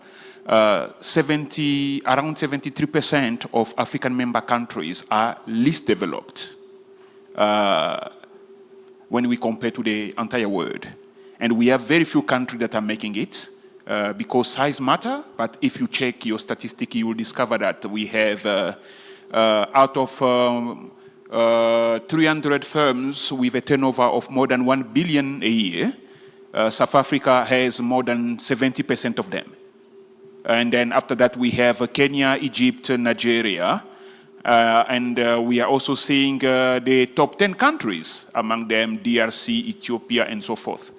So the issue of the free trade area, I think is very challenging based on the readiness. We have a fellow brother from South Africa who's leading it in Ghana. But now we need to understand our own vision based on the issue of silencing the gun. Silencing the gun is important for us because we cannot have trade if the continent is in trouble. And also we need to make sure that we have the right expertise, seeing what is happening in South Africa. You did copy, you don't need to reinvent the wheel, the Canadian model of chess. You have an evidence-based policy approach where you take foreigners to come to boost the scientific publication and some of the chess. The same way the US is doing it through the green card. Because you understand in some places you need to be more competitive. You cannot do everything, but focusing with the square kilometer array and other aspects. You understand very well that if we don't innovate, we have to perish. So the only problem now is possible to innovate without research, but we are also observing there is a correlation somehow. From countries where they are investing much in research and those where they are not investing much when it comes to trade. So Africa is invaded by China, and we are seeing only few African countries that are able to dominate the market. That's what I can say so far. And another thing, as I'm concluding, awareness is very important because people are not even aware of what we are handling, what we are doing on the continent. In this venue, we can ask a question, who is aware of the science, technology, and innovation strategy for Africa?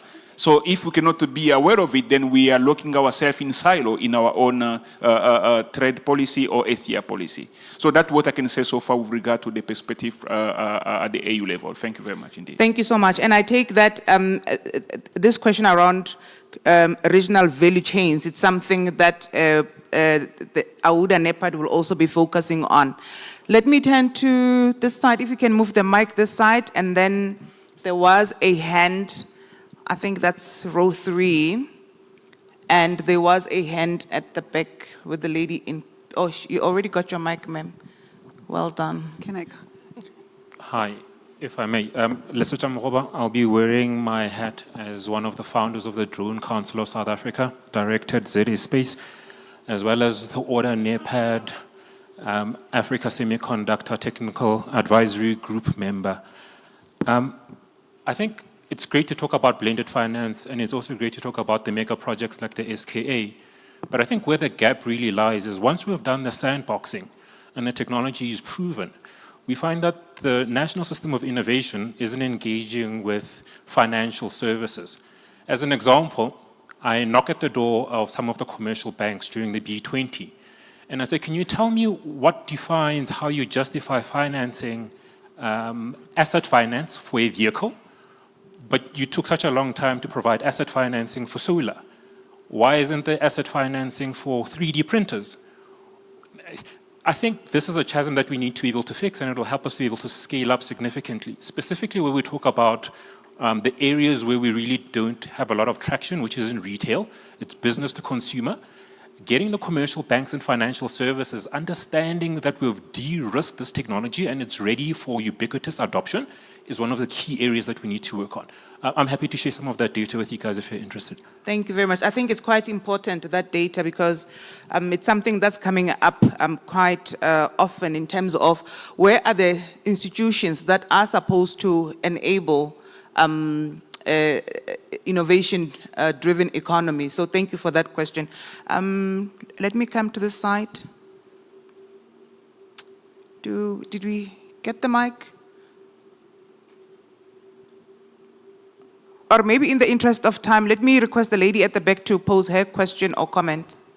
Thank you, Chair. Good afternoon. The name is Ludwe Macingwane. I come from the East London Industrial Development Zone, SEZ.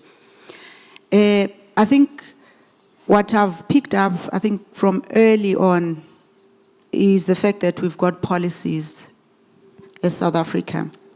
And I think the important thing is then we need to find a way to converge the policies. So for me, it's the coordination element that I would like to pose a question around. We have spoken about the fact that we're needing to coordinate the policies and ultimately the strategies. So the question that, and I think it's come through about once or twice, who then takes the responsibility of coordinating? Because we've got these pockets of excellence, we've got the policies, and we're all agreeing. But the question is then the coordination. But also the second one for me is around resourcing. We actually had a strategic discussion, an executive strategic discussion earlier or last week, and we were mapping all these policies ourselves, innovation policies, industrial policies. But the question is, we've got these policies, strategies, but how do we enable them? How do we resource them? Those are my two questions, Chair. Thank you. Thank you very much. And I'm hoping that that question can be answered by one of our government reps. I have to request the gentleman at the back to be the one to ask a question, and we are running out of time. But maybe, sir, before you take on the mic, let me request the CEO of CSIR, the question, I think, on financing the technologies. I know CSIR is doing a huge drive around acquiring financial resources for their technologies and the innovation, and I think perhaps you might have an answer or an idea as to how we can have institutions supporting these technologies. Please proceed, Sam. Thank you. My name is Mashego Maleka. I'm from the company Wise Use Africa and also representing AFASA, African Farmers Association of South Africa. Our challenge in the agriculture space is there are innovations, there are regulations like act that we don't use chemicals. Then we start looking for innovations. Then they say, right, that innovation and whatever you do must be approved by the regulator, Department of Agriculture. You give them that thing to process like the lady has gone through. 6 years, we're still waiting for the regulator. What's wrong with the innovation? What's wrong with this? We don't know. Can you give us a product that you've done? I said, but I need you to say yes so that I can give you the product. So it's a, chicken and egg kind of a situation. So we would love whereby the regulators and everybody, we need that coherence. So we support that statement of the coherence. So we need assistance in terms of that. I would like to engage Tia on that. I love what they are doing. CEO, I'd like to engage you after this. Thank you very much. And perhaps the enabling question, the CEO of TIA or of NACI can respond to that. But for now, let me request Dr. Dlamini to just assist us as far as he's here to assist us with that question earlier on. No, thank you very much, the program director, for putting me on the spot about this matter. I think a lot has been said around the fact that we have many policies. My view is we don't need more policies. We need to be intentional about the implementation of the policies that we have. We need to resource them adequately. I find that we sit in these forums many times and we talk about the same problems, and we don't make enough progress in terms of moving them forward. The issue around investment in technology, maturation, and commercialization of IP is a matter that has been debated many times. I think part of the issue really is on the funding model of the National System of Innovation. As the colleagues in the panel have spoken, it is a very expensive exercise to commercialize IP. Now, if you look at the funding model that we have currently, I'm going to use TIA and NRF as examples. It takes about 10 times more to commercialize than to develop, I would say, IP. The early stage, will cost 1/10 of what it takes to commercialize. I'm using average numbers. If I look at the budget of the NRF, it's about 5 billion, rough numbers. The budget of TIA is 500 million. So we've got 500 million, which is intended to commercialize the IP coming out of an investment of 5 billion. We are not going to succeed. That is the fundamental problem that we need to solve. I think until we address that, we are going to lament this problem forever in a day. The argument that we need to increase investment, our gross expenditure on R&D from the 0.7% that the minister spoke about to 1.5%. My view is that the 0.8% growth that we require, percentage growth, must go towards commercialization of IP. Great, yes. And I think there is enough money for us to do this within the system. I made a point earlier on that, the offset program of the Department of Trade, Industry and Commerce, why don't we agree that we take a portion of that money and we invest it in programs that are driving commercialization, industrial development in our country? Because that money, for what I know, is not being utilized fully because we lack opportunities to invest it. And I'm sure there are many other innovative ways in which we can address this. That will be my input, Chair. Thank you very much. Thank you very much, CEO. I appreciate that. Let me request the CEO of ma'am, are you going to respond to one of the questions from the back? I would not like for our dialogue discourse to be dominated by males. Is that Program Director? Okay, fine, let's start this side, but may I request the mic to start moving this direction as well? Thank you. Is it me or him?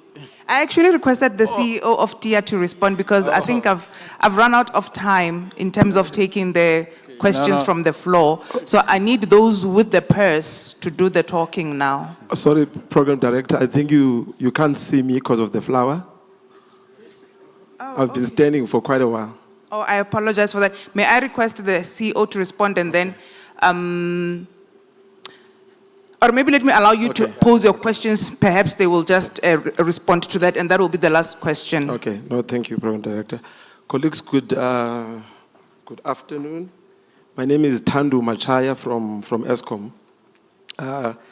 Professor Avenue mentioned something very profound, that we need to move away from policy coherence to systems coherence. I think all the speakers have been mentioning that we've been having this type of sessions for years. The issue or the concern should be how do we start implementing this, whatever we have to implement. We're seeing what's happening across the global challenges, risks that are happening, but we're lagging behind. We've got much bigger problems as a country. We stem from unemployment, youth unemployment, there's Madlanga commissions, and this all leads up to this industrialization not growing. You look at Ukraine, which is at war. They're driving the technology on drone technology. We're lagging behind on artificial intelligence. We've got bank bailouts. Why can't we have bailouts when it comes to industrialization? ArcelorMittal is going down. We might lose a huge opportunity in that space. Go to Mercedes-Benz, Daimler Chrysler in the Eastern Cape. They're about to leave. How do we intervene and force government to actually bail out those type of industries? We do have these policies. We know that DTIC is driving them, but there is no implementation plan.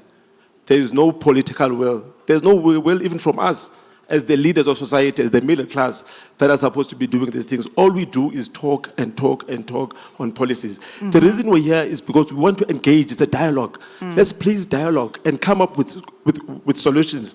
Maybe going forward, we should have commissions in this type of instances where we come up with solutions, because the minister wants solutions and resolutions in terms of what we can do.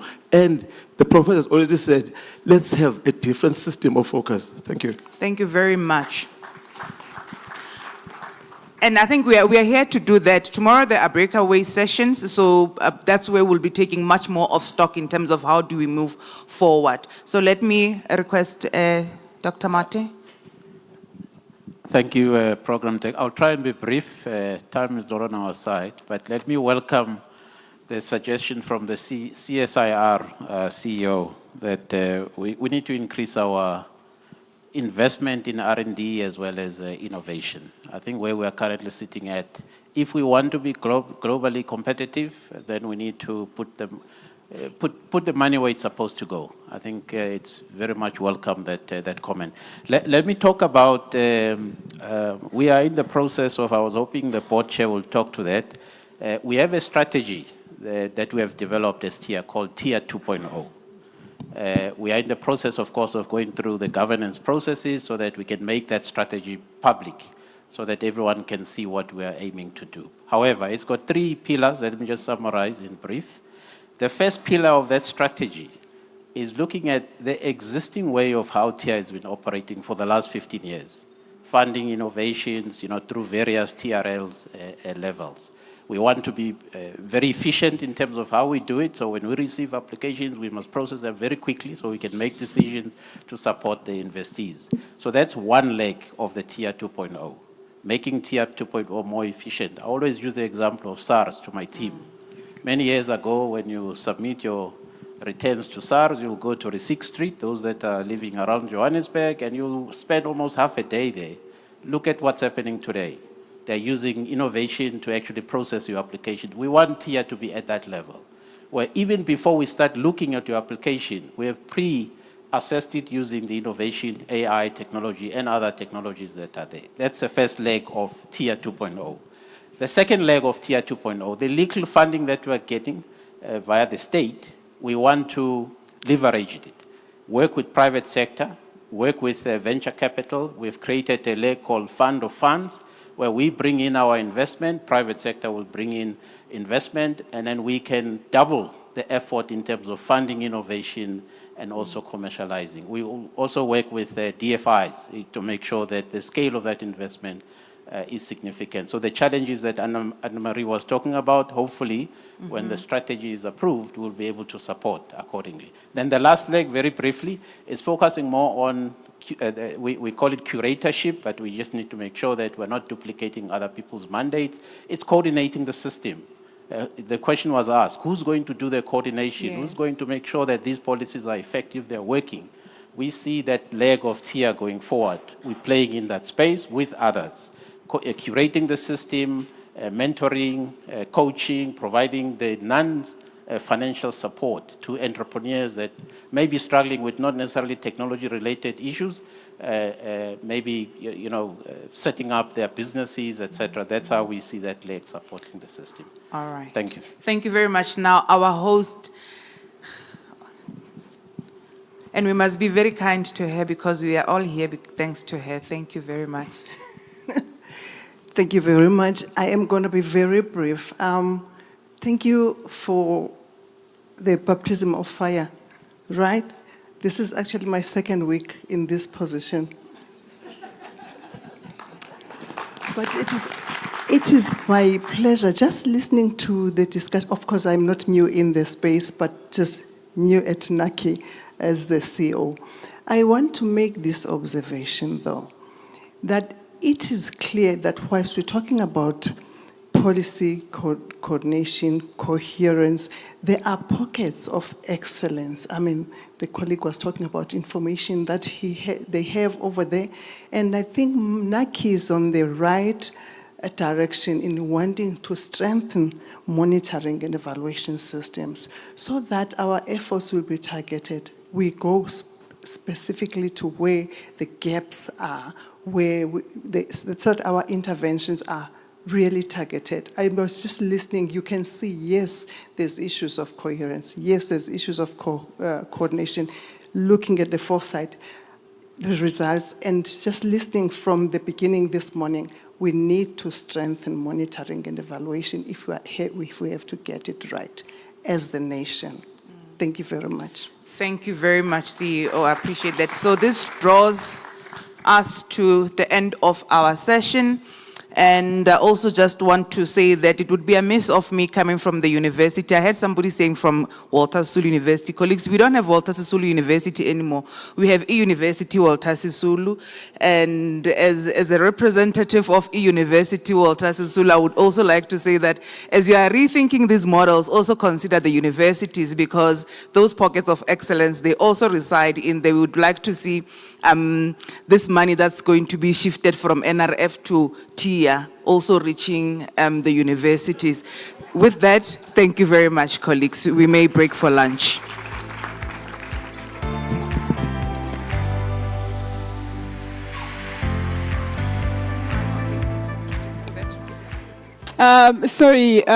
Before you go out for lunch, as you are aware, we are so behind in terms of time, so we need to be back here at exactly 1400. So we will start the next session at 1400.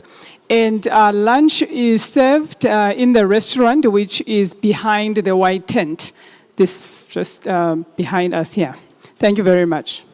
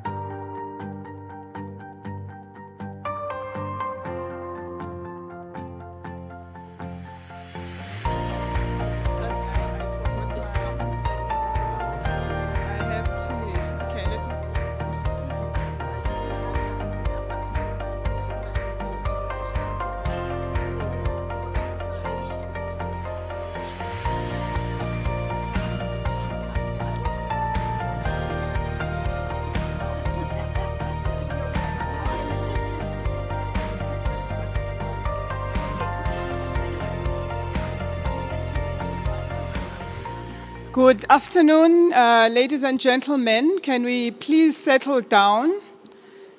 Those who are outside, if they can hear me, can you please come inside?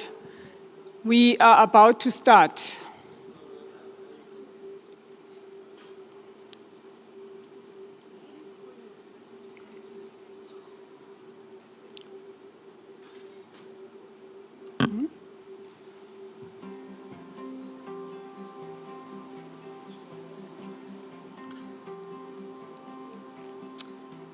All right, we are starting now with theme 2 of today, and theme 2 is innovation for industrialization and localization. We're going to start with Ms. Jiten Shersley from NIPMO, who's going to give us a brief introduction and theme and significance for industrialization and localization. Thank you so much. Thank you. I think we're missing 2 panel members. If you can make your way to the front, that will be fabulous, so we don't waste time. Good afternoon, colleagues. Thank you so much for joining us. Welcome to theme 2 of this policy dialogue on innovation, industrialization, and localization. This session will focus on a very important question. How can innovation help South Africa build more competitive industries, strengthen local production capabilities, and create new opportunities for economic growth and job creation? We're going to switch it a bit around. We will start with a presentation from the Department of Science, Technology and Innovation. That will be me, Pushotani. Then we'll hand over to the DTIC Nontombi to make a presentation. We promise we'll only take 20 minutes, 10-10, and then we will hand over to Ravani to go into our panel discussion. The panel discussion will provide an opportunity to explore both solutions and opportunities as well as practical challenges. We encourage you to partake. If you are not able to answer your question today, please come back tomorrow to our breakaway session where we will actually go into much more detail and try to formulate that call for action, that practical solutions that we want, so that we can address your concerns that were highlighted in theme 1 of just talking. So without further ado, let's go over to my presentation. So if we think about innovation, it's often associated with research and technology development, while industrialization is often associated with manufacturing and production. This session of ours will explore the connection between those two and how innovation can support localization, industrial competitiveness, and long-term economic development. Minister Nzimande said it so well this morning when he said, without innovation, there will not be industries. And without industries and industrialization, there will be no innovation. If South Africa wants to be globally competitive, innovation cannot stop at research. Businesses need access to technologies, skills, infrastructure, and opportunities to innovate. They need support to develop new products, improve productivity, and adopt new technologies. The DSTI's role is to help build these capabilities in the innovation value chain, from research to technology development to commercialization, local production, and industrial competitiveness. Despite our strengths, there are definitely some challenges that we have at length discussed earlier today. But I wanted to show figures of a snapshot of some of the DSTI's investment in building South Africa's innovation capability base. These figures that you're seeing here is investments in people, technologies, enterprises, institutions, and innovation ecosystems. It also demonstrates that the DSTI's contribution extends beyond just pure research, and including technology development, commercialization support, as well as industrial innovation. Industrial competitiveness requires capabilities across the entire value chain, and no single intervention will be sufficient on its own. The DSTI therefore invests in a range of complementary initiatives that work together to strengthen South Africa's ability to develop, adopt, and commercialize local relevant technologies. I have grouped the DSTI's interactions, and these are only some of them. Please go to our website to look at the full range of interventions that we have. But I've grouped the DSTI's response along 4 pillars. In a way, these pillars reflect the different capabilities that's required for industrial competitiveness. They include support for businesses, investment in technology developments, mechanisms to help these technologies reach the market, and an enabling environment so that it can thrive. The first pillar that we will look at is innovation support. At its core, it is about supporting and incentivizing businesses to invest more in R&D and to be more innovative and more competitive. Many companies know what they need. They know they need to improve product, processes, services. But often they don't have access to technical expertise, infrastructure, and funding requirements to do so. The DSTI, therefore, works with industry to strengthen innovation capabilities with businesses. Examples include our Sector Innovation Fund, where government and industry jointly invest in R&D to solve sector-specific challenges. We've heard earlier today from Tia about the technology stations that provide specialized engineering, testing, and product development support to our small and medium enterprises. The DSTI also has a technology localization program that helps suppliers participate in strategic value chains and support domestic manufacturing capabilities. The DSTI also leads on the R&D tax incentives, which provides a tax rebate on R&D spent to institutions to enable them not just to invest in the research, but hopefully, with those successes, implement those research outputs. Together, these interventions help businesses innovate, improve competitiveness, and build local industrial capabilities. The second pillar is technology development. Industrial competitiveness increasingly depend on technology. Countries that can develop strategic technologies locally are better positioned to build industries, create jobs, and reduce their dependence on imported technologies. The DSTI therefore invests in technologies that addresses national priorities while creating future industrial opportunities.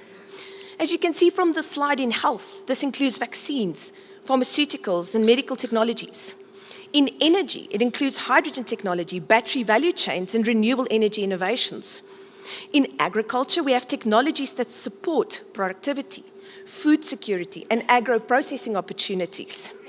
In sustainable human settlements, locally developed technologies are helping address challenges that are related to water, sanitation, and energy. And as we've heard earlier this morning, this South African National Space Agency works towards creating not only space technology so we can go up and have satellites, but that those downstream applications can come to our SMMEs so that we can manufacture satellites and understand the information that we receive. These investments help build technology foundation on which our industries can grow. But developing technologies are only part of the journey. Technology creates value when it is in the market and is adopted at scale. The third pillar, therefore, focuses on commercialization and market adoption. This is often where some of our innovations struggle to succeed. Many technologies fail, as we've heard earlier this morning, not because the science is weak, but because the innovators cannot access sufficient funding, customers, investments, or commercialization partners. We, as the DSTI, therefore has a range of commercialization initiatives to try to address this challenge. The Technology Innovation Agency, as we have heard this morning, helps technologies move from development into the marketplace. The DSTI also has an innovation fund that supports technology-based on enterprises so that they can attract private investment. And our Technology Acquisition and Development Fund helps create first market opportunities, supporting the adoption of locally developed technologies. We have also invested in technology transfer offices, OTTs or TTOs, at each and every university and science council in this country. These OTTs are tasked to take those research, get the investors, develop it further, and try to get it successfully into the marketplace.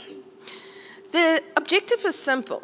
It's to move more South African innovations into production, into businesses, and into our economy.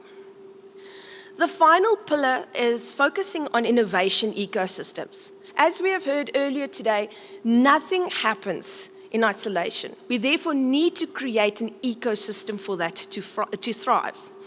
And successful innovations requires our researchers, businesses, investors, government, all to work together. The DSTI therefore invests in a broader environment that enables innovation and industrial development. One of the projects that we have is the Regional Innovation Support Program that strengthens innovation capacity across our provinces and districts. Living Labs, we heard from Tia earlier today, provides the space where technologies can be tested and refined in real-world conditions. We have created a digital platform, the Innovation Bridge Portal. If you are not on it, please go register now. This is a digital place where innovators, businesses, inventors, ecosystem players can come together, connect, and see what is there. The DSTI also supports digital capabilities, space applications, and district-based innovation initiatives that help us to make sure that these innovations doesn't just stay in the labs, but come to our people and our local districts. These interventions create the conditions that we need to allow innovation to be known, to be scaled, and to hopefully generate industrial impact. So, what does this look in practice? It means that we're building capabilities in sectors that matters to South Africa for future competitiveness. In health, we are building capabilities in vaccines, pharmaceuticals, medical technologies. In mining, we are supporting advanced technologies that improve productivity and modernization. In clean energy, we are positioning South Africa to participate in emerging hydrogen and battery value chains.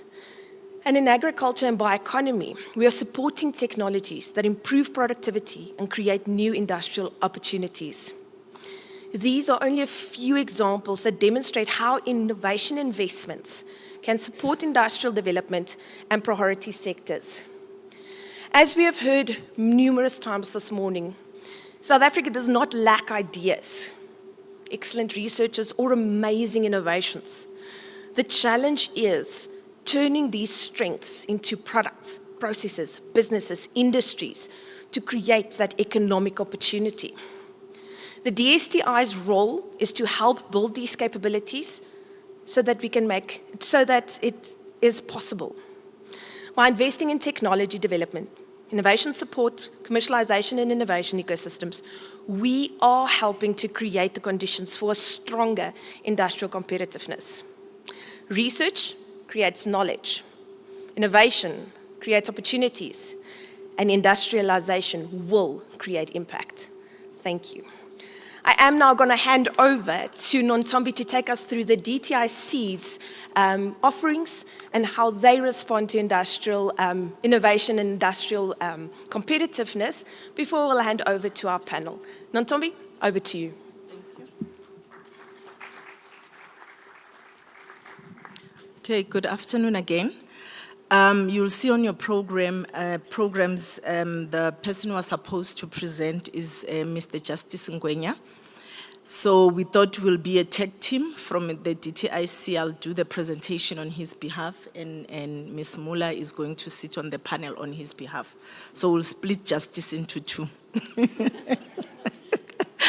So, and also I said to Ms. Muller, you know, I'd like to do the presentation because I sat in the room for the entire day. So our presentation has a lot of things that had been said before, which I wouldn't want her to belabor on when we have heard them. I almost feel like we should have actually heard the minister's speech and the presentation from Dr. Botha and Prof. John Oma, because John Mugabe, because then we have a discussion, really, because now I feel like we are just repeating ourselves. But I'll go through this very quickly, because you need to have a flavor of what it is that we're doing at the DTIC, and then we can delve in deeper where you have questions. And you'll see that from the first slide, we did make a mention or a point of we are not really getting the economic development through jobs that we are seeking. It's been said many times during the morning.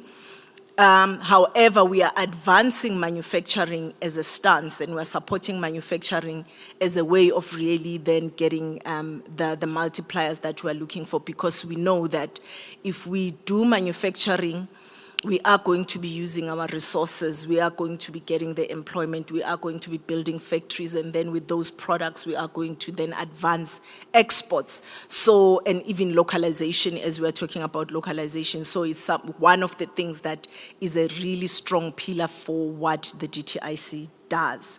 And when we do that, we have the 3 Ds that we have looked at as a strategy or as an anchor for everything that we do.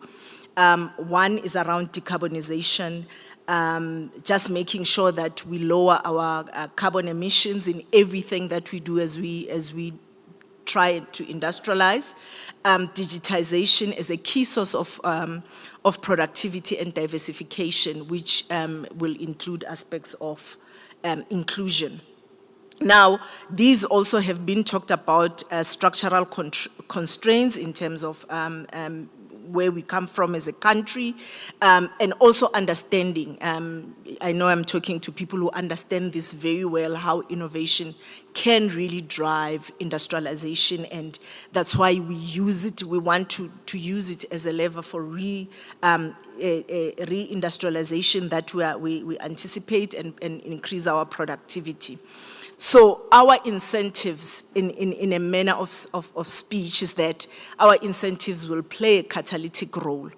And with that being said, I must say that we have realized that it's just not incentives that are needed to actually move the needle, but a whole lot of other regulatory standardization and other support mechanisms that we're working on. Part of it, intellectual property as a core industrial asset that we want to make a commodity. Now, this is the part I wanted to get to say, you know, in 2018, the DTIC and the DSTI, because I think some of the failures that we talk about or non-success that we've received, it's not for the lack of trying, but I think it's around just making sure that whatever we start, we see through.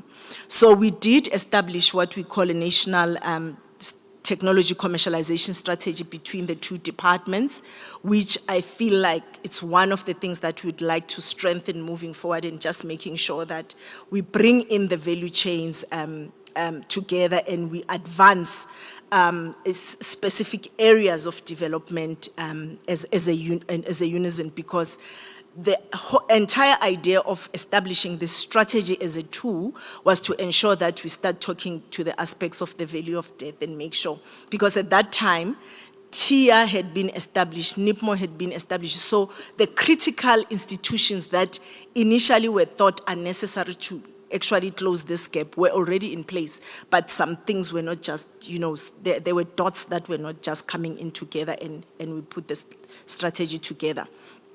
Secondly, we have a sector-based industrial innovation, which, you know, within the department we have sector desks and priority industrial sectors that we are driving, and innovation is woven within that. Furthermore, sector master plans, you know that these were developed in partnership with the industries and the ecosystem to really drive and just ensure that everyone that is responsible in the development of that particular sector has a say in the plan and knows their role in the plan, and now we just need to drive it. So you'll see that those are some, and those sector master plans are aligned with the strategic sectors that the department is driving. Now, I've just mentioned, brought in two of them where cannabis and hemp commercialization is, we have one of the master plans.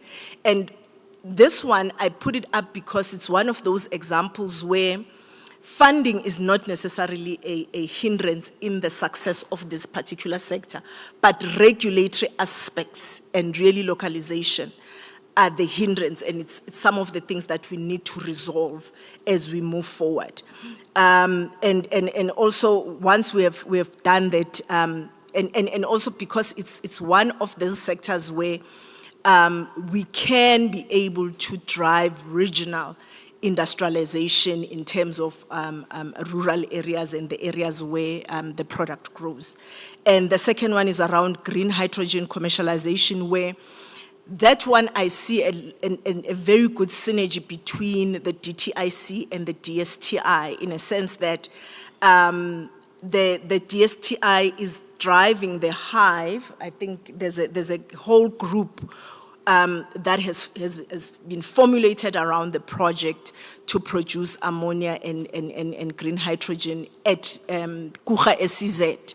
And it's one of the projects that we're looking to see if we can really get ultimate success in the next coming 2 to 3 years.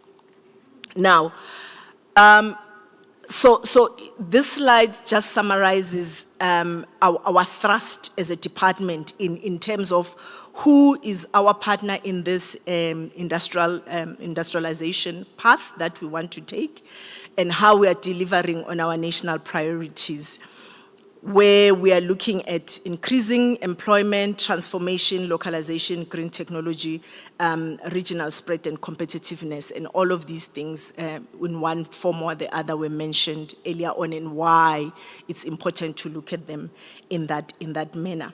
And you'll see that we have, I think it's even more than 14 incentives from a cost-sharing benefit structured in different forms and shapes, and who it should fund and who you should partner with, and what outputs you need, you must have, and what inputs you must have as before you come into that particular incentive. But all in all, this just summarizes how we use our incentives as a driver in this development space.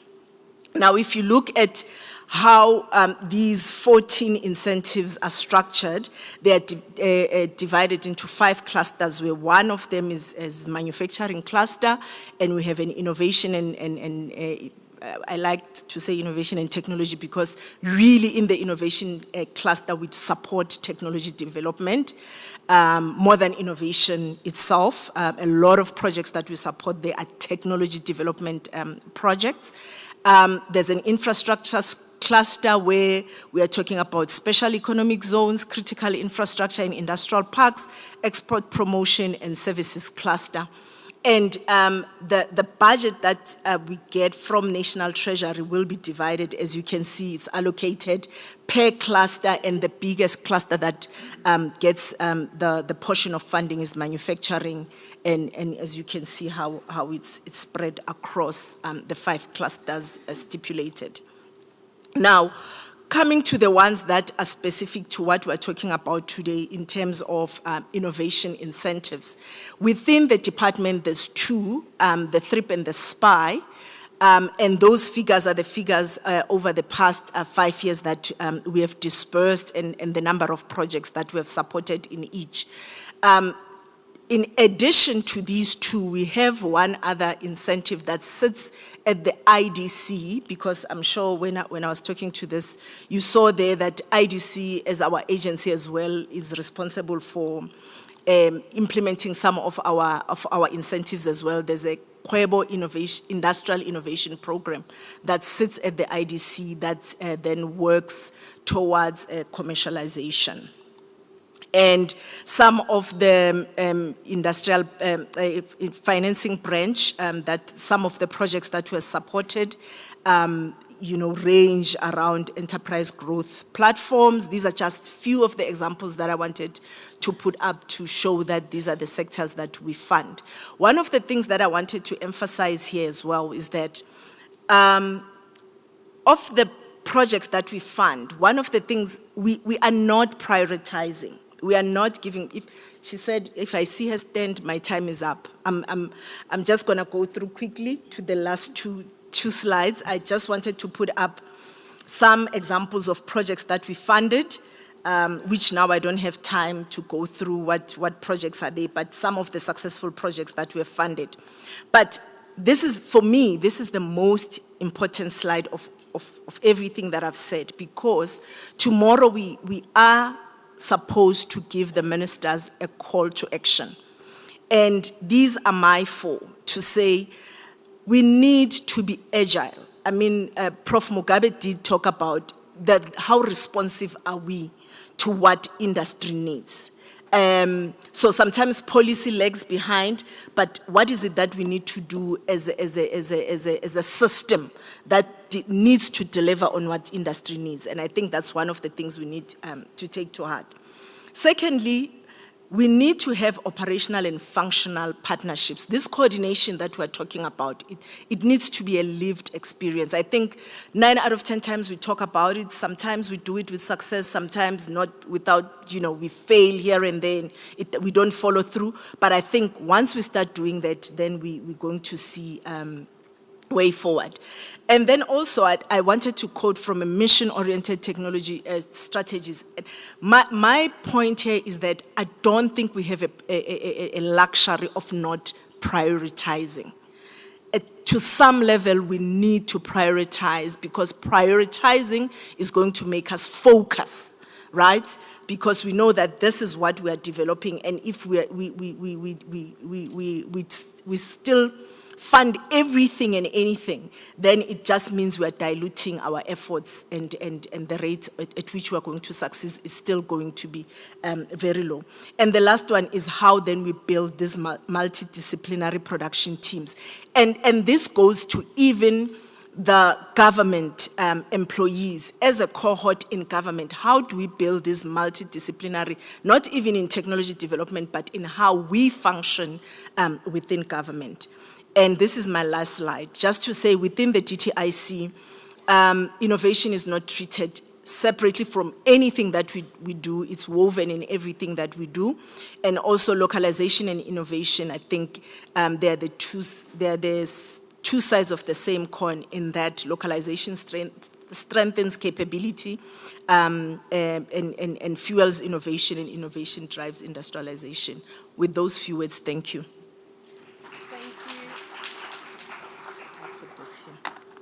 Thank you so much, Nontombi. Nontombi, you can't leave. We cannot have a chair open. So sorry, yes, we'll have then 2 representatives. We are that fortunate. Just want to double check, is Lindiwe here? If not, colleagues, I'm going to hand you now over to the our panel facilitator for today, Ravani. Ravani, will you please introduce yourself, tell us a little bit more, and then it's over to you for questions and opening up to the panel. Over to you. Thank you. Thanks, Jatani. I'm very, very happy to be here today. I'm from Stellenbosch University, and I'm the director for the Tech Transfer Office. My name's Ravani Modley, and I'm very excited to moderate the panel today. I'm going to, so you already know some of our panel members, Nontombi and Jatani. I'm going to ask our panel member to my left, and this is Chwanelo. Chwanelo is going to introduce herself and tell you where she's from, and I'm going to then ask her first question. All right. Thank you, Ravani, and good afternoon to all the colleagues in the room. As introduced, my name is Chwanelo Rakaibe, and I'm a project manager at the Localization Support Fund. We are a non-profit organization that was conceptualized in the DTIC about 5 years ago. But we operate outside of government, and we do our work in 3 ways. The first, through research, where we identify localization opportunities And then the second, what we call capacity building, where we deploy technical resources into manufacturing plants, factories, to support manufacturers in their operations so that they are able to deepen their manufacturing processes as well as the local content that's coming out of those doors. And then the last, which we call network orchestration, where we try to bring together stakeholders that are identified in the research that we do as enablers for implementation, and then also trying to link manufacturers to buyers. Thanks, Chonelo. Chonelo, LSF, as you've said, is active across multiple sectors. Which sectors do you see as the most compelling near-term opportunities for innovation-led industrialization? And what makes them different from the sectors where localization has struggled to gain traction? Thanks, Ravini. I think in the research work that we do, there's three characteristics that we tend to find exist in what we identify as promising sectors. The first is where there is genuine substitutable import spend. And then the second would be where we've got an existing or in some instances a nascent manufacturing base from which we can build. And then the last would be, which is quite a critical component, is an organized buyer or buyers that can then anchor that demand.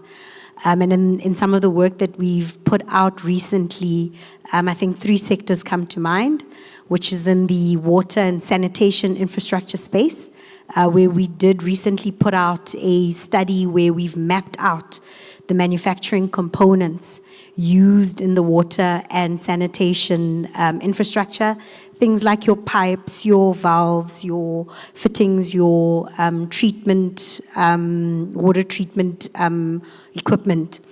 And of course, in our work, we do recognize that there's a lot of work that's already been done as it relates to institutional reform, which is critical, but the industrial base behind the water infrastructure and the sanitation infrastructure has received a lot less policy attention, but it is just as important for service delivery. And so I mentioned the components that I've briefly listed. The report has quite a lot more others.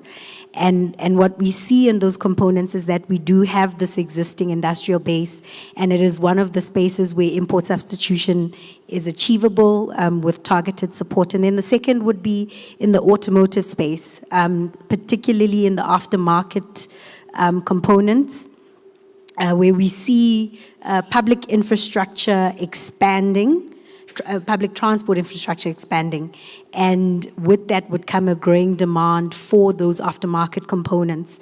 Manufacturers are already manufacturing a lot of these, and we are working with NAMSA as well as NARCAM also to map up what those opportunities look like. And this is a sector where the procurement volumes are large, and the buyer is typically government or the SOEs. And then the last one would be in the battery value chain, which has already been mentioned. And this has really been driven by our country's growing demand in energy as we implement a lot of these renewable energy projects as part of our energy transition, where we accept that there would be components that we do have to import, but we already have some nascent capacity, whether we're talking about the pack assemblies, the module integration manufacturers that are in the BMS space. And so the lesson from, I think, the battery value chain is that we don't have to wait to take control of the full value chain before we invest in industrial capabilities. We can enter where the demand is emerging and where, of course, localization sort of makes sense commercially. So yeah, those are the three main characteristics that we tend to see in the sectors where there's those promising shoots. Thank you so much, Chonelo. Okay, I'm going to hand over to Nurunesa. Please introduce yourself and tell us what you do. Good afternoon. I am Nurunesa Mula. I'm from the incentives branch of the DTIC. I sit in the division called Strategic Partnerships and Customer Care. I think what I've heard just before lunch, I arrived earlier, and what everybody was saying is that we have enough policies, but there are certain instruments that we need for industrial innovation, for industrial development, and industrial finance is one of those things. So I sit in the incentive branch. Nontombi has indicated that we have around 14 active incentive schemes, but we work very closely also with our DFIs in supporting various companies, whether through incentives grants, concessionary loans, and of course also tax incentives. We don't have any active tax incentives at the moment, but it is something that we're looking towards in the future. So our team goes out to do outreach. We have found that a lot of the uptake is in the those 5 key metros, and we want to ensure greater geographic spread. So we also go to some of the other district municipalities where we don't have sufficient uptake. So we work with various partners to be able to obviously share our offer and also to assist companies to be able to access these schemes. All our schemes have a specific set of criteria or guidelines to be able to access. And it sometimes becomes a bit of a red tape nuisance for companies. And that's why we are there on the ground. We have 3 regional offices, one in the Eastern Cape, one in the Western Cape, and one in KwaZulu-Natal. So we have officials on the ground to be able to support companies to be able to access some of the schemes, and sometimes just to be able to also provide a bit of business development advisory services. Thank you. Thanks, Nurunesa. Jatani's just reminded me about the time. We've got about 17 minutes left, and we're going to take some questions from the audience. So think about your questions. Let me see hands up. Who's got some questions for the panel? Okay, we've got one at the back, one here, and then one in the middle.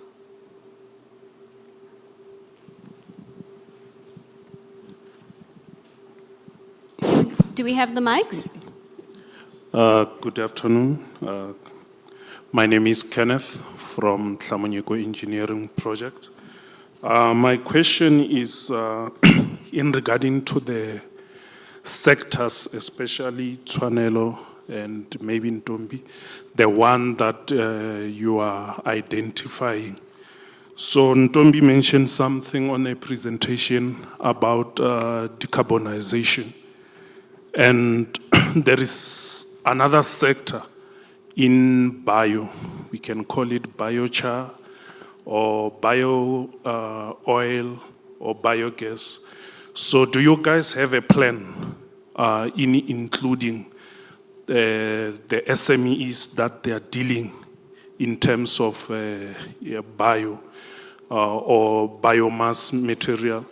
Because what we have realized is that in order for us to achieve the decarbonization, the biomass is the correct or is the right way of substituting the current fuel sources that we have with the biomass material. But as in yesterday and today, we are having exhibition at Galaga. There is no government representation there. There is a lot of frustrations because for in case with my company, we produce a bio-coal. We cannot say it falls under mining sector, or maybe we cannot say it falls under manufacturing. Because when we look at the standard, we find that we cannot find any standard that we can base our coal that is manufactured from biomass. So do you have a plan in decarbonization where you will look in those kind of biomass SMEs? Thank you. Let's take the second question, and you guys can respond just now. Okay, good afternoon. My name is Mpho Bonani. I'm with the Innovation Hub. My question is for the DTIC. I often say when there's high unemployment in the country, you look to the DTIC. When the manufacturing sector is doing bad, you look to the DTIC. Meaning when all the sectors are not working, it's due to the DTIC not deploying the right instrument to address those particular disturbances that would be existing in the market during that current time. So the DTIC is meant to drive a developmental mandate, but now there's this funding paradox that exists in the country, where you have a good business and you have a fundable business. Good business would be those businesses that are being run by startups, where they've managed to achieve a certain level of operational excellency, while a fundable business is the one that is credit-worthy. And then you look to the DFIs, which now most of our government departments are working with. The DTIC, your small business, used to give out grants. We can go back and check. When the DTI was giving out grants, your manufacturing grants through your MSEP, your manufacturing development program, all those programs that we had, the country was functioning. So now, SMMEs who are running good businesses but are not fundable are expected to raise debt with your DFIs. And then it becomes a challenge. You are a developmental state, but we are applying a first world funding instruments. So how do you address this paradox that exists? Because a lot of SMMEs can grow and become unicorns or datacons. I'm not sure about super unicorns, if the DTIC is willing to fund them. The money exists, but are we directing it to the right places? Thank you. Thanks for that. There was one more question somewhere in the middle here. You want to raise your hands again? No? Okay, let's...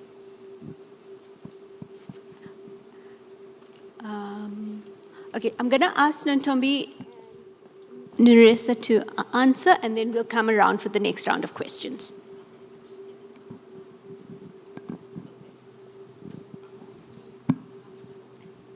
I'll take the second question from our colleague from the Innovation Hub. I think even though you say that we blame the DTIC when things don't go so well, you will acknowledge that some of these issues are structural economic issues that faces the country. And so therefore, the solutions are not necessarily just financial. What we do as a department currently, so our incentive schemes, in fact, are a form of a grant. The only thing is that we don't pay up front.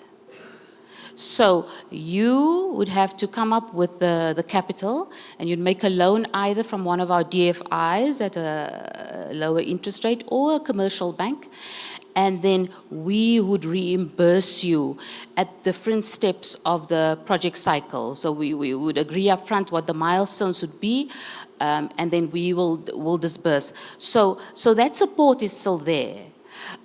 We do have a challenge currently, though, with budget. I think Nontombi is aware that many of our incentive schemes are oversubscribed. Our budget as the DTIC has been cut in the last year and for the last 2 years, in fact. And so we are trying to look at other ways to come up with support. And so working with, and that's why we're looking also at tax incentives, because having the cash incentives, I mean, many countries, in fact, few countries do what we do in terms of the automotive industry that provides the cash grants to manufacturers in the country, because sometimes these guys, they don't require the funds, but they do require regulatory assistance, cutting of red tape. So we are looking at other means of support, more than purely financial, but we do provide that sort of support. And the other issue is, what we fund is economically viable projects. Otherwise, you're throwing good money after bad money. So we do, we have a very rigorous process of vetting all applications. There's pre-screening, there's vetting. In terms of the innovation-related incentive schemes, we even have a panel of engineers that comes in who look at some of these projects to see if they are viable. Because I think we all want to make sure that we put our money as a country towards right projects that's going to make the economy grow. But in terms of our support, it is still there, but we are looking at other ways also to be able to support companies through different mechanisms currently. In terms of instruments, there are various other instruments also in terms of export promotion, in terms of trade tariffs. There are various instruments in the economy aside from purely industrial finance. And so all these elements has to speak together. And I think the call I'm hearing continuously is this issue of collaboration, and that we have to work together to have a clear set of priorities. And I mean, if you have looked at our recently approved industrialization strategy, the revised one for 2026, there is a clear plan going forward with specific packages for certain sectors. And so that helps us. It narrows things a little bit so that we put our resources towards very targeted interventions. Thank you. Okay, thank you, Ms. Muller.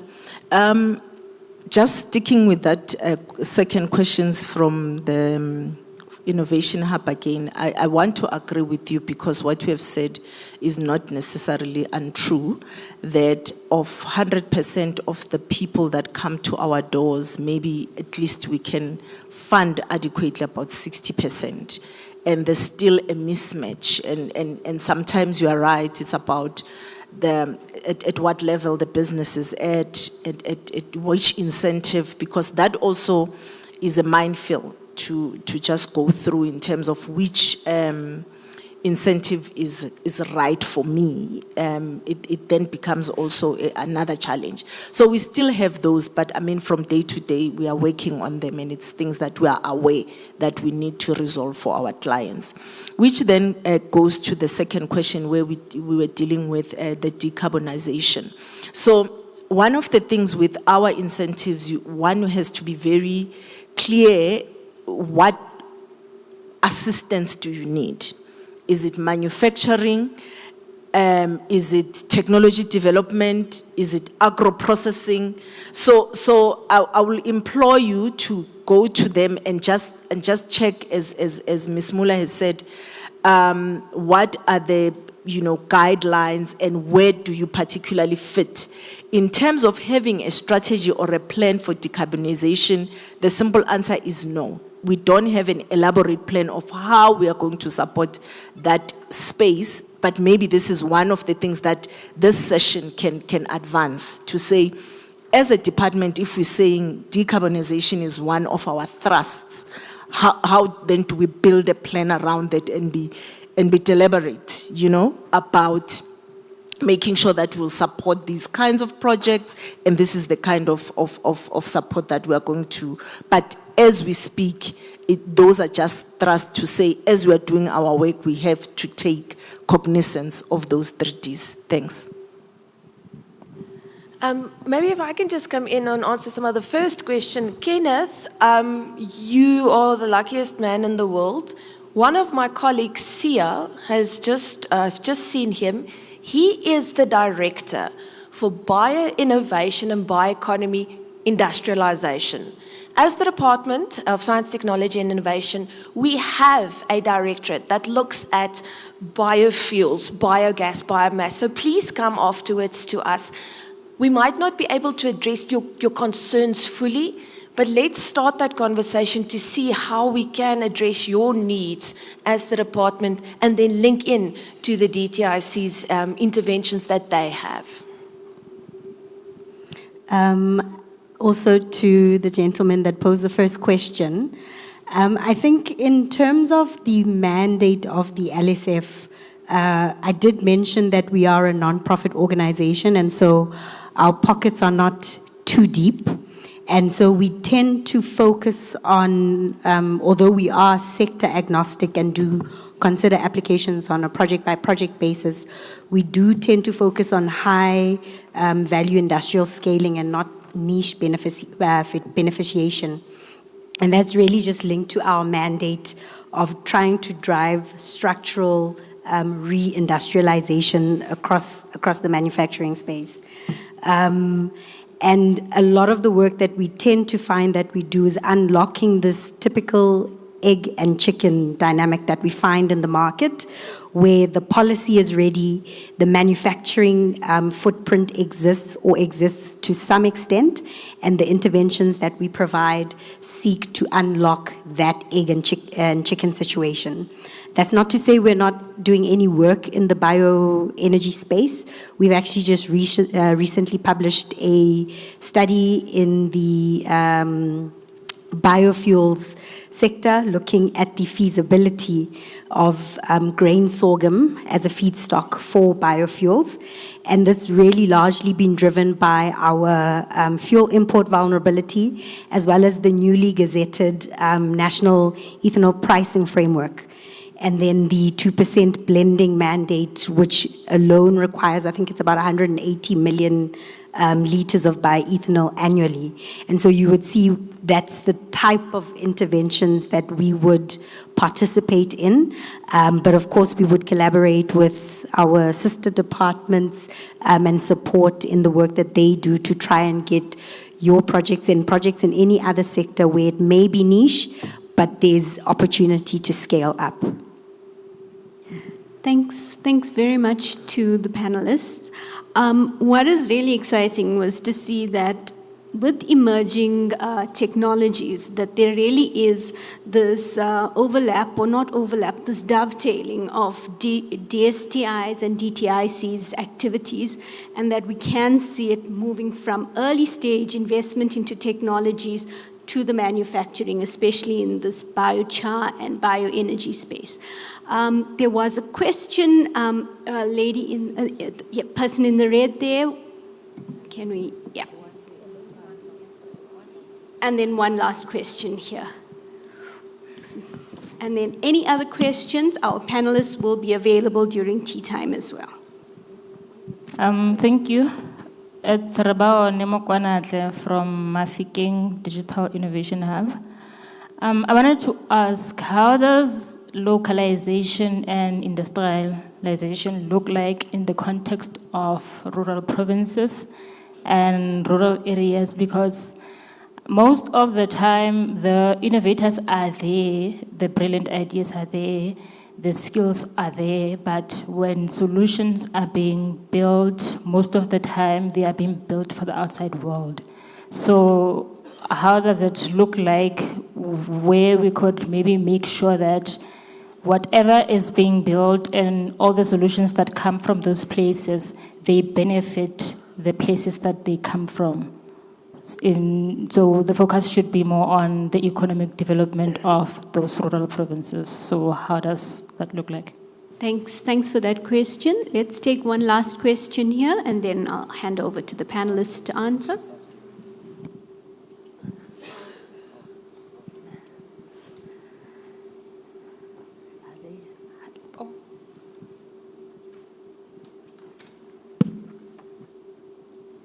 Good afternoon.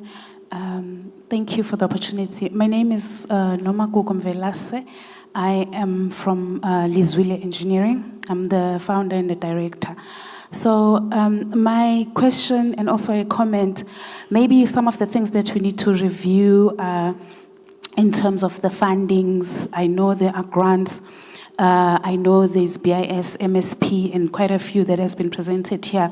But in a case where a grant is approved by the department and one has to go to a DFI to apply for a loan because of the reimbursement process that needs to take place, and the loan is declined.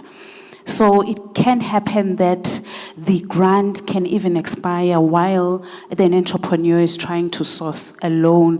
The DFIs needs to also review their policies in terms of the approvals. You find that entrepreneurs who have been in business for a number of years, who have proven that their sales, their revenue is quite marketable, but because of those certain stringent criteria that they have, you find that it is always declined. So basically, a DFI is exactly the same as a bank. There is no empowerment in there because you must be credit worthy. You must show that you probably have contracts in place. Sales alone are just not enough. So I think some of these policies we need to review them and also go and look at stats at the number of decline versus the number of approvals within these institutions that are tasked to support SMMEs. Thank you. Thanks for that. Okay, DTI colleagues, would you like to start with the answers? Yes. You'll do the second one. Okay. Yes, I'll do the first one. Can you believe we are meeting for the first time on this stage with my colleague from the DTIC? Okay, so I think on a serious note, the localization from a rural point of view is around the solutions that are being brought for that community, right? Because when you bring a project to us or innovation that is going to help your immediate community, it doesn't, it's about the solution you are bringing more than where it comes from. So if it helps the people locally, it helps. But secondly, is about using the resources in those communities. And as my lady said here earlier on, talking about issues of import replacement, if there are products that you can see that from that we are importing and we are able to then replace from your perspective, that also augurs well. But I think it's a matter of let's continue the conversation and talk about what it looks like. We support a lot of also indigenous knowledge products that have come from various communities. Thank you. Thank you. So, in terms of the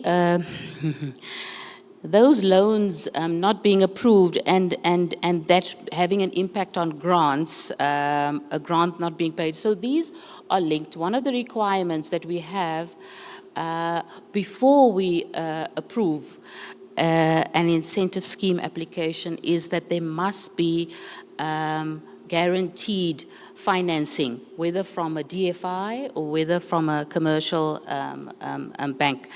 And this is why I indicated because look, financial viability is critical for an organization. Now, we have our own criteria. The DFIs have their criteria. And it's rigorous on both sides, and that's what we want it to be, rigorous on both sides. However, that's why we have this team that is on the ground that actually sometimes just assists the companies to see what are the problems, where are the challenges, so that we can assist you. And sometimes it's something, it's not even related to the loan, it's sometimes one of the requirements we have is you must have off-takers. Because if you don't have a potential market, how can we fund that project? It's not going to be sustainable. So at times we will then connect you with potential off-takers to see where you can actually sell that product.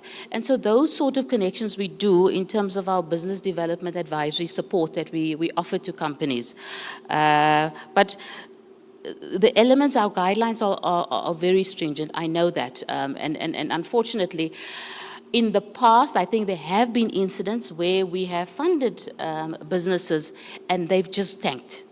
And so the resources, that money is just lost. And that's why we have this reimbursable model now, which we've changed to that we don't give money up front and that the criteria are set so clearly and stringently. Thank you. Okay, thank you very much. You guys have highlighted really important practical considerations that real businesses on the ground are experiencing. And I think our panelists and our government organizations are hearing these calls for assistance. And I think tomorrow's sessions are going to give us really good opportunities to look for solutions together. And so I want to thank everybody for their participation. This has been really very, very interesting, and I'm sure it's going to have some very fruitful results tomorrow. Thank you.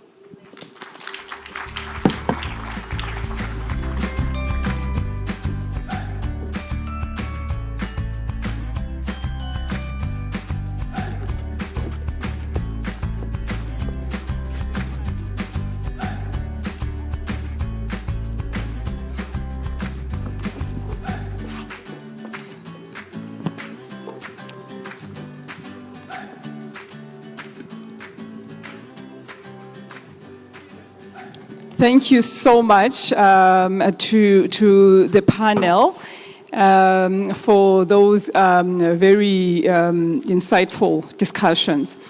Ladies and gentlemen, we are not going to break for tea, but please, when you do feel like a leg stretch or you want to grab tea, there is tea and some snacks available outside. So we are going to continue on.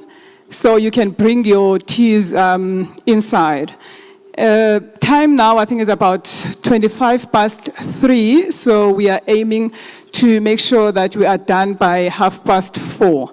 So I'm going to call upon, now we're going to the third theme, which is the final theme for today. I'm going to call upon Ms. Thandiwe Ngobe, who is the CEO of OR Tambo, SEZ, who is going to assist us in terms of giving a brief introduction to the theme and also its significance. And I think whilst Ms. Ngobe is coming up, I want to call upon the conveners for the 3 panel discussions that we are going to have. If the conveners can please come up so that we can start immediately after Ms. Ngobe, and we can you can introduce the first panel. Thank you.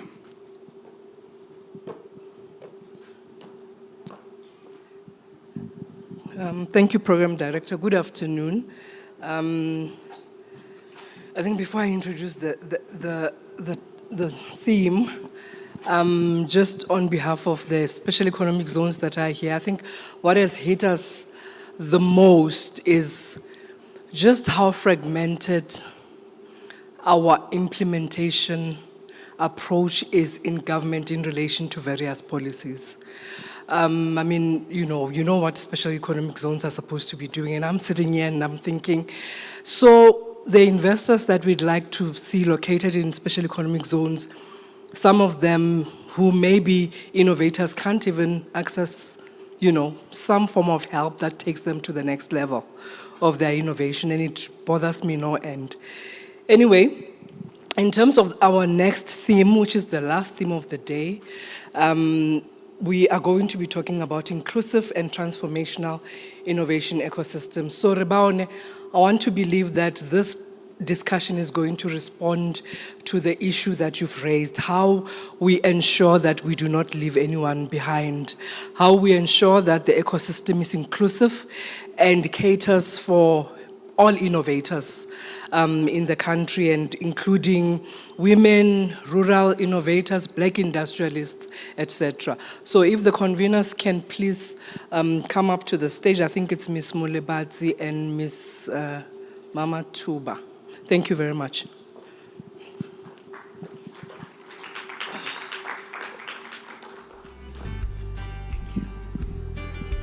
All right, whilst we are waiting for the conveners to come up, I was reminded to tell everyone that we've got stands, exhibition stands in the white tent outside. Please go and see those stands. We've got innovators, 20 innovators that have been funded by the DSTI and I believe by DTIC as well. So please, in between, go and have a look and give them some encouragement. I believe not a lot of people have been going to the stands, so they are feeling very lonely out there. So please, even if you spend 5 minutes just to encourage them and just, to say, hi, you are doing very well, that would be highly appreciated. Thank you.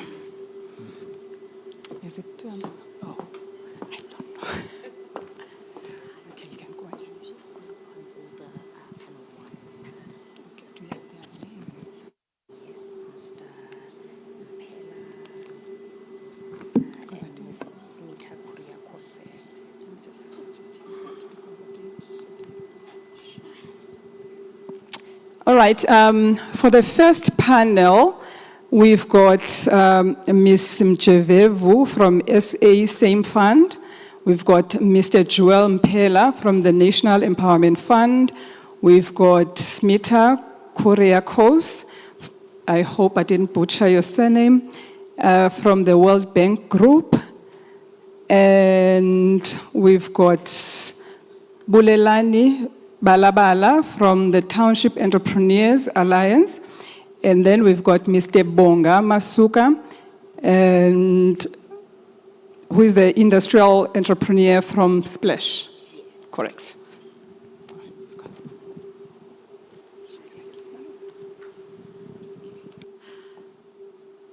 Thank you. Good afternoon, everyone. My name is Mosamo Lebadzi. I am from Mergence Investment Managers, and I will be convening this third session. I will be joined by my colleague over there, Ms. Tabiso Mamatuba, who is from the Public Investment Corporation. And really, as Ms. Ncube mentioned, the purpose of this conversation is really to get into the practicalities, to really go into detail in terms of all the different elements of industrial innovation ecosystems, from the side of knowledge production, be it the universities or any other institutions, the enterprise development, be it the entrepreneurs and their perspective, the support systems, the hubs and other institutions, finance, as well as the role of the state. We really want to get into all the elements of innovation ecosystems and understand where the bottlenecks really are coming from and how can we bring everything together in order to drive a thriving and inclusive and quite developmental innovation ecosystem in South Africa. This first panel seeks to just juxtapose the views of finance and, we have the SASME Fund represented here. We also have the National Empowerment Fund represented here, as well as the World Bank Group, which are key financiers, in our context. And then we also have the perspective of entrepreneurs. We have one entrepreneur, key manufacturing player within our society as well. I'll jump straight into the questions. Do you have a mic? Yes. Starting with Mr. Mpela. Yeah, we'll dive straight into it, really. What, in your view, Mr. Mpela, are the key challenges that are facing industrial innovation in South Africa? Is, from a financing perspective, is industrial innovation or innovation in general even bankable? Because I think there was a point that was raised that, even financiers themselves have hurdle rates and they have investors that they need to prove to in terms of the returns that they have made. So is innovation bankable? Why is it that large, experienced industrial businesses are the ones that absorb most of the finance? And why is it that maybe black industrialists, rural entrepreneurs from rural areas, youth, etc., struggle to actually secure financing? Good afternoon. My name is Joel Mpela. I'm the divisional executive at the NEF, responsible for venture capital and as well as corporate finance. I must say that there's a lot of ideas, innovative ideas that are coming through. However, what we are seeing is an issue of commercial viability. Some proposals that comes through, they're not yet ready to be funded. So they lack either markets, because you will appreciate that we manage the funds on behalf of Black South Africans as the NEF. Now we need to invest that money responsibly, so make sure that we are able to collect it back, so that we can continue investing in businesses. Now, if businesses are not ready, they're not commercially viable, certainly we're going to lose capital. And as you are aware, we need to make sure that our collection rates are better. We need to make sure that we minimize, impairment. So this commercial viability, it's very, very, critical. But as a NEF, we never throw the baby with the bathwater. When we assess, applications, as we identify the weaknesses, we have, products that we call non-financial support, where we can actually, work with other institutions to come and assist, these applicants, to strengthen them. If it's an issue of lack of access to markets, we can actually try and intervene to assist, or rather, direct you to relevant, off-takers that can come and assist. Some innovation, of course, you're not going to get off-take agreements right away. However, we need to make sure that we invest in this preparation of these projects, so we can assist with facilitating, even funding feasibility studies, so that we are certain around this capital that it will come back. So those are some of the things that we come across to say, how can we work together, collaborate with others, collaborate with the likes of the DTIC, where grants can be brought in. And of course, as grants comes through, they serve equally as equity. And you will see that, when you have such a capital structure, then affordability becomes much easier, unlike where you don't have those appropriate, funding instruments in the funding mix. Now, coming to the question of why, communities in the villages and rural areas and townships, they are not able to, access, capital. We see a challenge of lack of collateral or even assets in some instances. But however, as a DFI, as a NEF, we don't fold our arms and keep on declining. We actually go out there in the market to raise concessionary funding, to also mobilize some of the grants that can actually come upfront, unlike some of the grants that will be reimbursable. So we make sure that through these interventions, we are able to, assist the entrepreneurs. And another issue that we come across is, such businesses, when you put straight, debt into it, you are literally setting up that business for a failure. So you kind of like have to have an innovative funding, solution where you can actually blend, some equity in there, including some of those grants and concessionary loans. But also, what is important to, support such businesses is also to call upon, corporate South Africa to also come through, through their enterprise development, funds. but also to bring the markets, because some corporates, for certain projects, they will bring that market. So as you can see now, the equation starts to work, where you have a concessionary funding, but also you do have corporates, South Africa coming through, maybe with the market, maybe with the offtake agreements. We know it's not easy to sign up, but at times we look for just a letter of expression of interest to say, as you demonstrate capability and the ability to operate, they will then enter into the offtake agreement. So at the back of that LOI, we'll still be able to assist. So I'm highlighting some of the challenges and the solutions that we come with as the NEF and the Development Finance Institution. Thank you. Thank you, Mr. Mpela. Coming to you, Ms. Mjekevu, are there even sufficient pools of capital in South Africa to drive innovation or to fund innovation?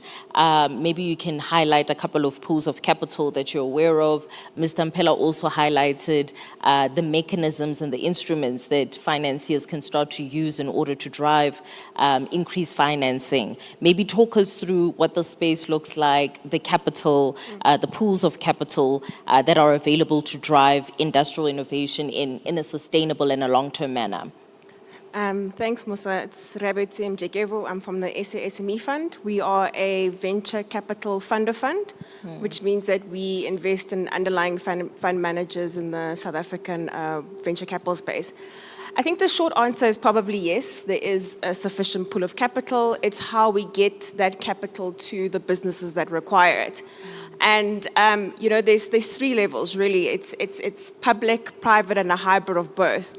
In terms of public, I think there's been a lot of discussions and presentations by institutions like TIA and the DSTI, who have demonstrated that there is capital and there is an ability to fund early stage businesses looking at innovation. And from a private perspective, what we recognize is that there is an increasing number of private companies, insurers, DFIs and the likes who are actually venturing into the space. However, those businesses like more later stage businesses who are revenue generating, as the SSME, we've partnered up with TIA to actually invest in early stage businesses, seed businesses who are at the commercialization stage and are looking for funding for growth. And I think that in that early stage part, there is a lack of, I think we talked about agility. There is a lack of, agile businesses that can invest when businesses need those funding.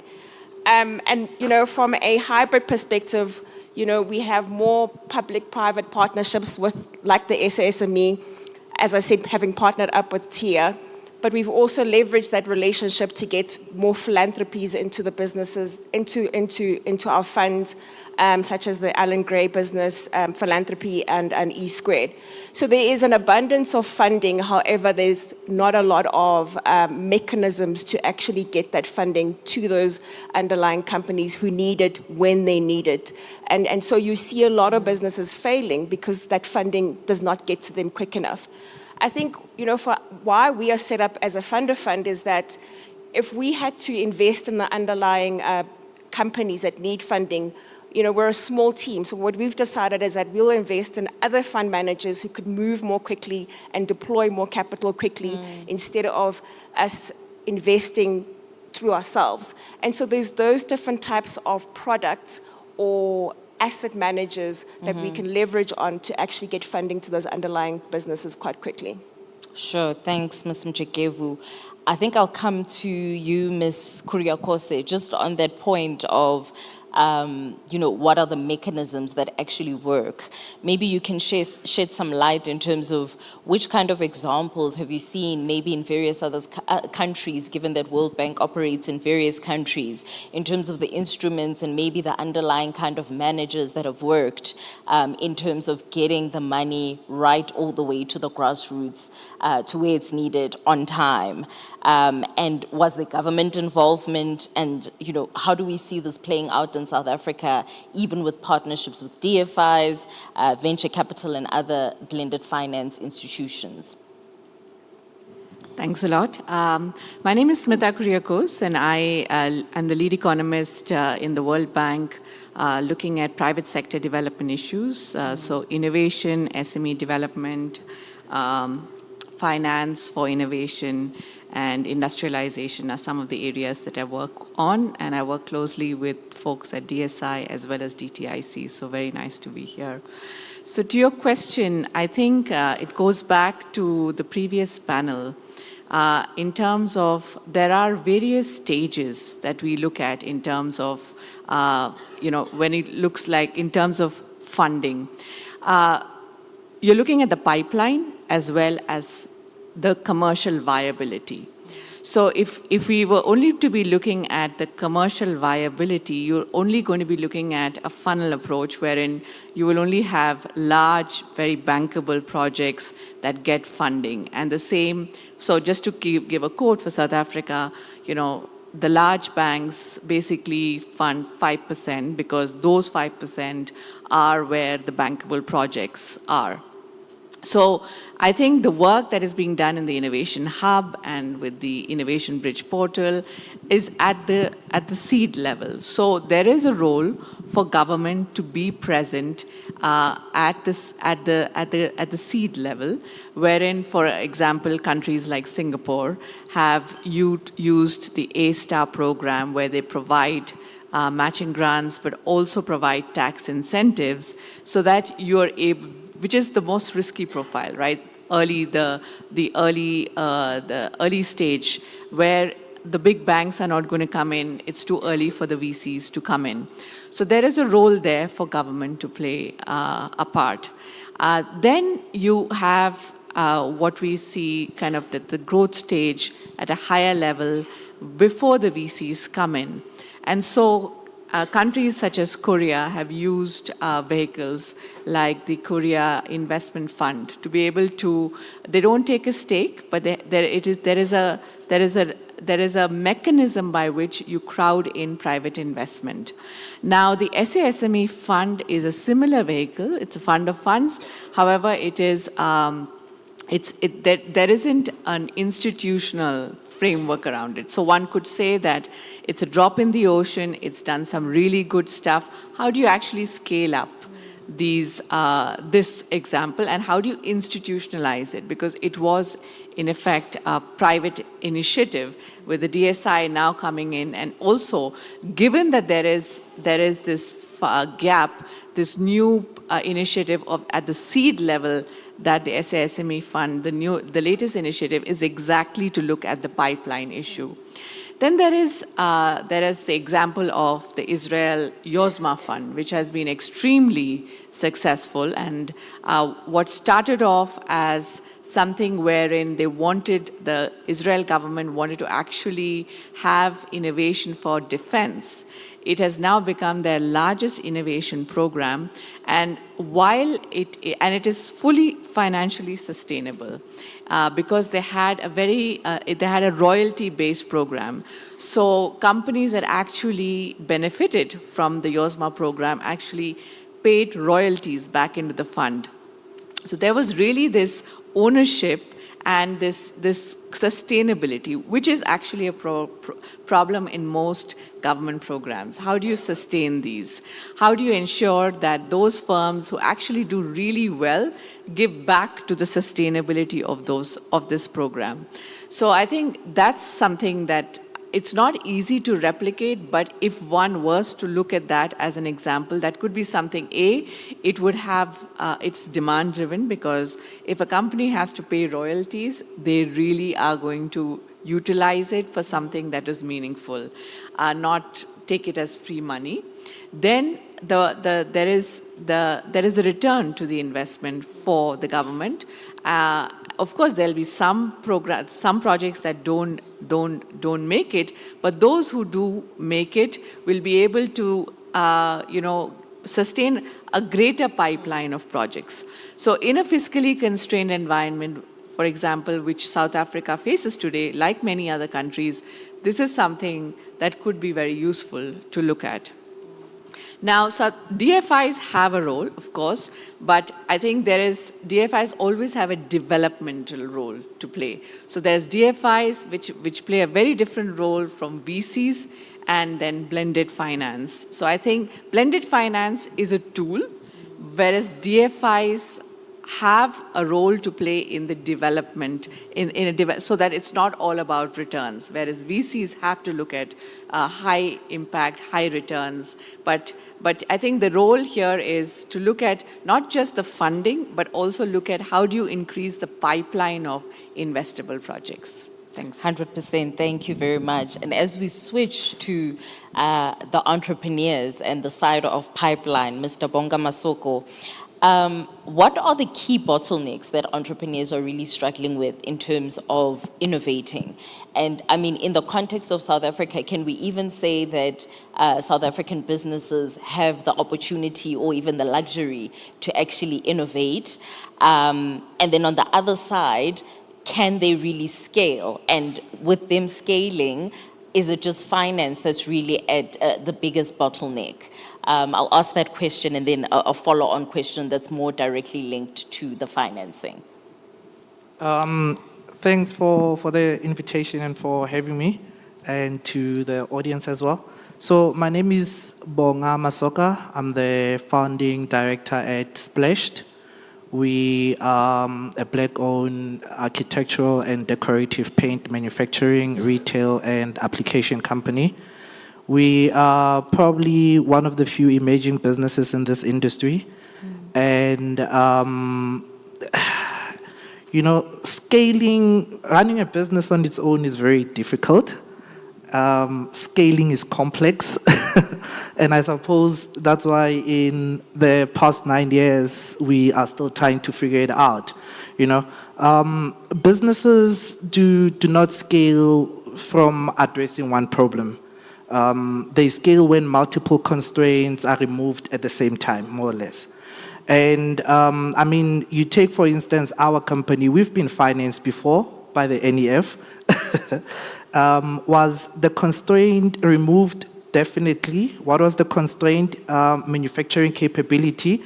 Are we scaling? Not necessarily. Why are we not scaling? Because we still have constraints, and those constraints still need to be addressed.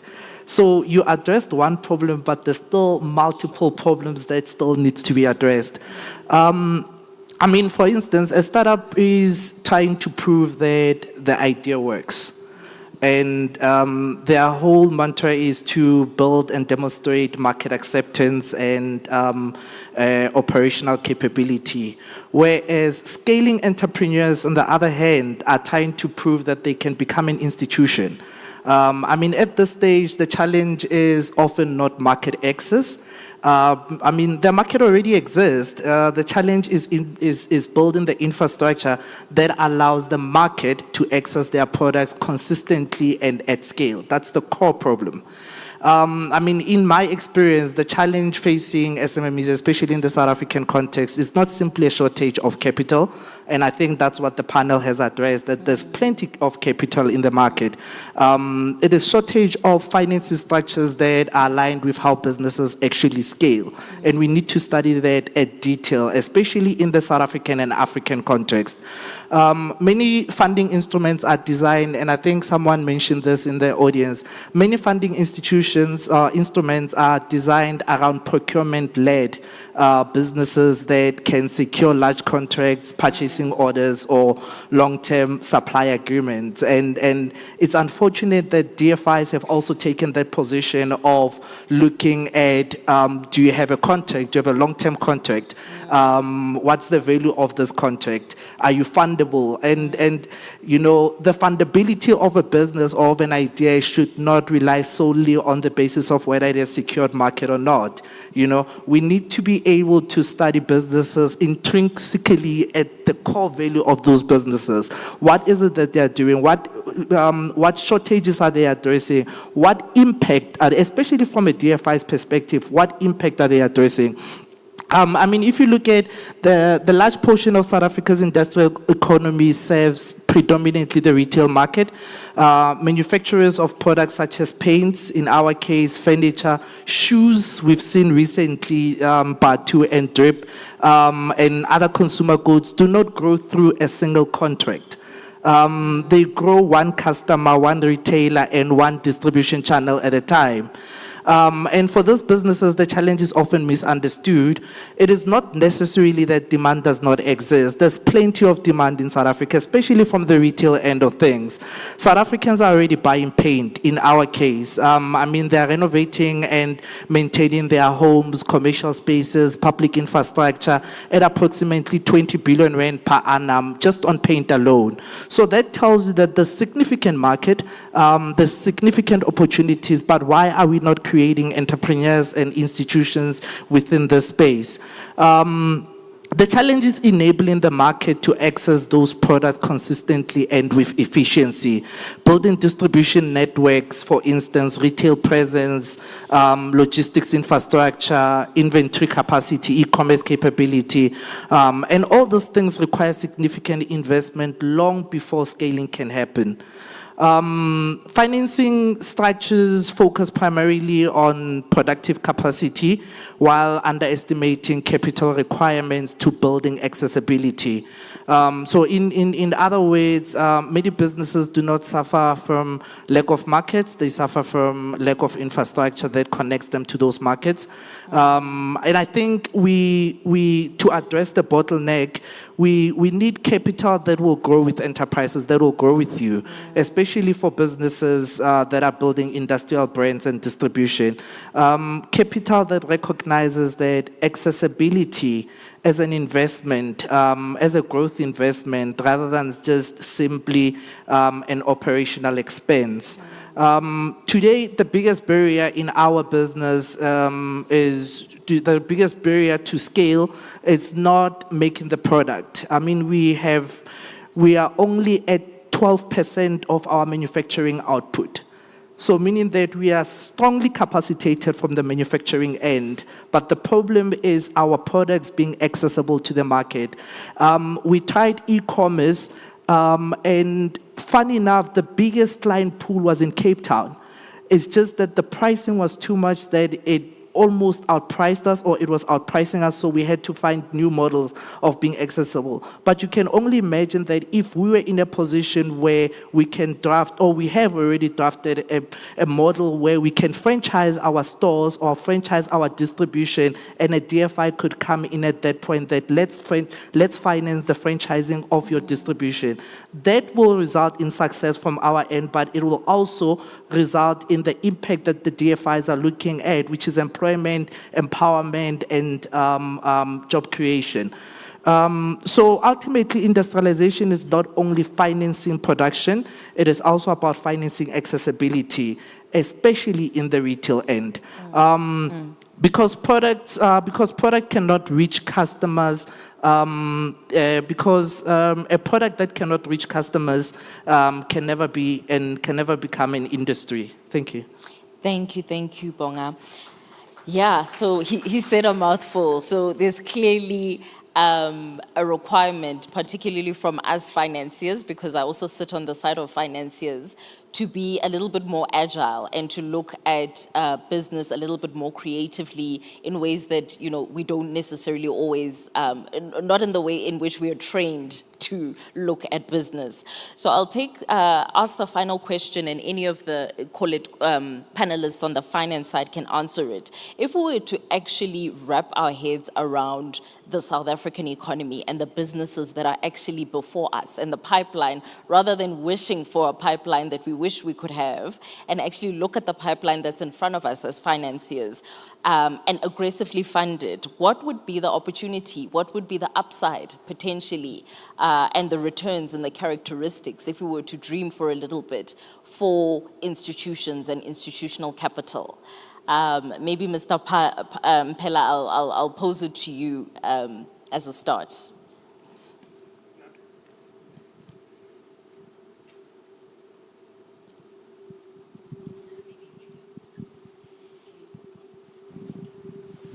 Now, thank you very much for the question. As is highlighted already, I think we need to mobilize patient capital, not only patient, but also that is agile enough to be hands-on. So we need to look at capacitating ourselves, especially with the non-financial support, where actually, we can bring, like what we do at the NEF, we have a panel of mentors. These are engineers, accountants, quantity surveyors that are retired, that we can actually bring to assist where we see, a potential. If we were to basically support, that's the way to go. But if we fold our arms and expect, high, return business plans that, we'll expect, unfortunately, that will not happen. We're not going to be able to industrialize. Secondly, we need more collaboration, government, private sector. I'll give you an example. Our South African financial services industry is managing over trillions, of capital.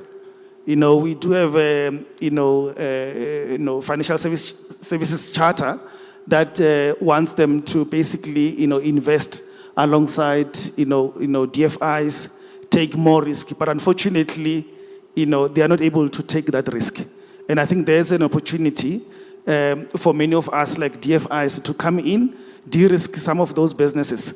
And for scaling up, hopefully then the commercial banks can then pick up and assist with growing. I'll pause there for now. Thanks. Thank you. Ms. Jekevu, just your final parting shots on the same topic, as well as Ms. Kuriakose. I'll take you after. I think what we see in our space, in the VC space, is the advantage of, first mover advantage. So if you invest early, and not in all cases, you potentially could get exponential returns. And that's what we see in the VC space. The more de-risk, the less return that you get. And so we can have the private equity industry investing in those businesses. But I mean, some of the underlying businesses in our portfolio have an ability to give exponential amounts of return and impact. And so that is really the benefit around being the first to invest and taking that risk. High risk, high return. That's where we see it. So the statistic that really jumps at me is there's a 350 billion rand financing gap in South Africa. So that's a huge gap. Yeah. So I see it as a huge potential. So I think what is really important, given that we have government stakeholders here, there are lots of programs. So some way of making sure that there is some coordination mechanism wherein an entrepreneur is you're able to follow an entrepreneur through the journey and be able to provide a funnel effect to the more kind of VCs or even, other funders who don't have such a great, or banks. But I think the idea is to be able to navigate, for an entrepreneur to navigate that whole journey. And that's where the fact that there are so many, more than 150 programs across South Africa that actually support entrepreneurs, to be able to see those entrepreneurs actually follow this journey and to be able to then be funded and use that as a pipeline for your VCs and high impact programs. Awesome. Thank you very much. I think this was a very insightful discussion, and I'm sure there will be many points that we can highlight tomorrow in the call to action. Can we give our panelists a round of applause?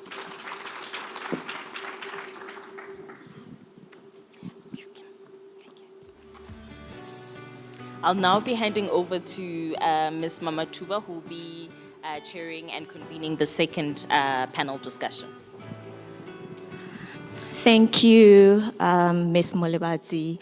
My name is Tabiso Mamatuba, and I am from the Public Investment Corporation. I'm currently based in a division that is looking after manufacturing, ICT, as well as tourism. Our main function there is research, but also, we are sort of like a support team for our deal makers, our transactors, and basically within the listed investment side as well as unlisted investment sides. So to kick off our next session, I would just like to call the following panelists to the stage. We have Dr. Bangani Mbangalasane from the Innovation Hub. I'm not sure if he is present. Can we have Ms. Nomsa Dlamini from the Council for Scientific and Industrial Research?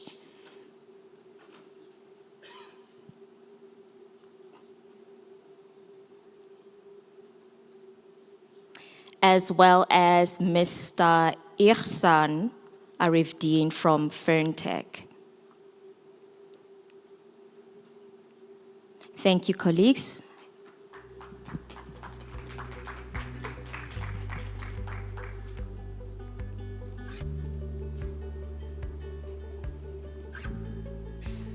All right, it looks like we will have a slightly shorter session today, just missing. Welcome, sir. Wonderful, sorry. Okay.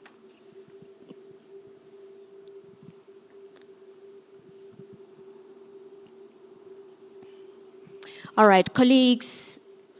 So in the last panel, we spoke in great detail about funding, about financing, looking at who gets the funding, who gets that financing, and on what terms. And as we all know, that obviously determines which companies get to scale, which companies get to have the opportunity to participate in the economy. In this discussion, we move to a slightly different part of the story, and that story is focusing on people. That story is focusing on skills, it's focusing on support systems, basically that sit behind innovation and industrialization. So the theme for this particular session is building inclusive innovation capability and support ecosystems for industrialization. Ooh, that's a mouthful. But at the heart of this panel seeks to answer a very simple question, and that question is around who is creating the knowledge and the skills that drive our industries, and most importantly, who is locked out of that opportunity. So I would just like us to think about the three key issues.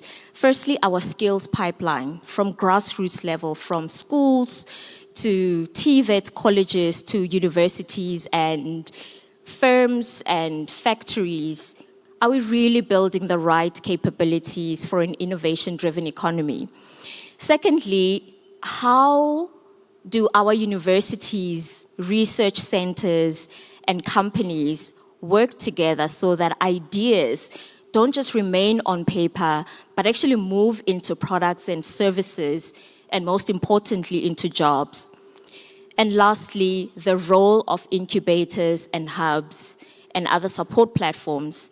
Are they helping entrepreneurs and companies that actually need them the most? Or are there still gaps and overlaps? So colleagues, to assist us with answering some of these questions, we did introduce our panelists earlier, so we are not going to go into that. But I'd just like to hand over to you and just briefly, perhaps maybe maximum a minute, just tell us who you are, where you come from, just so that our audience can understand the role that you play in terms of innovation and industrial development. Mr. Ihsan, I'll start with you. Good afternoon, everyone. Tabisha. My name is Ihsan Arifdeen, and I'm the Chief Operations Officer for FIRNTEC, which stands for the Furniture Technology Center Trust. FIRNTEC is a furniture manufacturing incubator and a skills development center that have been in existence for the past 25 years, of which I've spent about 23 of my years there. And being an incubator for so long, I think we've managed to do something right. Thank you.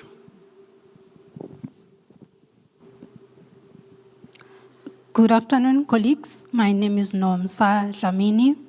I am the Executive Cluster Manager for Smart Mobility at the CSIR. At Smart Mobility, we develop technologies and we conduct research to optimize the transport and logistics sector to improve performance. Thank you. Good afternoon, everyone. I'm Prof. Bonani. I'm with the Innovation Hub. I'm responsible for strategic partnerships. The Innovation Hub is a science park which is based in the knowledge nexus of the province, which is in Linwood, Pretoria. Our primary role is really to de-risk innovations, to work with universities, industry, communities, to see how do we then turn these ideas that they have into products that can be demonstrated into the market, piloted, commercialized, and to be funded by the DFIs and the VCs that were sitting in these chairs a moment ago. So we really drive the innovation agenda of the country with a specific or a particular focus on a specific sectors which we think are critical to drive the knowledge agenda of the province, and to eventually one day, if we can all work together and create a unicorn that can really have a global and a countrywide impact on whether downstreams or upstream industries. Thank you. Thank you to our panelists for those opening inputs. So my first question will be to the whole panel, and that is, perhaps maybe we can start with you, Mpho, at the Innovation Hub. In your experience, what are the main things that are holding back our innovation systems from driving inclusive industrialization? Is it skills? Is it access to markets? Or is it something else? I think, according to my own opinion and experience, I think it's a mix of all those that you really mentioned, plus to also include the fragmentation that exists within this industry, in that most of us are willing to partner, but sometimes it's difficult to partner. You find institutions that don't have strong capability in driving commercializations. They'll be establishing, similar entities or institutions to drive commercialization. So the lack of collaboration, and I think what the CEO from the CSIR mentioned earlier on, to say we spend a lot of money in R&D and we have too little towards commercialization. So the skills also, it is a factor, but I don't think it's that huge. In terms of access to market, I think in government, that's still, it's quite a challenge, especially for the social-driven innovation, those social impact-driven innovations, which I get towards resolving issues, whether in the health sector or public sector or in transport across government. It becomes too difficult for government to adopt those innovations due to the Public Finance Management Act, which is a policy of government, which allows for a broader competitive market approach in sourcing solutions. So you find the government would spend money in developing a solution, but later they are unable to purchase it because of the systems that were put in place. So it becomes difficult. I think also from that perspective, that's another failure that exists in the system, where you find these innovations being exported to other countries where they're able to make impact, while this country and the taxpayers in this country are unable to derive the benefit out of that particular innovation. Thank you for that, Mpho. I would like to hear your thoughts, Ms. Nomsa. Yeah, I don't have a creative answer. I'm sorry. I will reiterate what has already been said throughout the day and what has just been confirmed now. So the problem and the gap is not only skills, finance, or technology working in isolation. The biggest problem is really the weak coordination and integration across the entire system of innovation. In terms of the skills, in terms of research, we've spoken about procurement mechanisms, as well as the implementation pathways. The industry buy-in also is quite important. And where these items do not intersect, that is then becomes the area of greatest vulnerability. It has been said already throughout the day that South Africa has got strong research and academic institutions. South Africa has got strong incubation programs as well as strong policies. However, these continue to work in isolation without benefiting the ecosystem at scale. Part of what we have seen, for example, at the CSIR, is that inclusive innovation is accelerated for our technologies where our applied research meets a real problem with a real problem owner, as well as a financing mechanism, a procurement mechanism, including a demonstration site where we are able to pilot our solutions. And built into that, you would need to have your skills transfer as well as the localization strategy. And that is where the success lies. Thanks. Very interesting insights. Mr. Ihsan? Yeah, I want to agree with both the speakers that I think if we have to look at gaps, then the silo or in isolation is probably the biggest challenge that we are sitting with.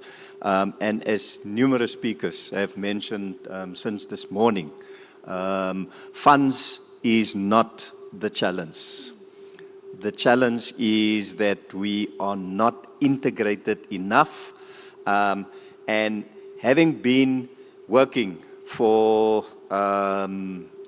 more than 30 years in the small business arena and in small business development, I maintain that we've got the best of policies across all sectors and across all spheres of government. But we lack that integration and implementation. And if we look at how much money is being poured into small business development, but we still sit with a national figure of 32.7% unemployment rate. We still sit with the majority of small businesses being in the informal sector and being survivalist. So the question is, are we getting and is government getting value for their money? And unfortunately, at this stage, it's a no. Thank you. You know, I'd like to introduce the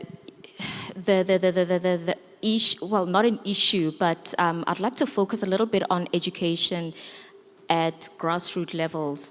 And I think that is also linked to this current discussion.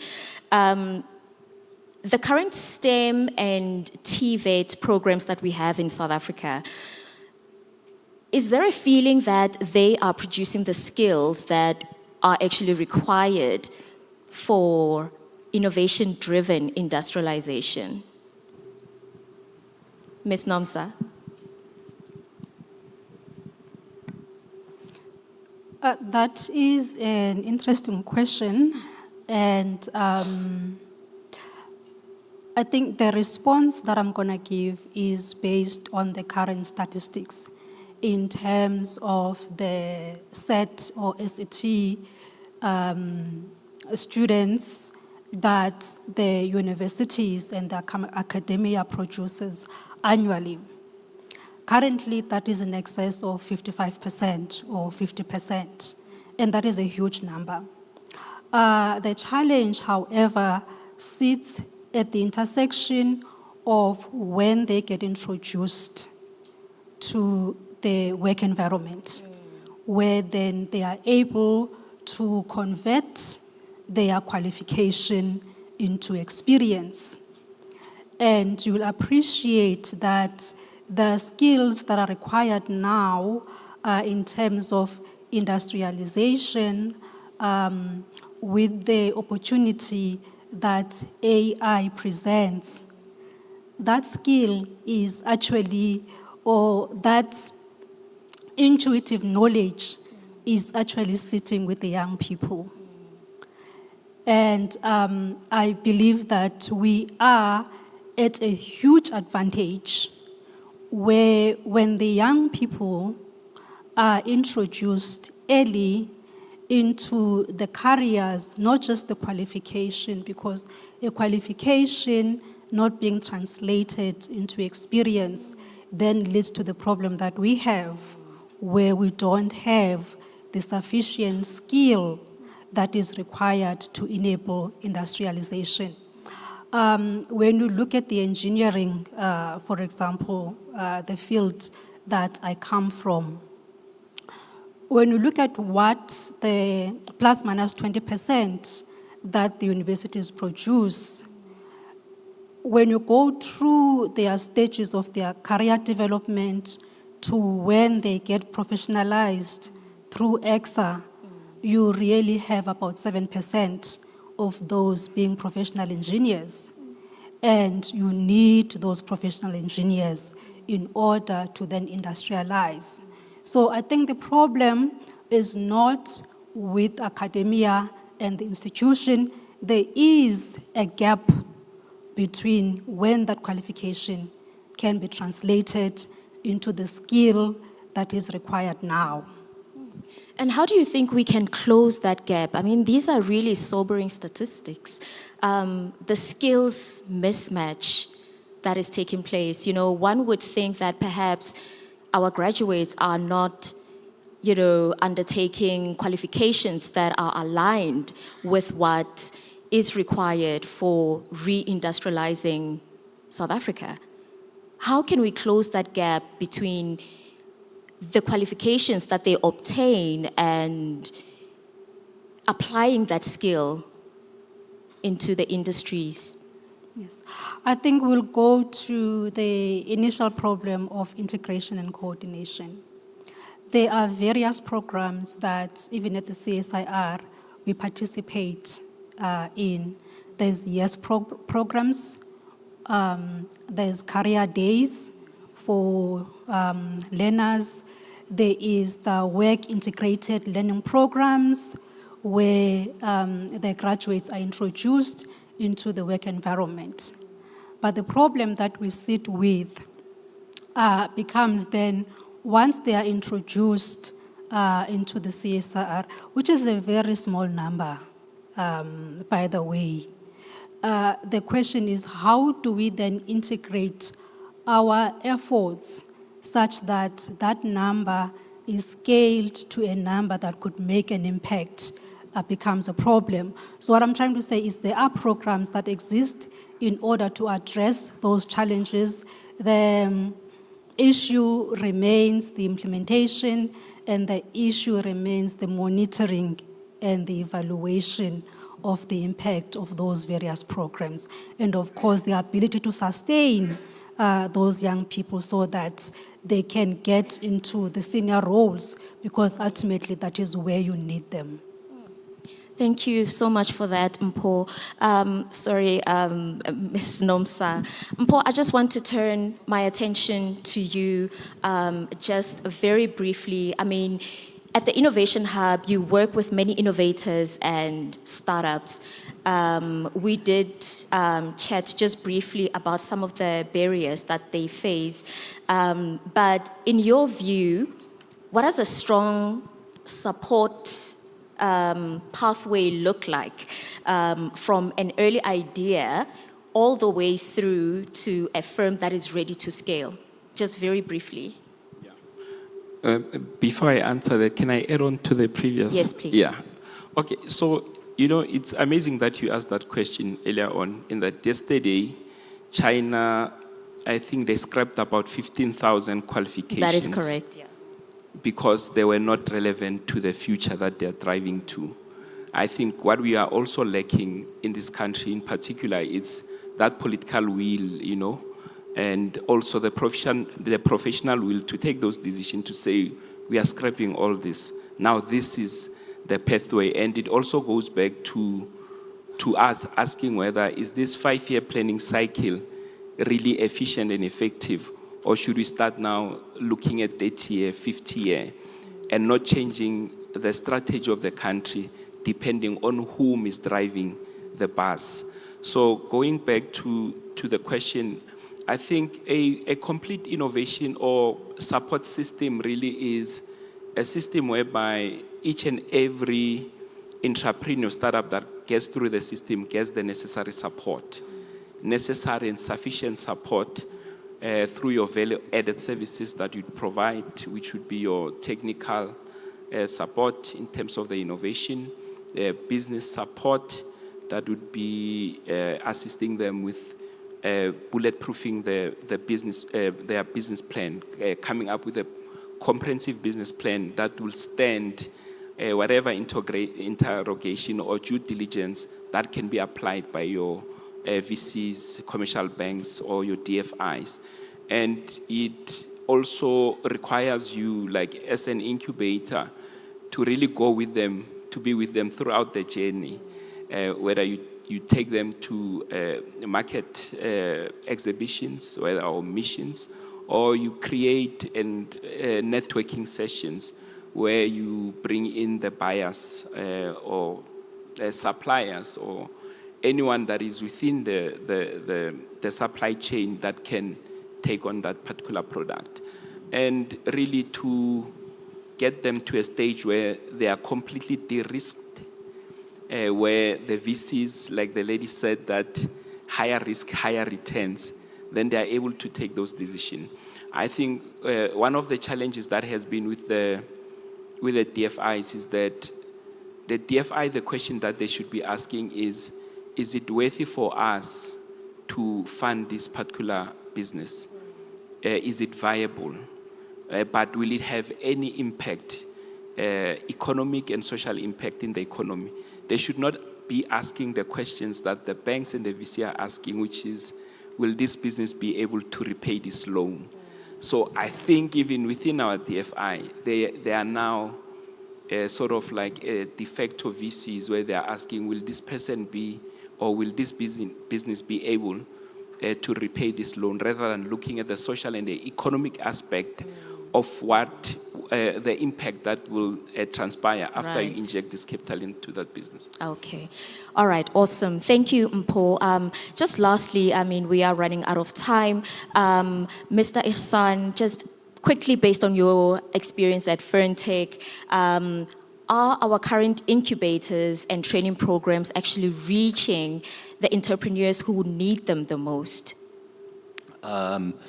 Yes, I would say generally about 70% of the entrepreneurs are being reached. However, there are still gaps in the market also, and these gaps exist mostly due to locations. I can tell you, for example, that most of the incubators are based in Gauteng, KwaZulu-Natal, and Western Cape. In fact, the three provinces that has the least number of incubators is Limpopo, Bloemfontein, and Northern Cape. And incubators is, one part of it is the infrastructure.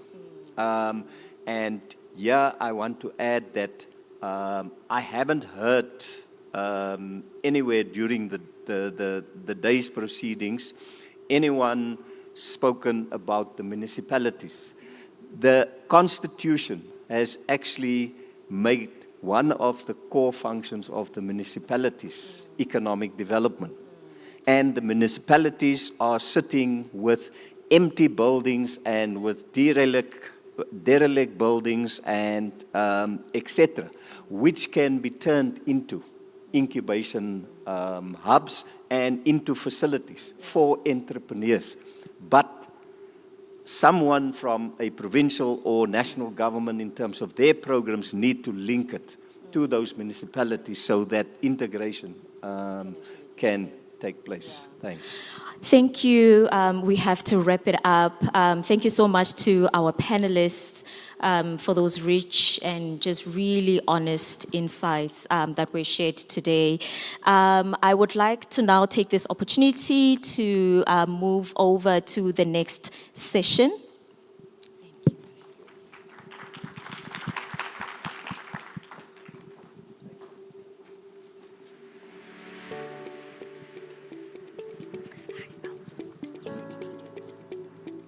Thank you, colleagues. We'll now be moving on to the final leg, which is the role of the state in this entire ecosystem. And we have Mr. Damiano Moriado from OECD, who will be presenting a couple of slides for us in terms of what he's been seeing in the global context, in terms of how the state has actually come together to bring all of these components together to drive a functioning ecosystem.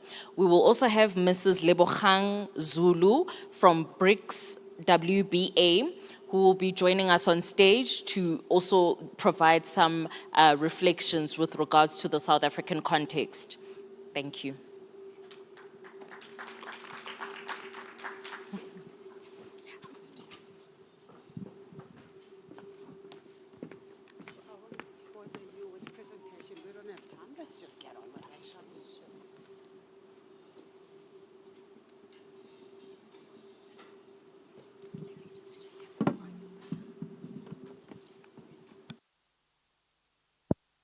Can anyone confirm if you can hear me?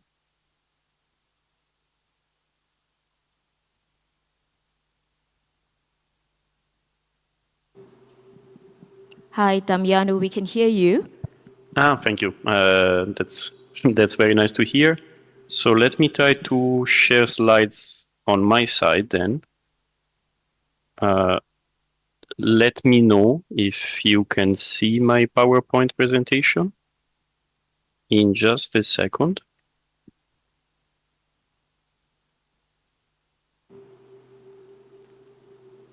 Yep, you're good to go. So, great. Thank you very much. So let me maybe start by briefly introducing myself. As mentioned before, I'm Damiano Morando. I'm an economist here in the Science, Technology and Innovation Directorate at the OECD. And first of all, I wanted to thank you for the opportunity to speak today. I'm looking forward to actually discuss the themes of industrial ecosystems, innovation, and how industrial policies can support both of them. Let me also start by apologizing for not being there with you. Unfortunately, we are located in Paris at the moment. I was not able to leave the city. Something else that I wanted to start by acknowledging, and there are a couple of other elements. So the first one, I'm not an expert on the South African context. So just by hearing you today, I'm learning a lot. So what I will try to do today is mostly to provide a cross-country perspective. And I hope that some of the insights that I will be sharing will also be useful for the South African case specifically. And final point before actually getting into the meat of the presentation is that most of the content you will see today comes from research from my organization, the OECD. We have been building a large and rich body of evidence regarding innovation and industrial policies, so I wanted to acknowledge the work of my colleagues. So now moving to the first slide, what what I thought to start with is actually industrial ecosystems before starting to discuss innovation into more detail. I think this is something that was already mentioned in previous panels, but in this case, what you can see, and this work is coming from a recently published STA Outlook that you'll see up there in the right corner, is that industrial ecosystems can be essentially characterized along 2 dimensions. So if you look at the figure in the slide, and if you focus in particular on the central part of it, you'll see 3 types of sectors within an ecosystem. You see the core ones, the upstream, and the downstream ones. And now, if we stick to the example of the automotive ecosystem, which is one of the 3 that we studied in this chapter that I mentioned before, you'll see quite easily that core sectors would be, for instance, the manufacture of motor vehicles. Upstream sectors, as though they provide input to core sectors. And in this case, again, quite easily, one can think of steel, can think of capital equipment, etc. And finally, downstream sectors are those that receive the output of core sectors. Again, quite easily, one can think of car retailers in this case. The second key dimension to take into consideration is, beyond the sectors, also the type of actors that are involved. And in this case, if you look at the pale blue squares in the figures, you will notice that we include not only companies such as startups and M&Es, but also academia, public research organizations, finance providers, etc. And I think it's very nice to have been hearing a lot of different perspectives today. I think it really speaks to the diversity of the ecosystem that you have there. So why is this important for the context of today? Well, the idea is that if both dimensions are not considered, what we risk is missing out on potential innovation providers. And let me discuss both elements in turn in the next couple of slides. So regarding sectors, what this slide shows is actually the energy-intensive industry ecosystem, which is another of the ecosystem that we studied in the chapter that I referenced before. In this case, you can see actually the production of patents for energy-intensive technologies made by different sectors. So on the y-axis, you can see the technologies, and on the x-axis, you can see the sectors. And I wanted to move your attention especially to 2 sectors, the one that are highlighted with red rectangles. These are the computer and electronics ones and the machinery one. And why am I particularly focusing on them? Well, the idea is that both of these sectors are not core energy-intensive industries. If you think of energy-intensive industries, and if you go back mentally to the previous slide when we were discussing core versus upstream, etc., well, core energy-intensive industries are industries such as coke and petroleum, chemicals, rubber, etc. These are the ones that on the x-axis you can see in bold. And as you can notice, computers and electronics and machinery are not one of those. And yet, if you look at the size of the bubbles that represent the percentage of patenting that is done for these type of technologies, you see that these bubbles are quite big. Overall, if you take both of them into account, both these sectors, which are not core in the ecosystem, you see that more than 30% of all patents would be completely missed if we were not to take an ecosystem approach and look beyond just core sectors. We can say something similar in terms of actors, rather than just focusing on sectors. So in terms of actors, here the figure shows the third and final ecosystem that we studied in the chapter. This is the renewable energy one.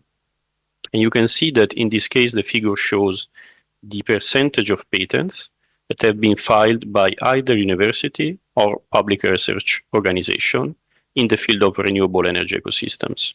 And this is divided by the type of technology. And I think what I find interesting in this figure is that you see that for certain technologies like LDS, you see it on the left, actually 20% of all patents are filed by universities or PROs. This is notably higher than their average across all technologies, which you can see in red in the right-hand part of the figure, and it's closer to 5%.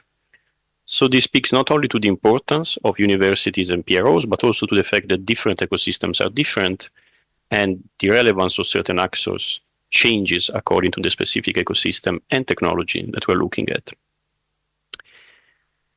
However, and despite the fact that ecosystems are gaining traction when it comes to industrial policy and policy making in general, I would say, the reality that we observe when we look at the data is that the majority of industrial policies are still very much anchored in a sectoral perspective.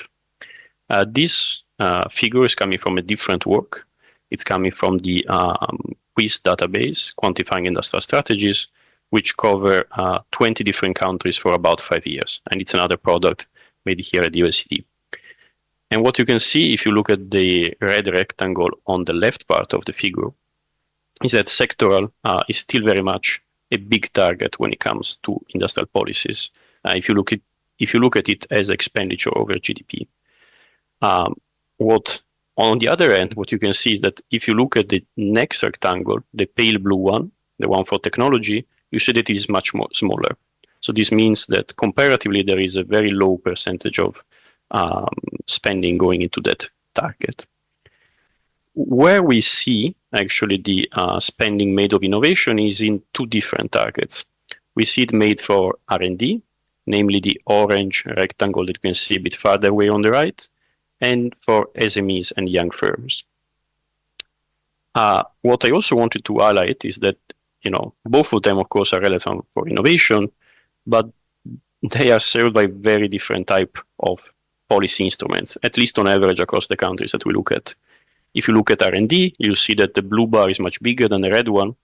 This means that R&D is typically supported through grants and tax expenditures, while on the other end, SMEs are typically supported through financial instruments, and this would be things like loans, loan guarantees, and a bit less so venture capital. So this is important to keep in mind. But then if we want to really dig deep into just R&D policies, since the topic of today is more closely linked to innovation, here you can see information coming from another product that we have. This is the STEEP Compass, which is a joint initiative between the OECD and the European Commission. In this case, this database focuses specifically on science, technology, innovation policies. And what it shows is the great variety of R&D policies. So before I was talking about grants, tax expenditures, loans, but as you can see, there is much more. You can think of innovation vouchers, you can think of public procurement. And since this database is actually much more focused on R&D, well, you can get much more into the nitty-gritty of things. And the second thing that I wanted to highlight here is that the figure takes into consideration two different axes. You can see the vertical one covers directed to non-directed. There are some policies that are more clearly directed to specific technologies, while others, such as innovation vouchers, they are quite undirected. And on the horizontal axis, you can see that some policies are more suited for targeting very much the first stages of the research, while others, such as public procurement, of course, they're more suited for later stages or the D of research and development for the deployment of technologies. And unfortunately, we have not been able to, or at least so far, there is no policies that trumps all of the others. We believe that is very much in a balanced approach between the different type of policies that the best one can actually be developed. Speaking of empirically assessing whether certain policies work, in this slide what you can see is a list of different policies targeting innovation and their effectiveness. So in this case, in the scientific literature, people have tried to investigate whether a given policy actually work in the way in which it should be working. And I will start with the negative news first. The evidence is still very much mixed for the majority, I would say, of policies. There are some studies where the results are considered as positive, other studies in which the results are a bit more unclear. And you can see a list, a non-comprehensive list at the bottom of the slides. For instance, IP boxes, government venture capital. These measures are a bit more nuanced. But the ones that have been found to be effective are R&D tax credits and R&D subsidies. So those, across a variety of different studies, appear to be supportive of additional R&D investment by companies. Then, of course, there is the issue of whether this additional R&D actually generates innovation, and this seems to be true, but it requires an additional step. And the final thing I wanted to mention is that also policies that support access to skill, they have been found to be positively related to innovation. And of course, you can imagine that the two are very much complementary. If you provide tax credits for R&D, but then you don't have the personnel to actually do the R&D, of course, the two of them are very much less effective. And we are getting now closer to the conclusion. And before that, I would just wanted to provide you with some country-level evidence regarding R&D support. In this case, you can see the direct government funding for business R&D by country. And as you can see, countries are very different in terms of the support that they provide. There is wide heterogeneity, I would say, going from around half point of GDP to almost a negligible share. But what I was also interested in, what I also find interesting, and I wanted to highlight, is that within this support, there is then a second layer of heterogeneity. So in this case, focusing on the OECD average and South Africa, you see both of them highlighted in red. If you look at just the orange, I would say diamonds, you see that approximately 60%, if you look on the right axis, approximately 60% of the support to business R&D that is taking place in OECD members is actually channeled through tax credits, which, as I said before, have been found to be quite effective. This share is quite different in South Africa.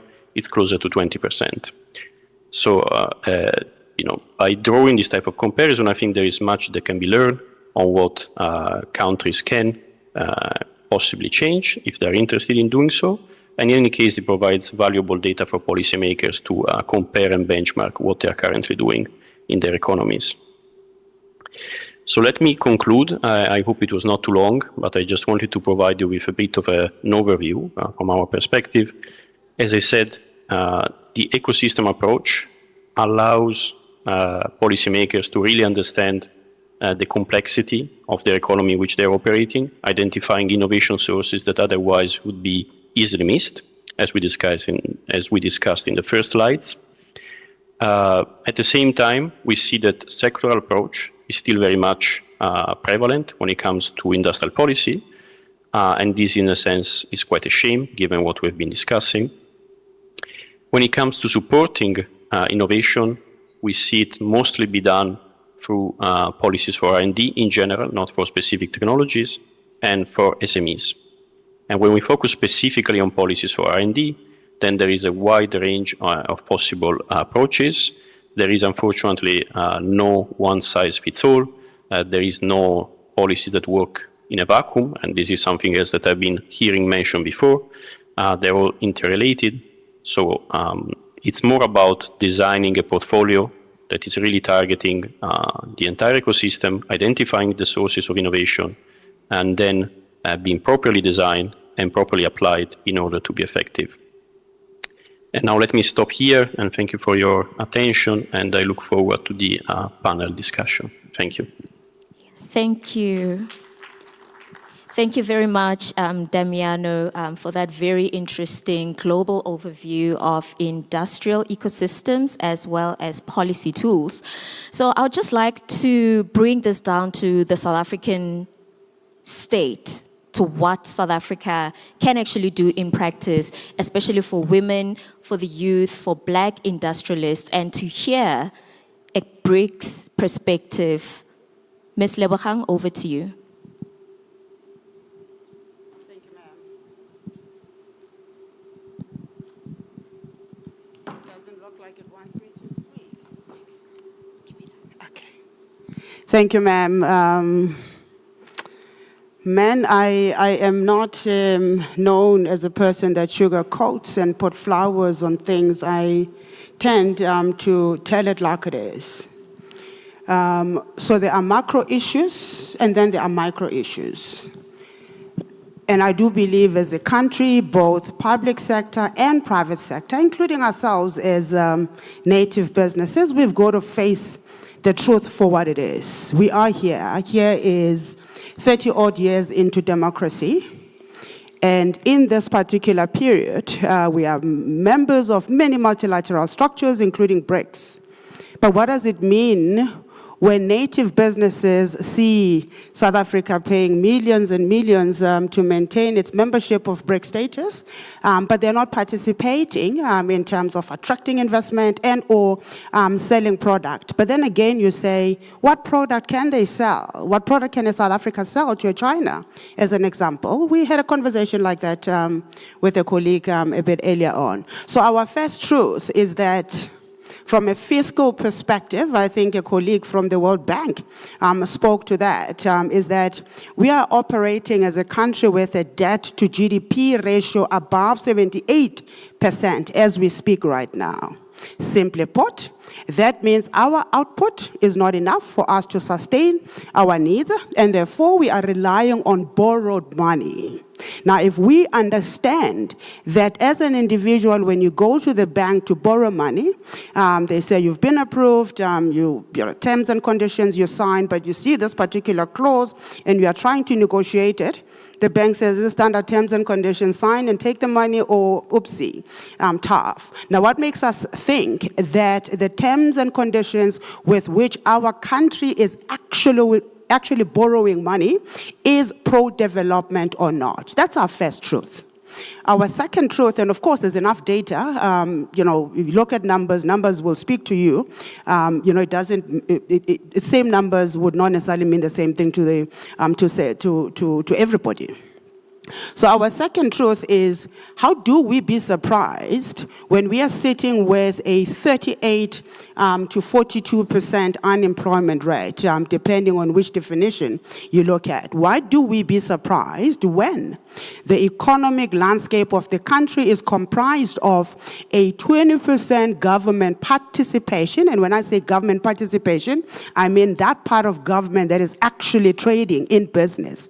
You've got 75% of this country's economy sitting in the hands of multinationals, and of course, native is only 5%. So how do we be surprised? If I'm a multinational, quite frankly, yes, we speak fancy English where we speak about social investment, CSI, but there's no such a thing. Corporates are forward investing in spaces where they can see a return. Again, we look to DFIs and we say, DFIs, whose money are you using to develop? And that money, is it profit? Is it generating money for me? Or is it patient capital? Therefore, I am saying go develop and I'll see a return at some point. So we've got to understand that money is investment, and anybody that puts their money, they want to see return. So this is the second reality that we've got to look at. And then you come back to ourselves as BRICS Women Business Alliance, of course being one of the official economic cooperation structures within the BRICS framework, that the country is mandating us to go and find women-owned businesses, find those SMMEs, and really get them to trade within BRICS. Increase the export participation, but where? Where? So I want to share with us, colleagues, the story of China, 45-year journey of a rebuild, 45 to 50-year journey of a rebuild of their economy in respect of industrialization and innovation. So China sent its people, many of its people, to the Silicon Valley in America and said, go and learn about business.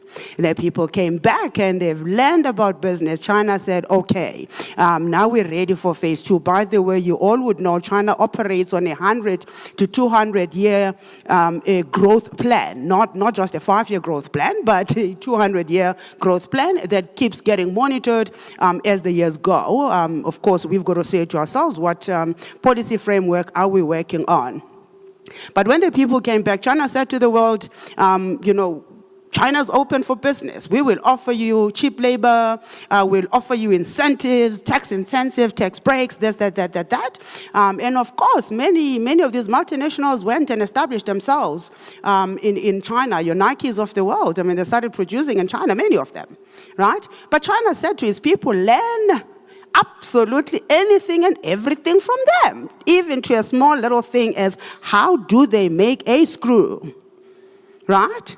And of course, when the people came back to their government and said, we've learned, government said, okay, now we're going to do two things. One, they introduced entrepreneurship as a compulsory subject across all their universities. What did we introduce? We want to be introducing vernacular. And I'm not quite sure. I mean, I love isiZulu, I love it completely. But other than trading my product with my colleagues, who else am I going to trade with internationally just because? So that's the first thing China did. The second thing China did was to say we've got a very large base of informal traders, if you like. We call them the hustlers. So we've got different terminologies, but then China said we need to turn these informal traders of ours into true entrepreneurs. So they rolled out what they called the Mass Entrepreneurship Development Program. The net result is today you go back to and look at the industrial landscape of a China and you tell me how many multinationals are still there. Number one. Number two, you will sit with a Chinese person, doesn't matter what part of the world, 5 minutes is too long if they haven't tried to sell you something. So entrepreneurship has become something that is in their bloodstream. They sell. They absolutely sell, and they're very persistent. Now, we look at that informal economy as a poverty problem, not as an industrial asset. There is no better entrepreneur in this country than an entrepreneur that is that very hustler because they have learned the art of entrepreneurship. It is practical. Entrepreneurship is practical. It's not a theoretical exercise. Many of us call ourselves entrepreneurs because we went to university, went and worked for corporate, and years later we had an epiphany that I'm now an entrepreneur, so we left corporate and we started our own businesses. So we speak a sophisticated English and we think we're better than the hustlers that have actually tried, tested, and practiced. And because we want the sophistication, we as a country from a policy perspective are not investing in building those informal 1.9 million businesses in this country are operating as informal traders, if you like. They are in the townships. They are absolutely, in fact, part of that is the survivalist business. So even the small businesses, for as long as you've got to depend on an invoice being paid by a customer, doesn't matter which customer is it, whether government or public sector, for as long as you've got to depend on an invoice being paid for you to pay your workers, you've got to understand that you are nothing but a survivalist. Right? So when we sit in rooms like these, and we sit as both private and public sector, I think we kind of like need to stop and pause for a second, park the sophistication and say, what do we want to see for this country in the next 30 years? Never mind what other countries have done, what lessons can we learn, and can we then pull a China on China and send some of our own people to go learn in China and bring them back? Yeah. You know what I mean? I mean, we have friends in China within BRICS, and China says, I'm happy to do exchanges with you, but we're not extracting value. People want to go, but DFIs are like, I cannot fund people to just go and learn. We've got to think how we do things. Yeah. Thank you. Thank you.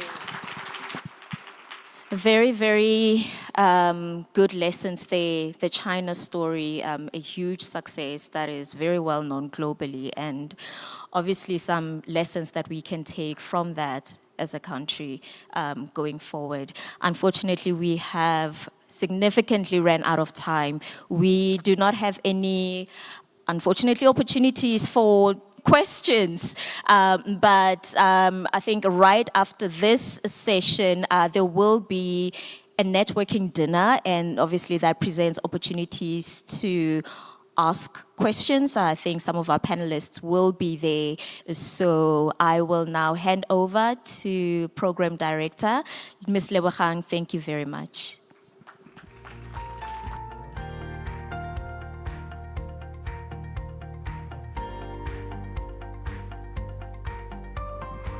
Thank you so much. I know this is the graveyard shift, and I think we've tried, to at least finish before 5 o'clock. We've got 2 minutes to 5 o'clock. We are done now, so I will not bore you anymore with trying to talk through the themes that we've gone through today. So I'll do that first thing in the morning, because I think everyone is exhausted now. The good thing is we've got a networking dinner that will start at 6 o'clock in the same room. So they will need some time to rearrange and do a setup. So they have informed me that outside there will be some refreshments. So everyone is more than welcome to stick around outside and start the networking and try to debrief outside.